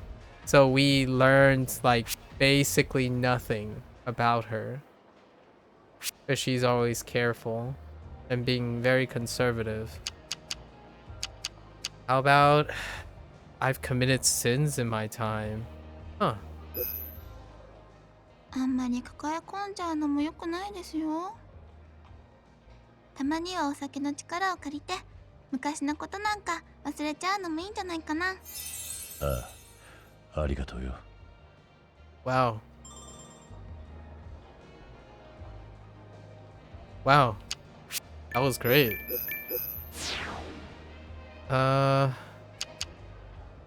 Let's tell her about Saijima and his very, very unfortunate life so far. 桐生さんよりも大きい人なんですか？一度お会いしてみたいですね。 What? What? そろそろお時間となりますが、 Okay. Whoa, that's what she extracted from ごゆっく Saijima? りどうぞ。 Just someone bigger than Kiryu? Okay. I'm not gonna read into that one, but alright. I have a secret to tell you. 秘密って何ですか？実は俺、 I've been to prison. True. People pick fights with me a lot. True. I'm 100,024 years old. Wait, is that number specifically significant? 100. Why 100,024?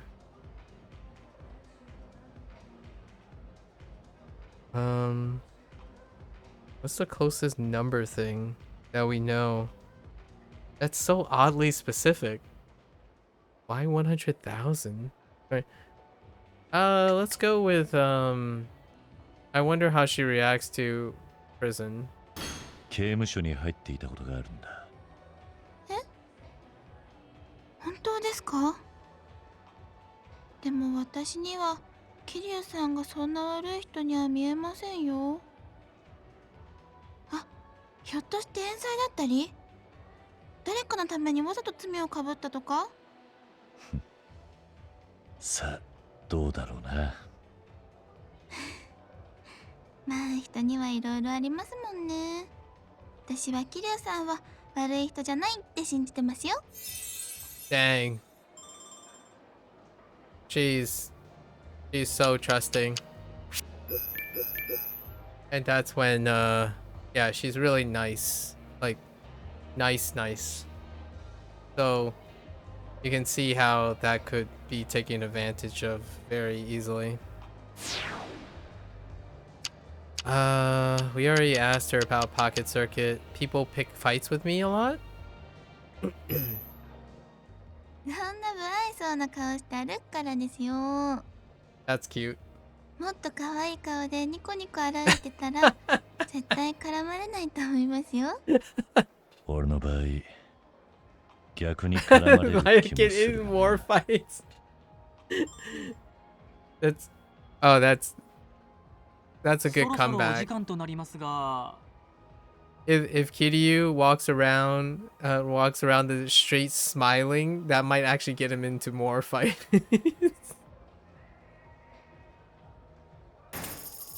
ごゆっくり Touche. どうぞ。 Touche. You heard it here, folks. That's why Kiryu doesn't smile all the time. You know? He'd rather scare people away than be approachable. You know? Want to hear about my adventures? You make my drink taste better? Yeah, okay, let's use that. よかった。 Classic conservative response. Want to hear about my adventures? 聞きたいな。桐生さんの武勇伝。 I'm an underworld legend. True. I fought some tigers barehanded. True. That's a tiger drop reference, but maybe she'll find this humorous, but at the same time, I want to know. 昔、虎を素手で倒したことがあるんだ。面白い冗談ですね。 Okay. Dang. ところでヒカルは、どうしてこの仕事をやってるんだ？学生なので学費を払うためですね。自分で出しているので。 Okay. 偉いな。So she's really strongly overlapping with Arina right now. Although I can empathize with her less because she's actually keeping more away from herself than Arina was. Arina was a bit more open right away. It might also be the order that I did the conversation in though. いえいえ、もうすぐ卒業なので就職活動もしないといけないんですけど。やっているのか？いえ、実は夢がありまして。 I アイ cannot ドルになり empathize たい with んで that. す。私。アイドルに？はい。今も細々と活動はしてるんですけど。 But then again, she wants to be an idol and Arina wanted to be an actress. So yes, empathizing as in like the kid dream of wanting to secretly be a center of attention. けどなかなか芽が出なくて。もう23ですし、 She's also 諦 23. めて就活した方がいいですよね。やっぱり。 Chase your dream should be you should be looking. Being an idol is tough.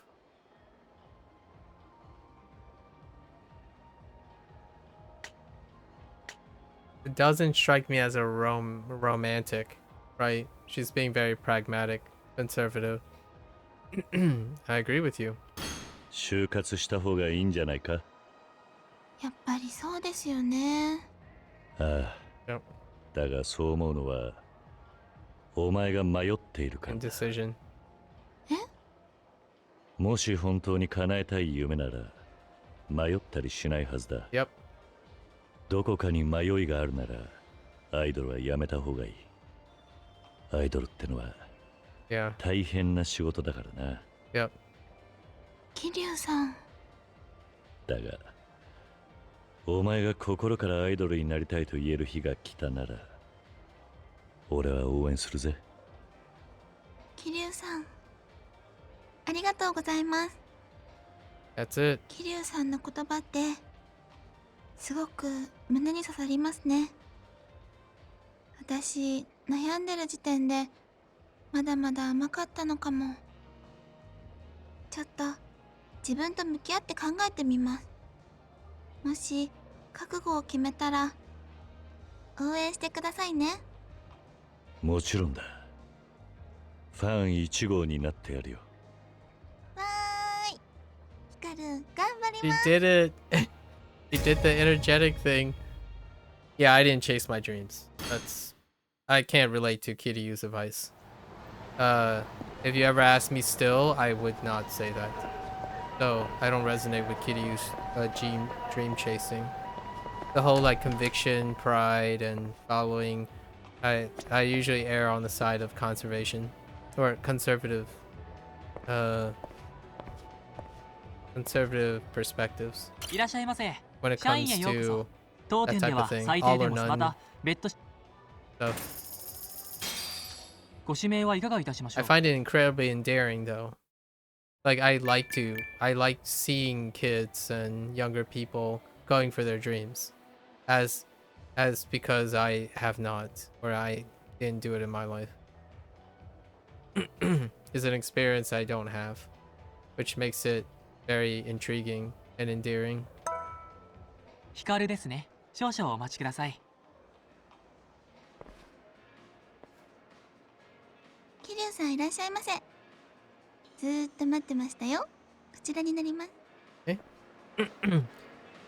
So we went talk dapper. Let's go party. Let's see what party options we have. What's your favorite food? Sweet potato.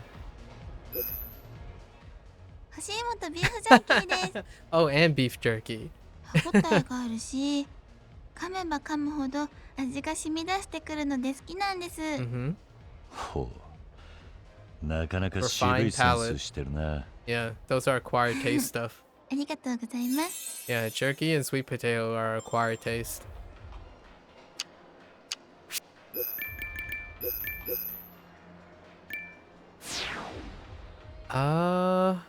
Oh wait, we can Yahoo! Yahoo! ヤッホー。桐生さん子供みたいでなんだか可愛い。 Oh, there you go. You didn't Yahoo with us though. What the heck? What were your dreams as a kid? 子供の頃は学校の先生になりたいな Did you ーって want to 思っ be て a ました。 teacher? 教師か。いい夢じゃねえか。なんで辞めたんだ？それが私が学生の頃くらいにモンスターペアレントが話題になりまして、私じゃそんなモンスターには勝てないなと思ったので。モンスターペアレント？ Oh, those. Yeah, parents can be tough. Something like Kazuma said. No. That's monster in a good way for Kiryu, but ああ、非常識な親のことか。教師にクレームをつけまくるとかいう。はい。私あまり人には Yes. 強く言えないタイ She プな cannot の be で assertive. ストレスを溜め込んで病んじゃいそうで。 Yep. 最近は教師も大変だよな。まあでもヒカルが先生なら子供受けは Like deep cut. Um, よ the teachers that you really want that care about your kids are the very teachers that are likely not to take up the position because of some of these situations, especially the parents. The privileged parent thing is very, very tough. Among other things. But generally speaking, it's a really tough it's a really tough mix of characteristics that teachers need, like personality wise and work ethic and principles. And it's tough to have all of them given the current system. And I'm specifically talking about the United States. Like, what is required to make it sustainable as being a teacher inherently doesn't draw the teachers that are ideal to meet the kids and their families' demands. So, what the system is enriching for is not what's providing what the clients or the people requirement, in my opinion, and as humbly as I can. But I really truly empathize with this. One of the biggest reasons is, like, a really prominent reason is this, but not in like a cutesy way, in a very serious way. さそうだがな。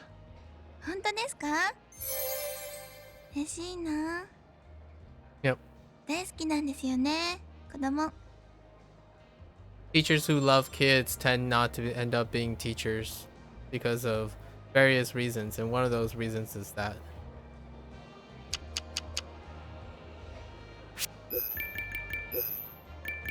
Because there's conflict of interest. Because parents are teachers too.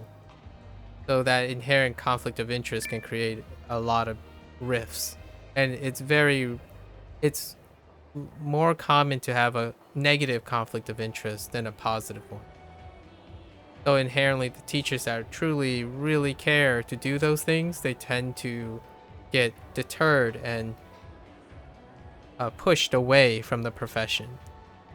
People who are incredibly, I guess, more agreeable or nice tend to not take up teaching positions anymore, in my opinion, because the system doesn't promote or protect them at all. In my, like, in a really real way, teachers are colder, they're standardized, and they behave safely and unattached, because the ones that do take those risks can't afford to take those risks. They don't have personalities that can live up to that demand. So what you really want in a teacher is also what the system and the people who want those teachers are pushing those people away. It's one of those times where I would digress into underappreciated occupations. You want something, but you don't provide the support and necessity and, like, respect to get the people to want to do those positions. So inherently, it's not just the teacher's fault or the system's fault, it's everyone's fault. And the system just isn't working. So perhaps it will change in the future. I don't know. But in the, I mentioned this earlier about teaching. I happen to live in a part of the United States where the teaching demand is skyrocketing, and there aren't teachers are leaving. Like, there just aren't any teachers. It's an occupation that is incredibly unincentivized, and the only band-aid they offer is money, not emotional, not like other quality of life changes that improves wanting to attract people to teach. So as a vicious cycle, the quality of education, especially those who are underprivileged, or the state normalized standards, are declining. Because who wants to teach in this day and age? it's unfortunate, but that's for those who are teaching. I'm not throwing shade at them. They know the balance to keep on teaching and still look out for themselves. I just don't like, to me personally, I just don't like the idea that the teachers have to be selfish to look out for themselves because no one else wants to look out for them for the occupation that they provide, like the service that they provide. So inherently, the teachers that are left over are those who know when to look out for themselves because the system doesn't support them. And then for those teachers who would unabashedly just don't care about themselves and really hammer home their care for the kids, they're doing other things. They're just not in my opinion, they're not appropriate or equipped to do so because they would get thrown under the bus, like, incredibly. Probably live incredibly non-sustainable lives. It's also probably one of the reasons why I didn't jump into teaching full time. I realized that I just can't put up with the system. Not that I don't want to, but there are so many other applications of what I can do, so that's kind of like a slight deep cut into why I don't teach formally as well. I have reservations. Want to guess my age? Oh yeah, and we know her age, so in case she asks. 40歳くらいですか？惜しい。48だ。本当ですか？うちのパパより年上だ。パパより年上。 Older than your dad. あれ？どうしちゃったんですか、桐生さん。桐生さん。That was cute. I like it. Yeah, Kiryu's almost 50. Alright. I'm good with babies. Your makeup looks nice. Let's go with that. ちょっと、それってどういう意味ですか？ Yeah, so right now, your one girl, the last girl, Arina, who's conscientious and stuff, said you don't say that to girls because it can be misunderstood, right? If their makeup is good, because it would imply the opposite, where like they're covering up something.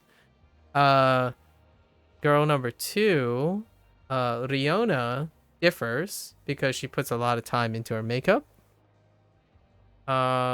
Saki was accepting, and where I like to use that phrase a lot just to see how all of them contrast. まるで元が悪いみたいじゃないですか。 Yeah. So this is what いや、 Irina そういう意味じゃ。 said that it could be misunderstood. 冗談ですよ。嬉しい And there you で go. す。ありがとうございます。 There you go.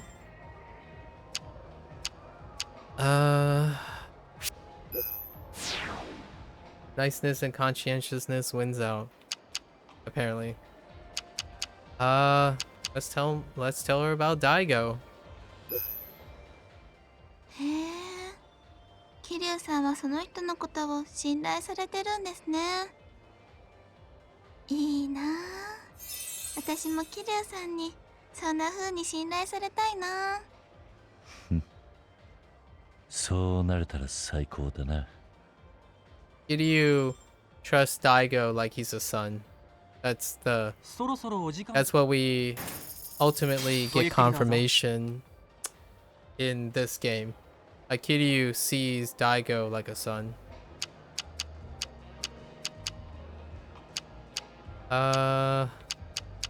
Don't have a lot. I don't know. We can try that if that's the only thing we have. Ooh, what do you sing at karaoke? アイドルソングも聴きますし、ハードなロック曲とかもよく聴きますね。 That checks out. Idols. Idol song. マシンガンキスとか知ってるか？ Name drop. 知ってますよ。100億のキスを浴びせますよ。みたいなキザなおじさんがよく歌う曲ですよね。キザなおじさんがよく歌う I don't think 曲 only か pretentious older guys sing it.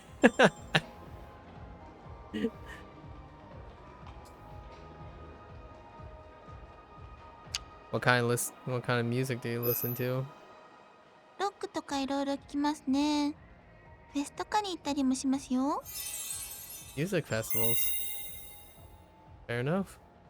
She's into music. そろそろお時間となり Rock. かしこまりました。 Rock and idol. We got the どうだ gold. 就活するかアイドルを目指すか結論は出たかはい。今日は桐生さんにそれを言おうと思って。私、塩田ひかるはトップアイドルになるために頑張ることを宣言します。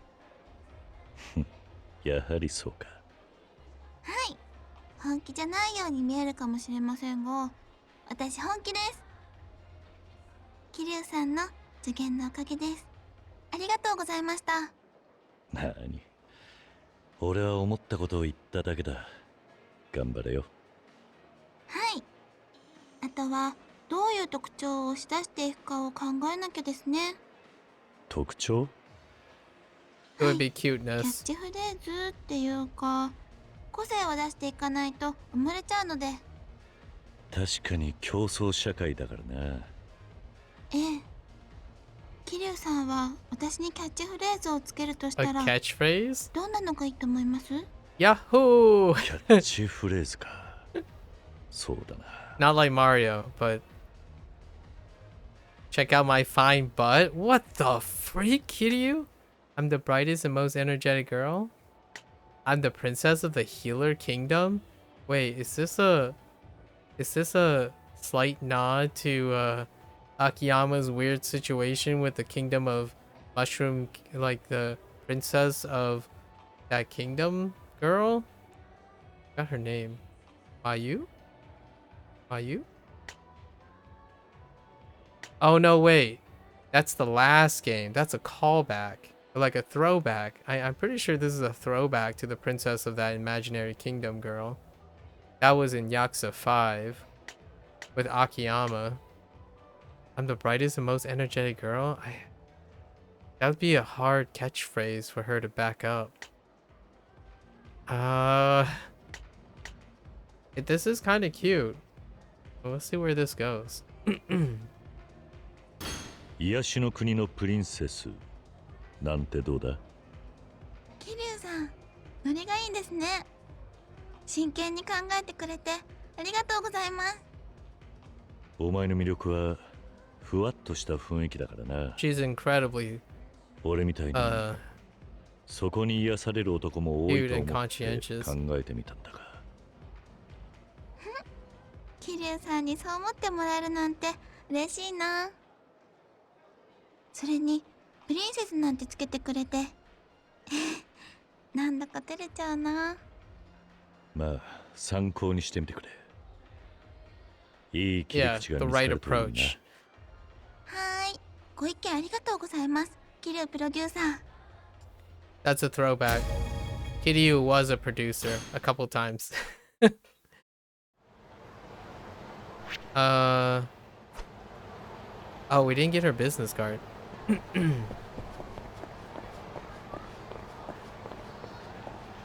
Yeah, she'll have to figure out the approach. Definitely not that, like that one girl. Oof, いらっしゃいませ。当店ではまた tough. She was burning out. ご指名はいかがいたしましょ Dream chasers. We still need to get her う。光 business です card. ね。少々。桐生さんいらっしゃいませ。こちらになり。 So we did party, talk, and dapper. I guess we're gonna go with love, because I doubt sexy is gonna pan out.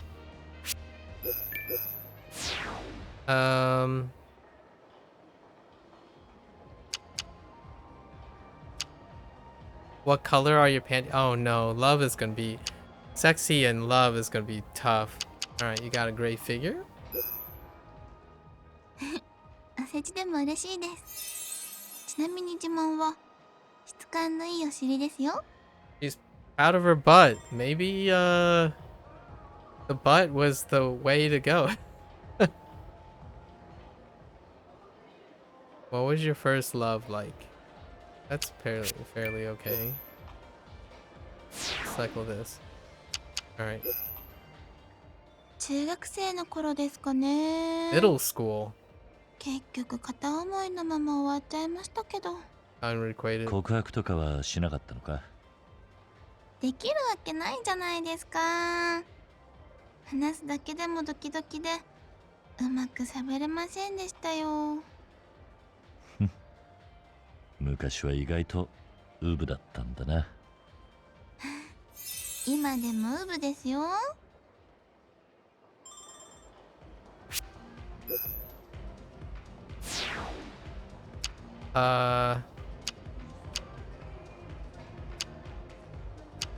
If you... Oh, we already tried that. What color are your panties? This can't go well, right? Is she gonna tease? Or just be like... I mean, she's very conservative in her response. So she could be a tease here. もうすぐエッチな話するんだから教えてあげません。 Yeah. This line of thinking, this line of conversation, not going well. Oh, what the heck? Why'd you get food and drink? Today's been fun. はい、私も楽しいです。 Okay. What the? You always ask, an outdoor date is best? Maybe this is okay? 私はお家でまったりお話ししたり映画見たりしてる方が好きかな。 Yeah, it's a mix. It's one or the other. So she already says she likes to stay indoors and relax, like keep it casual. So we could tell her about Majima. へえ、そんな破天荒な人がいるんですね。 She's open-minded, but wow, not even. She didn't even find that そろ interesting. そろお時間となりますが Interesting. ごゆっくりどうぞ。 Okay. What do you think of me? I guess that's worth. そうですね。いい人だなって思います。 You did mention that. Even after the prison story. You're as cute as always today. Safe? おせちでも嬉しいです。 Dude! Come on. I don't think we can even Soro reach soro that ojikan. last notch. Let's take the money. ご Get ゆっ out. くりどうぞ。 Go. Go. I love you? We could try that. そんな急に言われても。 Was that enough? Oh, it was enough. Dang. Wow. Holy heck.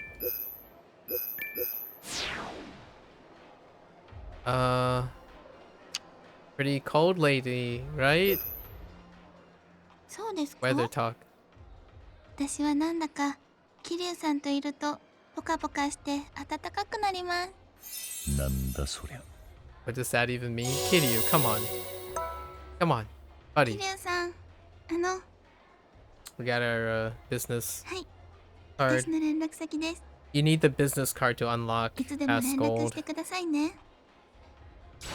There's a hard lock on the first date. 桐生さん、今日はありがとうございます。 Right?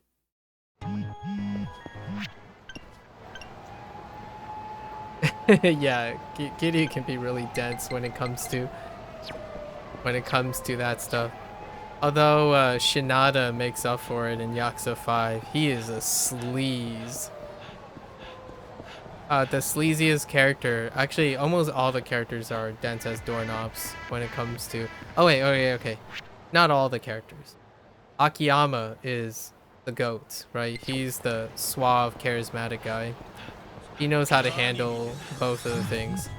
But largely everyone else outside of Shinada is dense as a doorknob when it comes to reading advances. Or they're portrayed that way. Alright. Where is she standing? Here she is.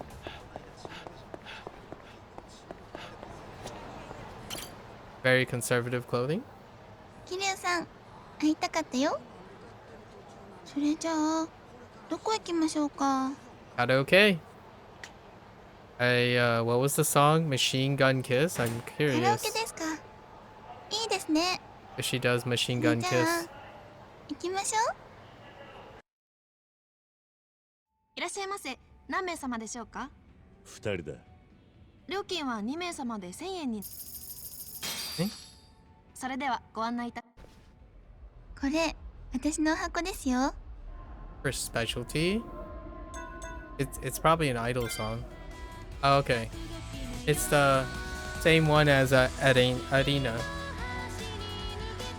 This song is really cute. I really like it. There's a slight duet in the beginning too. I choked. Oh no, her voice is kind of cute too. Just like Arena.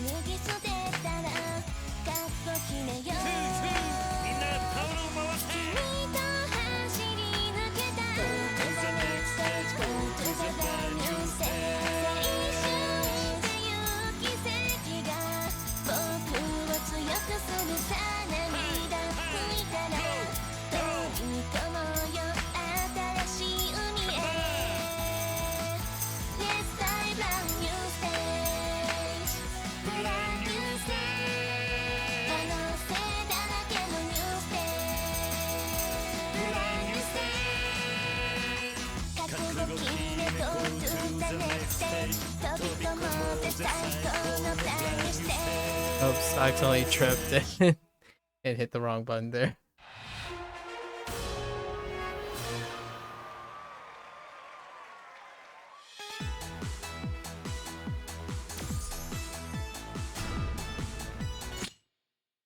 It's a really cute 桐 song. 生さんのおかげですごく桐生さんの歌も聞きたいな。 And we have the 3 songs. So let's sing. No, we just gotta sing This Is a Diamond. It's the only place that Kiryu smiles like a goober. So we gotta keep the flow going here.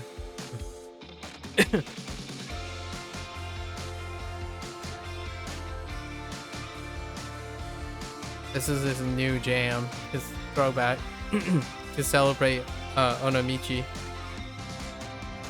永遠に変わらないのか深いね息と死んでるようなレム睡眠いい加減そろそろ起きろよ懸命なサンシャイン雲とカーテンが遮る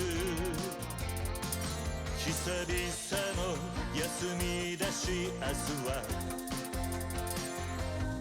泳ぎに行こう今頃多分夢の海の中年がいなくはしゃい Oh, I was hitting the wrong button. 貸し切りにして沈む夕日眺め That thumbs up though. 最高のウィーケン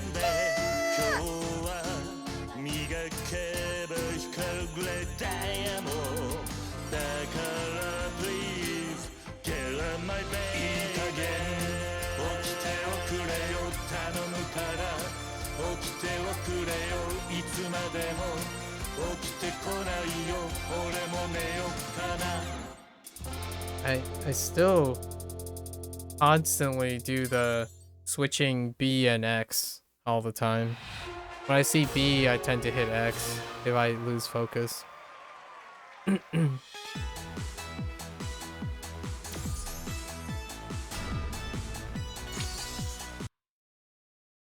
桐生さんお上手です。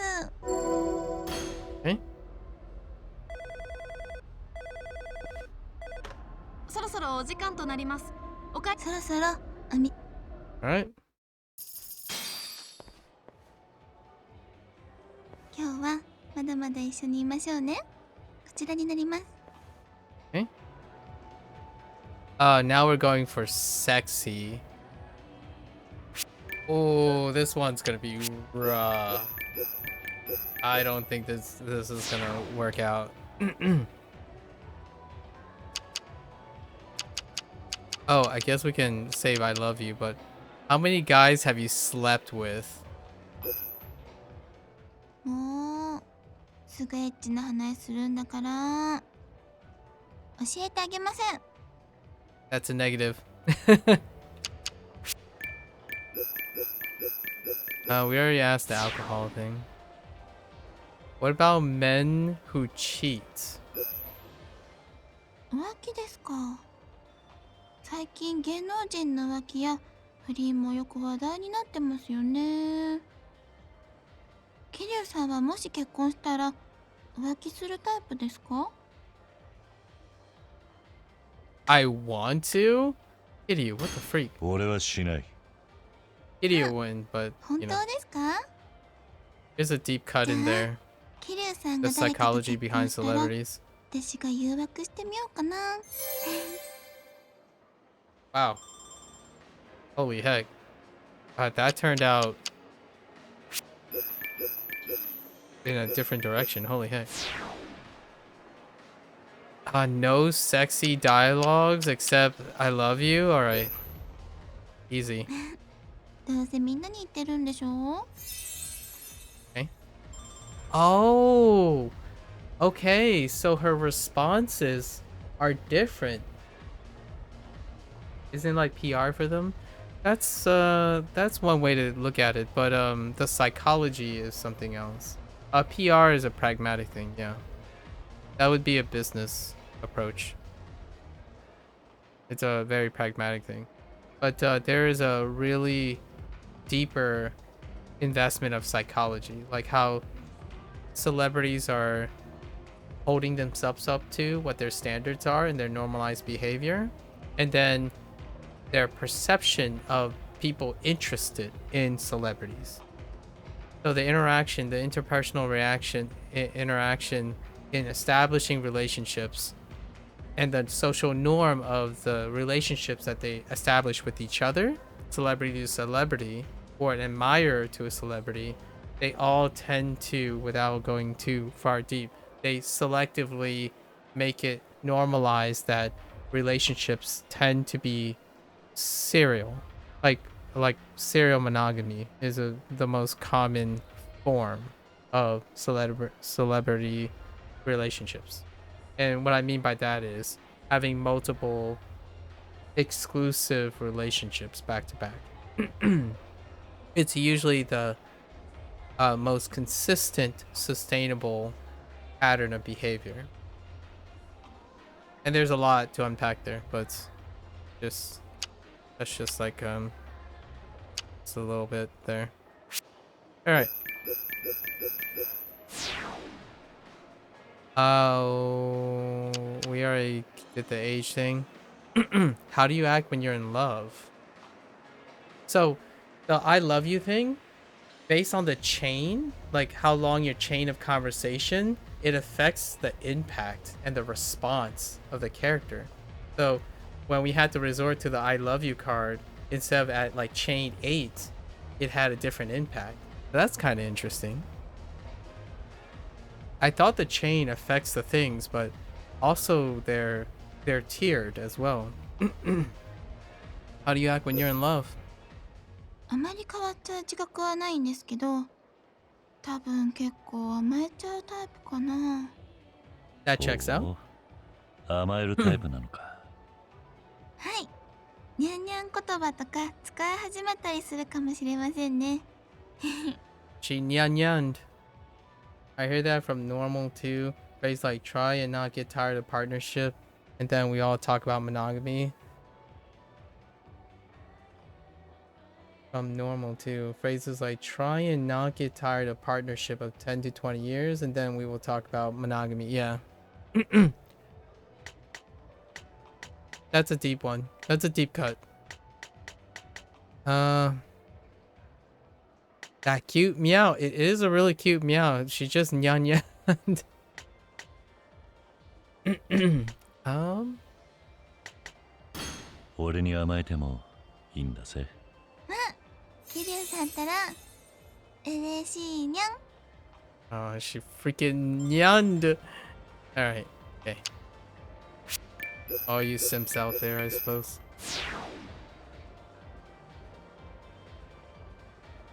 I have a secret to tell you. How about you should only have eyes for me. ずっと見てるのは疲れるからやだよ。 Oh wait, we already did that.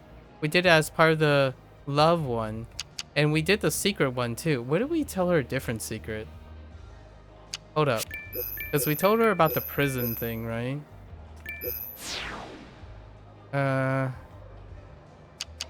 We already did that. You got a great figure. She likes her butt. But let's try a different secret. 秘密って何ですか？実は俺、I want to do the 100,024 years old. 10万24歳なんだ。へえ。なんでもない。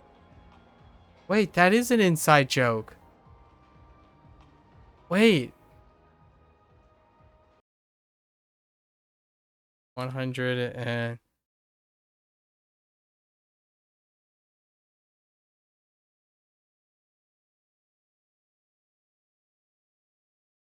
I don't understand the joke. He said never mind. That's usually a inside joke. I don't know. I don't understand. Huh. I'm gonna try to do some digging. It そろそ doesn't ろお come 時 up right 間とな away. りますが、ごゆっくりどうぞ。 Huh. He didn't spin it off as a joke. So there's definitely a hidden meaning. Oh, we got the gym thing? Do you have a boyfriend question? いないですね。寂しくはないのか？寂しい時は桐生さんのことを思い出していますね。 Whoa. Whoa. 嬉しいこと言ってくれるじゃねえか。Dang. Okay. It's because we're at chain 7, but I'm hitting the gym a lot now. As an update, there is literally a gym in this game. It's called Rezap, and that's why that comment is relevant, because Kiryu literally does go lift weights in this one. そうなんですか。でももう十分引き締まった体してると思いますよ。 And nutrition. そろそろお時間となります。かしこまりました。 In fact, I still have to finish that. Platinum! 私、今までは日頃の楽しみが毎晩欲しいものを食べることくらいしかなかったんですけど、最近は桐生さんと話すことも楽しみの一つになってきました。俺は欲しいもと同じってことか。そんなネガティブに捉えないでくださいよ。私、欲しいもがとっても大好きなんです。She really だから likes sweet それ potatoes. と同じってことはですね、桐生さんのこともとってもとっても大好き。あ、何言っちゃってるんだろう私。とにかく桐生さんとお話しするのが楽しみで胸がドキドキするんです。 You sound lovesick? What a coincidence. Me too. Lay off the sweet potatoes. Well, I have a mixed experience with that because my grandparents only married once and lived together all their life. My parents broke apart eventually and are still seem to be heavily affected by it. I just assume it's the approach that was unhealthy and not some marital metric you spent. Yeah, it's tough to unpack, for sure. And without, you know, really digging deep into it, there are a lot of ways to interpret it, yeah. Forget to mention they're both relationships are not very fun. Yeah. These both, okay. That's tough, yeah.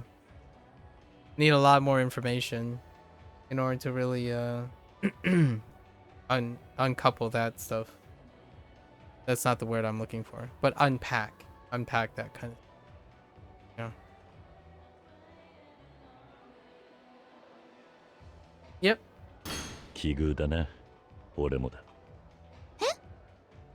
それはその桐生さんも好きだってことですか？ああ。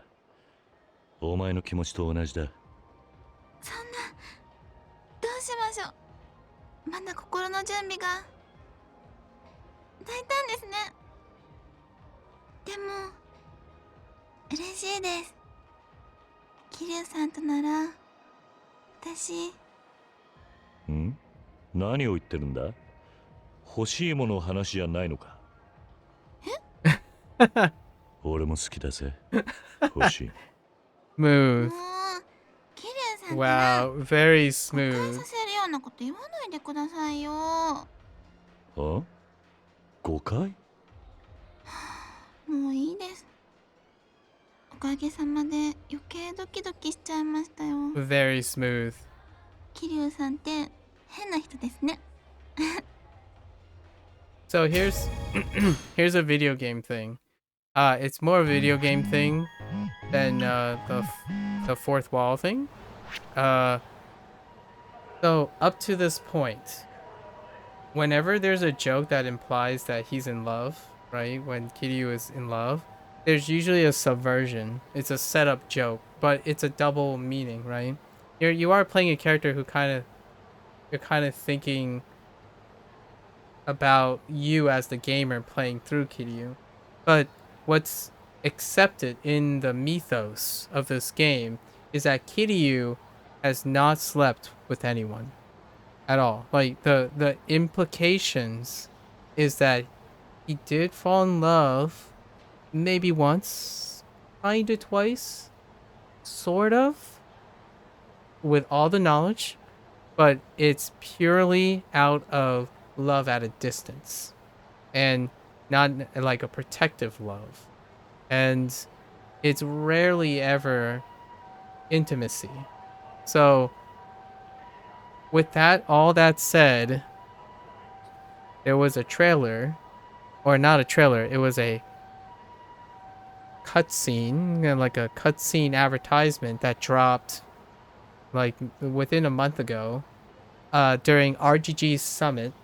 So RGG decided to start having summits like for their games, right? Unfortunately, it's their first one, so the production was a little rough. But they dropped a cutscene from the upcoming title Like a Dragon 8, which is called Like a Dragon Infinite Wealth. And it has a conversation between Ichiban and Kiryu about proposing to people. And in that, he not so subtly and vaguely, Ichiban just assumed Kiryu was like, he never proposed to anyone and whatnot, and he hasn't been around. But Kiryu, in that scene, not so subtly implied that he might have proposed to someone already. So, as the meme goes, now there's all these like memes like confirmed Kiryu is not a virgin, right? Like the whole idea of like Kiryu is trying to he's always constantly like really close to the edge, but it's implied that he comforts people. But because of the nature of his character, he is not one to sleep around. So he's incredibly adjacently comforting. But it's to keep in mind that the way RGG tends to write their content about Kiryu, they're flirting with that idea. But it's safe to assume, like safe to presume that Kiryu has not have like that type of relationship with anyone. So that setup for that joke was kind of like I'm already to the point where I got normalized to the idea that they're gonna pull back. Whenever a line pushes forth, you're like, what? And then they'll pull back. That's just the nature of the this is her asking for a second date. But we're going for diamond. We're running out of time. いらっしゃいませ。 Day's 当店で getting は late. また別 Let's go. ご指名はいかがいたしましょ We う。 gotta see her sub story. I'm curious what it is. We don't have a really big hint as to what it may entail. Arena was a stalker. Riona was mentorship to a younger hostess. Because Riona is much older. Well, not really. I mean, yeah, she's much older. And Saki was pro wrestling. She was a pro wrestler. So we'll see. ヒカルですね。少々お待ちください。桐生さんいらっしゃい。こちらになります。 Now we have to recycle. Because we've done 5 of these. What did we learn about her? Her favorite fruit is dry sweet potatoes and beef jerky. Rock. We can try for special skill. Which one was hobby? I think that's still party. The party line gets us potential hobby or special skill. So let's lean in. Yeah, let's lean in on party.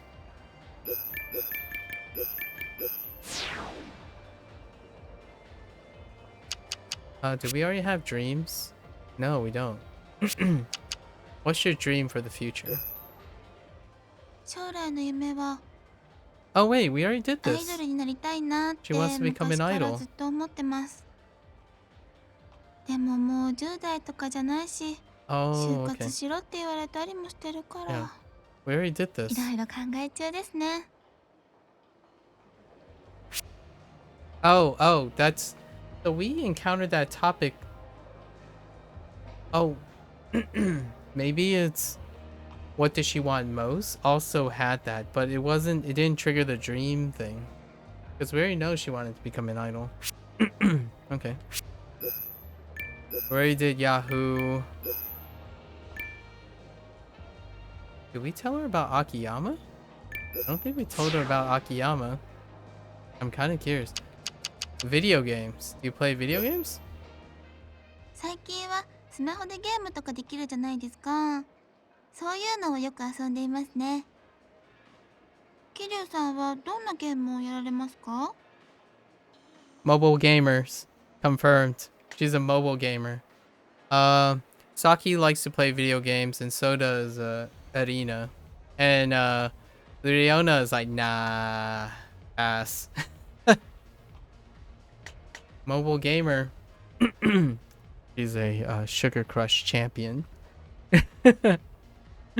She's a Sugar Crush champion. You know, let's just agree. 俺もスマホゲームだな。本当ですか？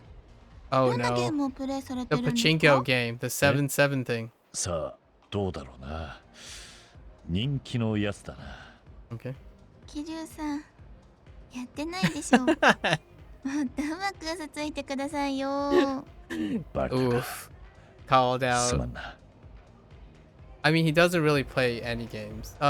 His profile is he doesn't really play games that much, and he's not really interested in gaming that much either. So most of his responses to the girls were like, I would play with, I would play video games with you. But he's, even though he visits arcades and stuff, he's not a video game guy. Arena is a console gamer, by the way. She's a console gamer. So specifically, she mentioned consoles. It is Japan too. Japan, the largest market is still console gaming.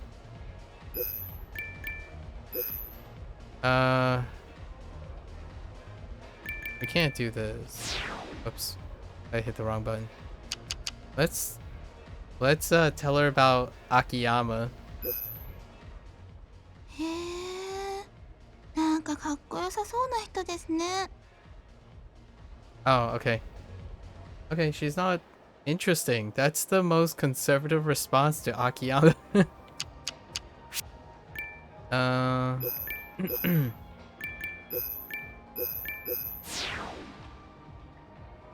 Okay, let's ask what was your first time like? Okay, so here's the thing. It can be misinterpreted. And in Arena's case, she talked about factory bread, like bread from factories as her first time.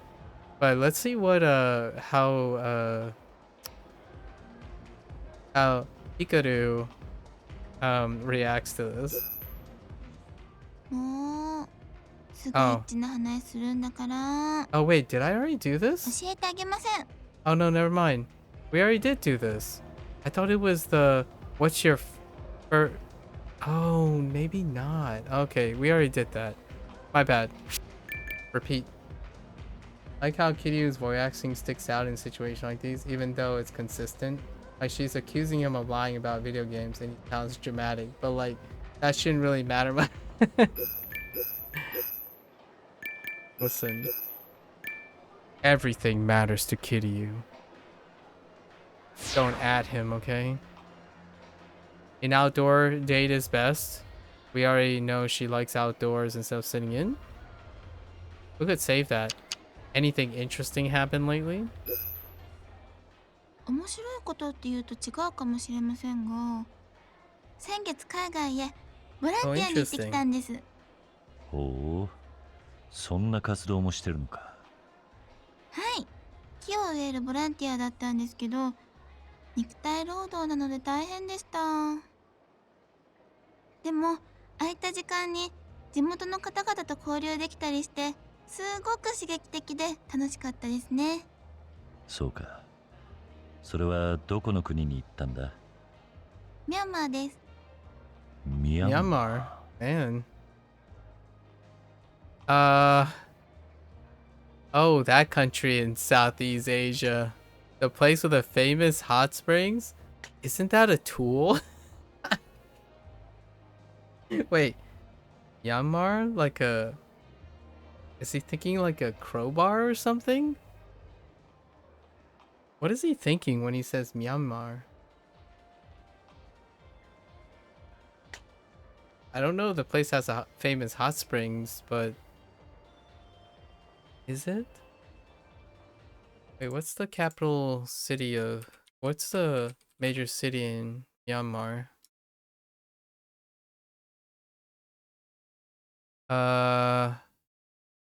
It's not the place that I think, right? Yeah, I have no idea if Myanmar has hot springs. But it is a country in Southeast Asia. It's I guess it's close enough to Vietnam. Vietnam is the country that people would recognize from the peninsula. It's like the little peninsula area, Southeast Asia. ああ、東南アジアの国か。はい、桐生さんよくご存知ですね。まあ当然だろう。常識だ。何にせよ、若い時にそういう経験を積むのは素晴らしいことだと思うぜ。ありがとうございます。この経験しっかり役立てていきたいですね。 Okay. So we got the safe bet of outdoors. Woo. We're not doing well right now. Yikes. Outdoors. うーん、 Oh, no, 私 wait. はお家で I was thinking of the wrong person. She doesn't like outdoors. She likes indoors. What そ am I ろそろお時 doing? 間 We already knew ごゆ that. っくりどうぞ。 Feels bad, man. The makeup thing. Did the makeup thing work out? Yeah, it did work out. We'll keep that on the back burner. Did we do the prefer older or younger thing? We did. Google about the tool, and apparently there's a unique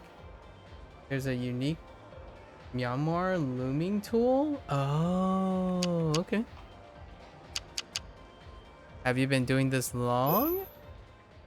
大学に入ってから始めたので、今年で4年 Fourth 目になり year. ますね。4年目か。そろそろこの仕事に慣れてきたくらいか。いやー、まだまだですよ。私、油断するとすぐにポカしちゃうので、気を抜かないようにしてるんです。そうか。確かにそのくらいの心がけの方がいいかもしれねえな。Oh, that wasn't safe. Yikes. We are, I'm trying to get to her special, like, special skill. I guess we'll just use this. I'm pretty sure this went alright. どっちかというと、年上かな。大人な渋い Refined, 男 mature 性が man. 好きなので。 Yikes. そろそろお時間 Yes, yes, yes. Take my money. ごゆっくりどうぞ。 Take my money.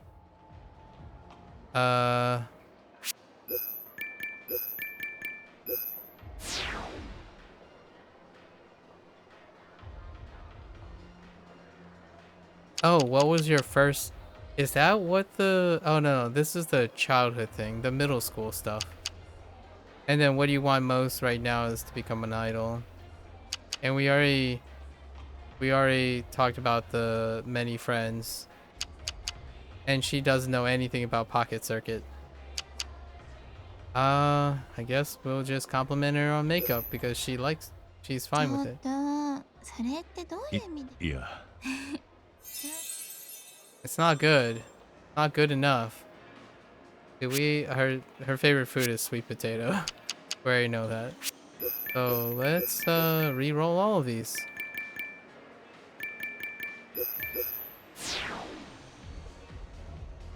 What's a true friend to you? We haven't done this. そういう難しい話は苦手です。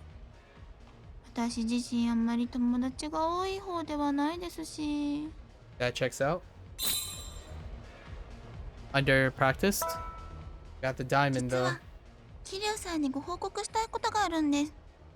おお。どうした Did she make it? Idol? 実は、アイドルとして芸能事務所と契約することになったんです。 Nice. 何？本当か？はい。オーディションに応募して、試験を乗り越えて、なんとか合格できました。 Good for you. よかったじゃないか。これでアイドルの仲間入りか。まあ、まだまだスタートライン立っただけで、 Indeed. これからが本番ですけどね。でも、桐生さんのおかげです。ありがとう Nah. ございました。俺は何もしていない。 There it is. ヒカルの実力 Yeah, だ。 it was all you. いえ、桐生さんからいただいた言葉のおかげです。中途半端だった私を本気にさせてくれたから自分の殻を破れたんだと思います。確かに昔よりもしっかりした気はするな。何はともあれ、これから頑張れよ。はい、実はこの後事務所の人と会う約束なんです。面接は別の場所でやったので初めて事 Are we 務所 going に with 行 her? くんですけど、緊張するなぁ。そうか。まあ芸能界ってのはいろんなやつがいるからな。気をつけるんだぜ。はい、ありがとうございます。 RGG, don't do this. Don't scam Hikaru. Because if she gets scammed, it's a throwback to Yakuza 5, Yakuza 4. Don't do it, RGG. Wait. Wait. We didn't get the sub-story? Oh, did I perform not good enough? Uh-oh. I don't think it's, I don't think we, got a high enough... Okay, okay. Not high enough. いらっしゃいませ。当店ではまた別途ご指名はいかがいたしましょう。 We're supposed to get a sub-story. Or not. She's gone. I guess was supposed to know where the... where she's doing the audition? Alright, well, quickly, well... Oh, wait. Yeah, here we go. No. Okay. Wait. So, am I supposed to go check up on her? How do I know where it even is? What the heck?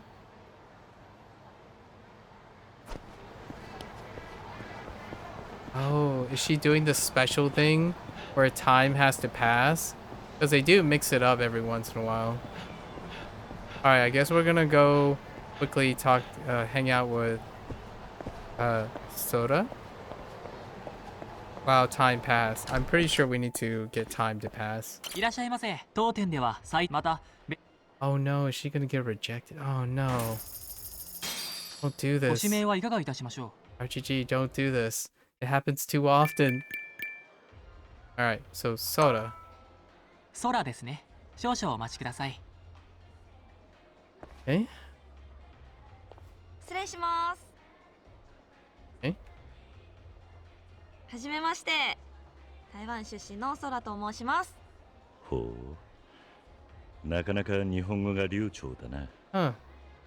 ありがとうございます。もう日本へ来て10年以上経ちますので、だいぶ慣れました。私、お母さんが台湾人で、お父さんが日本人のハーフなんです。なので、お父さんに日本語を教えてもらいました。そうなんだ。 Taiwanese. 確かに言われてみれば少し日本人寄りの顔立ちをしているような気もするな。 Multinational. ありがとうございます。お客様の名前を教えてもらっていいですか？ああ、桐生だ。桐生さんですね。今日はよろしくお願いいたします。よろしくな。She might be one or the few that are multinational. Oh, there was a multinational one in Yakuza 4. We haven't done Yakuza 5's hostesses yet, so we don't know. But Yakuza 4, there's one that I can remember straight off the bat. I think there are two. Okay, so let's start with... It looks like we have party. Let's go with party topics. Do you have any special skills? See, this is the card I was looking for. これが特技だっていうのはまだなくて、練習中なのはあるんですけど、 Oh yeah? 何を練習してるんだ。私、馬が好きで、馬の鳴き Husbandry. 声の真似をお風呂の時に毎日練習してるんですよ。ほう、馬か。 Oh, いいじゃねえか。 what? いやでも、かなり中途半端ですよ。いいからやってみろ。そこまで言うならわかりました。 Did she just いきます say ね。 horse winning? With an H? Winnie?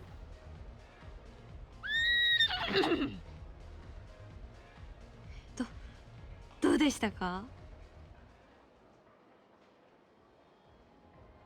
Uh. Uh. What?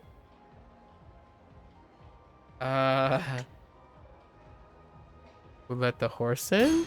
すごいな。もう馬にしか見えない。 Not husbandry. そんなにですか？正直 Why? まだまだかなと思ってたんですけど、ちょっぴり自信がつきました。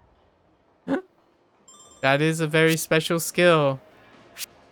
Imitating a horse whining. Wow. Or whinny. Whinny? I didn't know that was a thing. Okay. Okay. Well.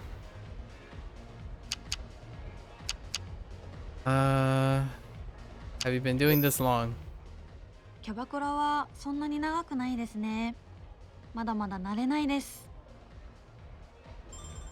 Okay. Fair enough.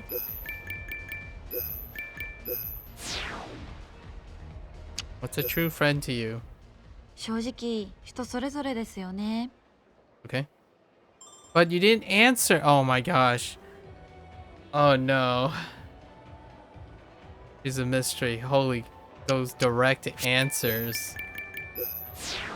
I don't warm up to people easily. Maybe she can relate? 実は There it is. 私もなんです。桐生さんと初めて会った時も Yep. 本当はちょっと緊張してたんですよ。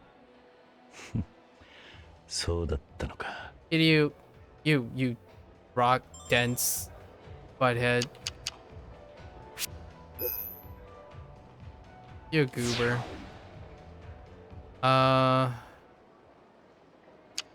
Can tell about Daigo. Oh, let's do the want to guess my age thing. うーん、 35. 35ぐらいですか？何言ってんだ。40はとうに超えてるぞ。本当ですか？全然そんな風に見えないです。その若さを保つ秘訣とかってあるんですか？ Never stop loving.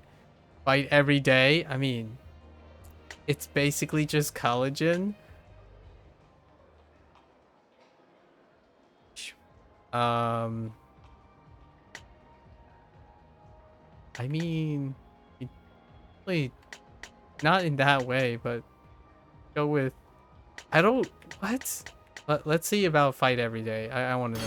俺が欠かさずやっていることといえば、毎日喧嘩に明け暮れることくらいか。じゃあ私も明日から。おいおい、やめておけ。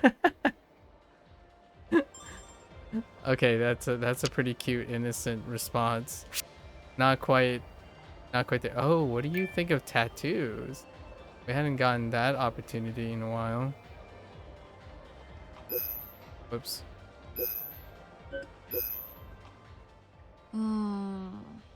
ちょっと苦手ですね。 Okay, やっぱり少し怖いなって思っちゃいます。 fair enough. そろそろお時間と。ごゆっくりどうぞ。 Hit or miss with the tattoo thing.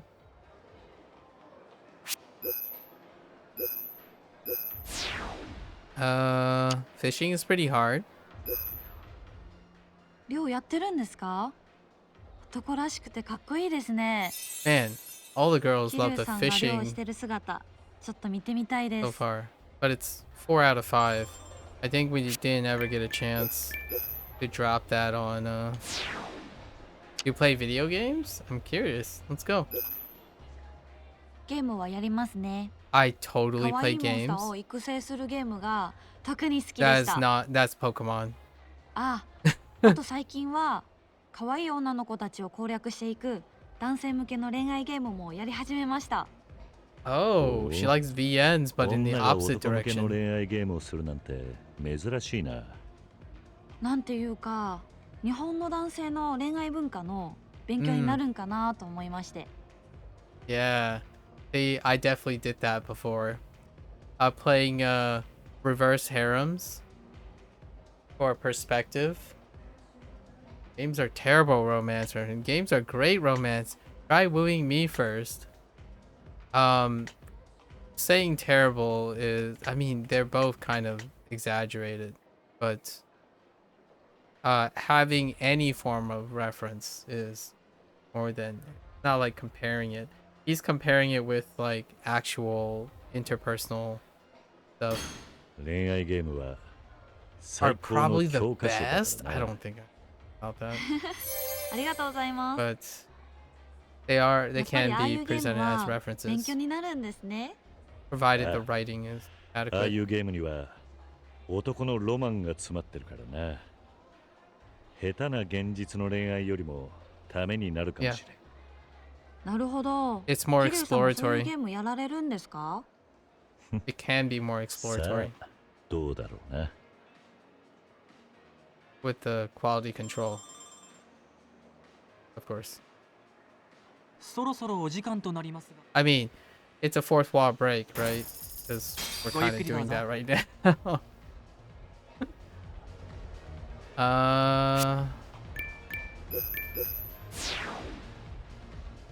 Akiyama. We gotta tell her about Akiyama, right? 会社の社長さんだったんですか？やり手ですね。 Okay. Fair enough. How about Date-san? What do you think of Date-san? へえ、刑事さんですか？かっこいいですね。 Wow, she's just... It's like... Just... Straight 桐生 one さん one って sentence. 年末は何か予定とかあるんですか？例えば海外への旅行とか。いや、特にはねえよ。そもそも海外旅行なんて行く方じゃねえんだ。そうなんですか。空は毎年海外へ行ってるのか？よく行ってるんですけど、私の場合は旅行じゃなくて台湾の実家に帰る感じです。 Hmm. そうか。空は台湾出身なんだったな。はい、私昔から家族が大好きで、今でもちょくちょく会いたくなるんです。桐生さんはどうですか？ご家族のことは好きですか？ I never knew my parents. They're all dead? Dang. もちろん好きだ。桐生さんもそうですか。よかった。やっぱり家族っていいもんですよね。ああ、そうだな。家族か。風間のおやっさんや錦と過ごした日々。今でもたまに思い出す。 Nishiki, Rip, 桐生 Kazuma-san. さん、どうしましたか？いや、なんでもない。空は今いる家族を大切にするんだぜ。一緒にいられる時間ってのは無限じゃない。かけがえのないものだってことを忘れるなよ。はい、その通りですね。親孝行もちゃんとしていきたいし、私頑張ります。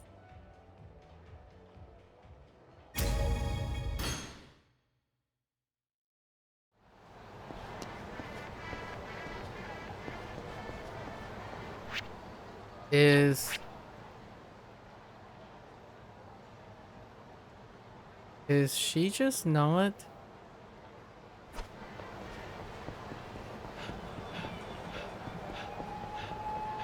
Where did Hikaru go? Can we just not interact with Hikaru anymore?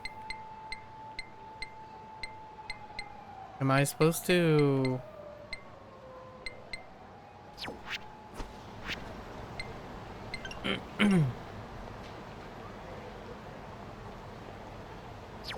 I don't think this is...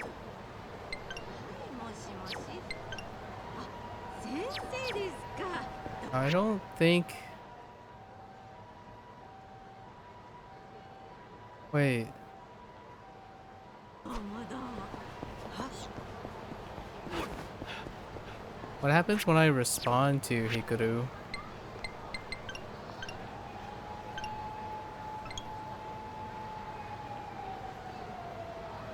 No, that's not it.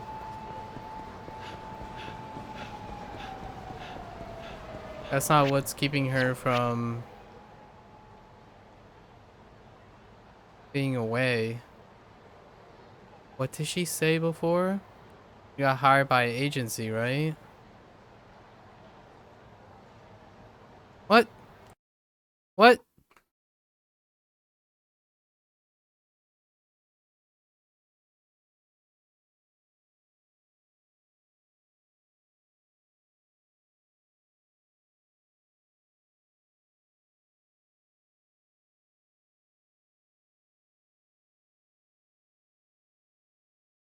What?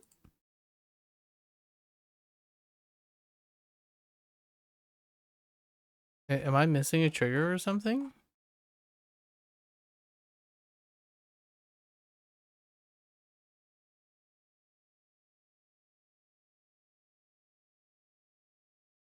Huh. I don't know. I guess I'll just respond to her and we'll just do like a second date. Hmm.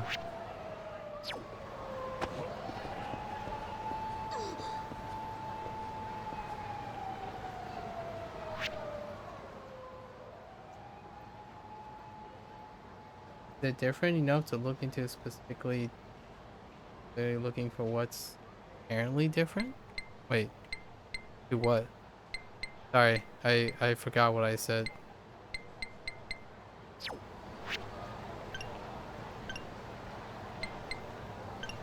Okay, I just agreed to a second date. Huh. Weird.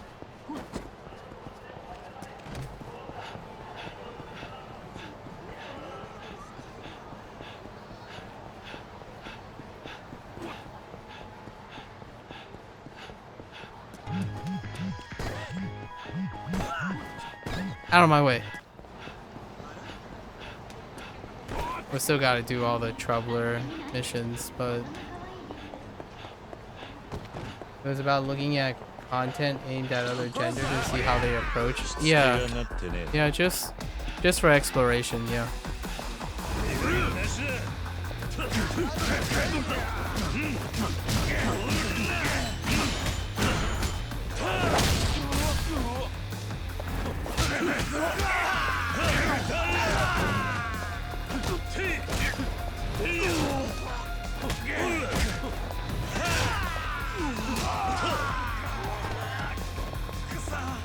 Can you grab that? Well.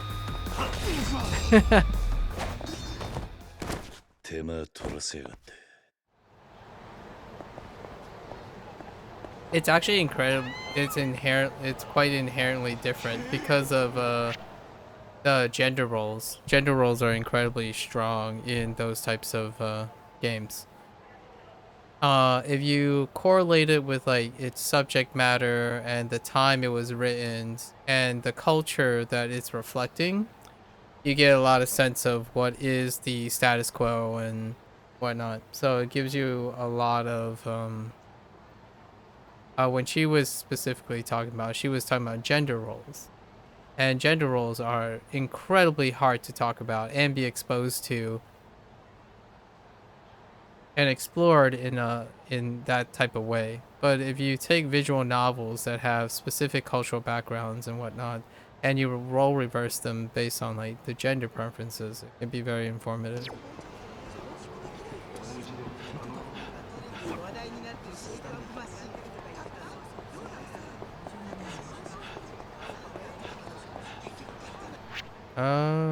Let's see. She's not here either. So, what the heck?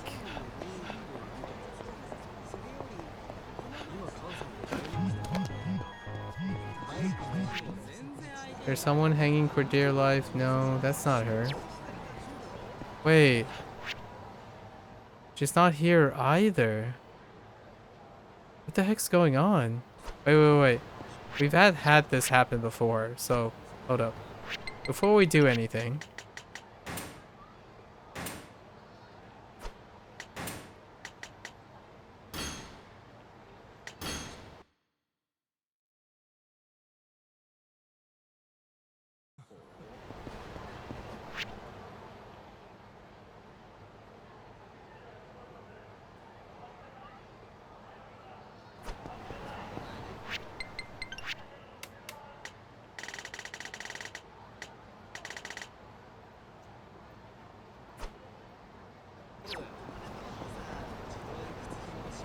What?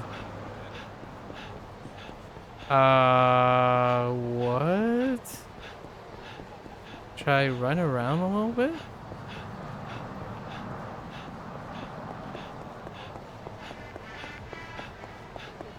Oh, dang. The club is completely gone. Yeah, Club Jewel is just completely gone.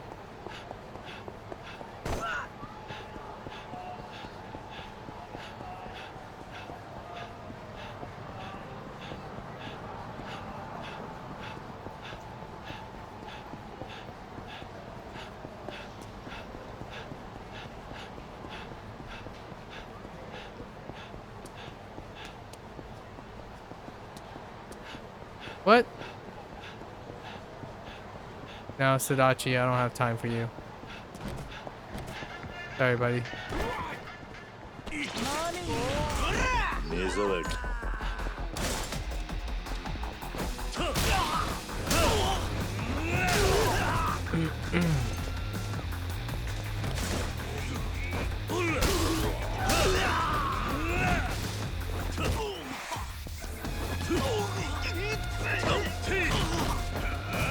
Ow. That was awkward. たく時間食っちまった I need to get rid of them because I don't know if there's a prompt. Oh, there it is. ん Oh no, she's getting scammed. 光る Not like this. じゃあそろそろ行こうか。いや面接官に聞いた通りかわいいね。 Why you do this, RGG? 面接官だった方は今日はいないんですか？どうだろう。今日はいないんじゃないかな。 It's a throwback. まあそんなのどうでもいいじゃない。さあ。 This is what I mean by he was very nice, he's very conservative and incredibly conscientious. And one of the cruel realities of such a personality is it is very vulnerable to opportunistic behavior, especially in the context of this universe. And sure enough, once again, 行こう行こう。はーい。なんだかうさんくさい男だな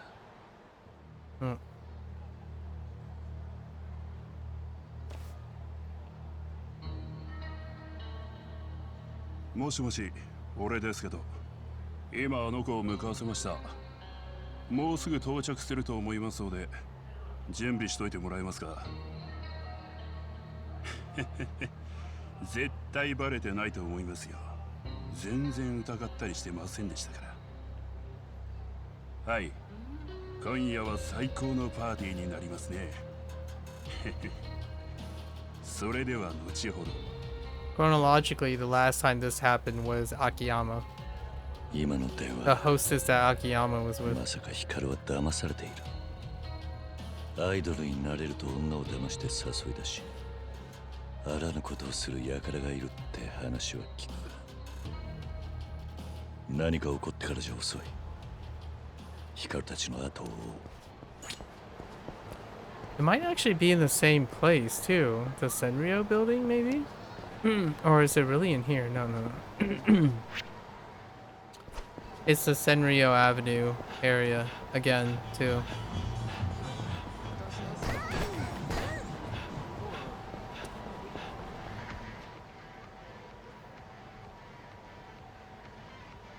Come on, Kiryu. いた光たちださあこのビルの中だよ。入ろう入ろう。はい。事務所には皆さんいらっしゃるんですか？どうかな。誰もいないんじゃないかな。あれ？でも今日は初顔合わせってまあとにかく入って入って。はい。完全に怪しいな光が危ない急ごう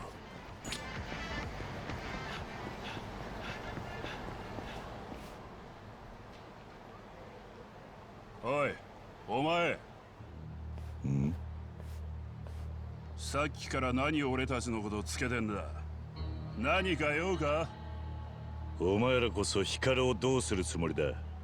光を？ふん。お前に言う必要なんかねえだろ。ストーカーなのか何なのか知らねえが、俺たちの計画を邪魔する奴はただじゃおかねえ。Oh, he took those bicycles away from me. Get out of my face. Busy.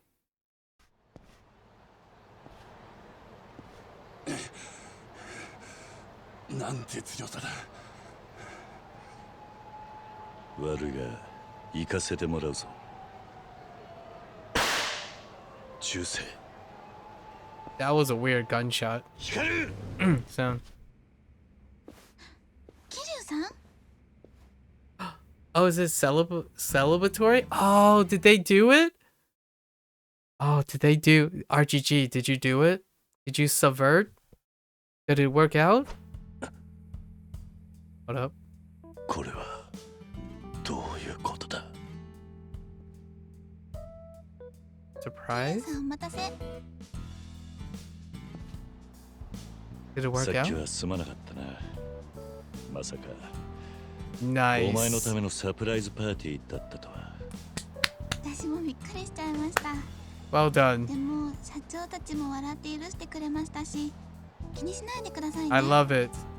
むしろボディーガードとして雇いたいっておっしゃってましたよ。すまないことをした。 I love it. 実は私も正直不安なところがあったんです。この事務所本当に大丈夫かなって。この業界には変な事務所もあるって聞きますし、でも今回のことで信頼できる事務所さんだって確信できました。いい事務所に入れてよかったです。この人たちのためにも頑張ろうって思いました。私のために体を張って守ろうとしてくれたこと、すっごく嬉しかったです。空回りしちまったけどな。だがこれからももしお前に何かあったら、俺は相手が誰だろうと同じ行動をとると思う。だから安心して夢を追い続けろよ、光。桐生さん、ありがとう。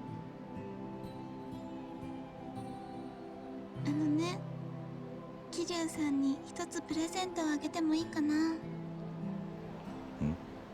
なんだ？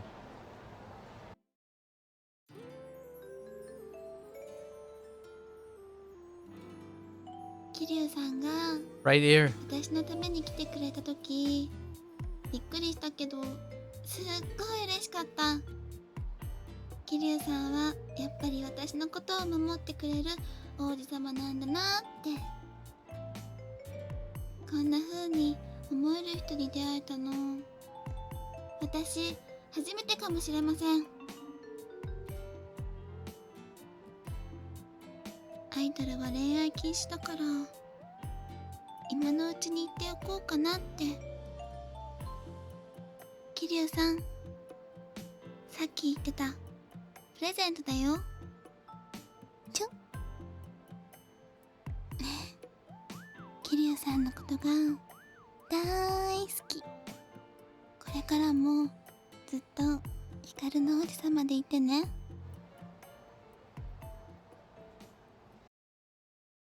There you go. I think now she's like over there.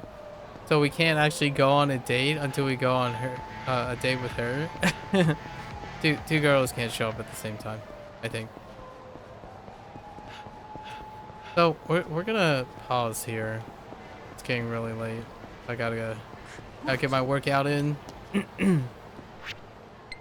Really nice little discussion we had today. Really appreciate it. Oh yeah, there's the photo, the singular photo of Onomichio, donned by someone else. Where are we? We are close. One of the tasks is to complete all the sub-stories game. And the hostesses are part of the sub-story. We still have to sample all the mini games, but we don't necessarily have to beat any of them. We're gonna try our best though. And then we have to finish the social link sim, which Mama is missing. And Mama is one of the story. Mama's right here. And then that's it actually. And then we do a victory lap. Yeah. Very low requirements. I do believe that if you wanted to 100% the mini games, it's kind of rough. Puyo Puyo has a really high ceiling, actually. That might take a little bit. I'm not sure about Mahjong or Virtual Fighter 5 for that matter. Win a match win a total of 10 matches? Okay, that's not too bad. Like the entire Virtual Fighter 5 Final Showdown, but like that is in here. A little trivia about that is the Dragon Engine was developed. When the Dragon Engine was developed for this game, it was also used for Virtual Fighter 5. That's why they can seamlessly port Virtual Fighter 5 into this game as well. Alright. Okay. That's a wrap for today. Thanks for joining, folks. As always, love the discussions. If you're just here to listen to me drone about things, thanks for hanging out. If you're gonna watch this later, thanks for watching. And as always, until next time, stay safe, stay healthy, get that net positive lifestyle, and I'll catch you guys on the next one. Take care. Bye now.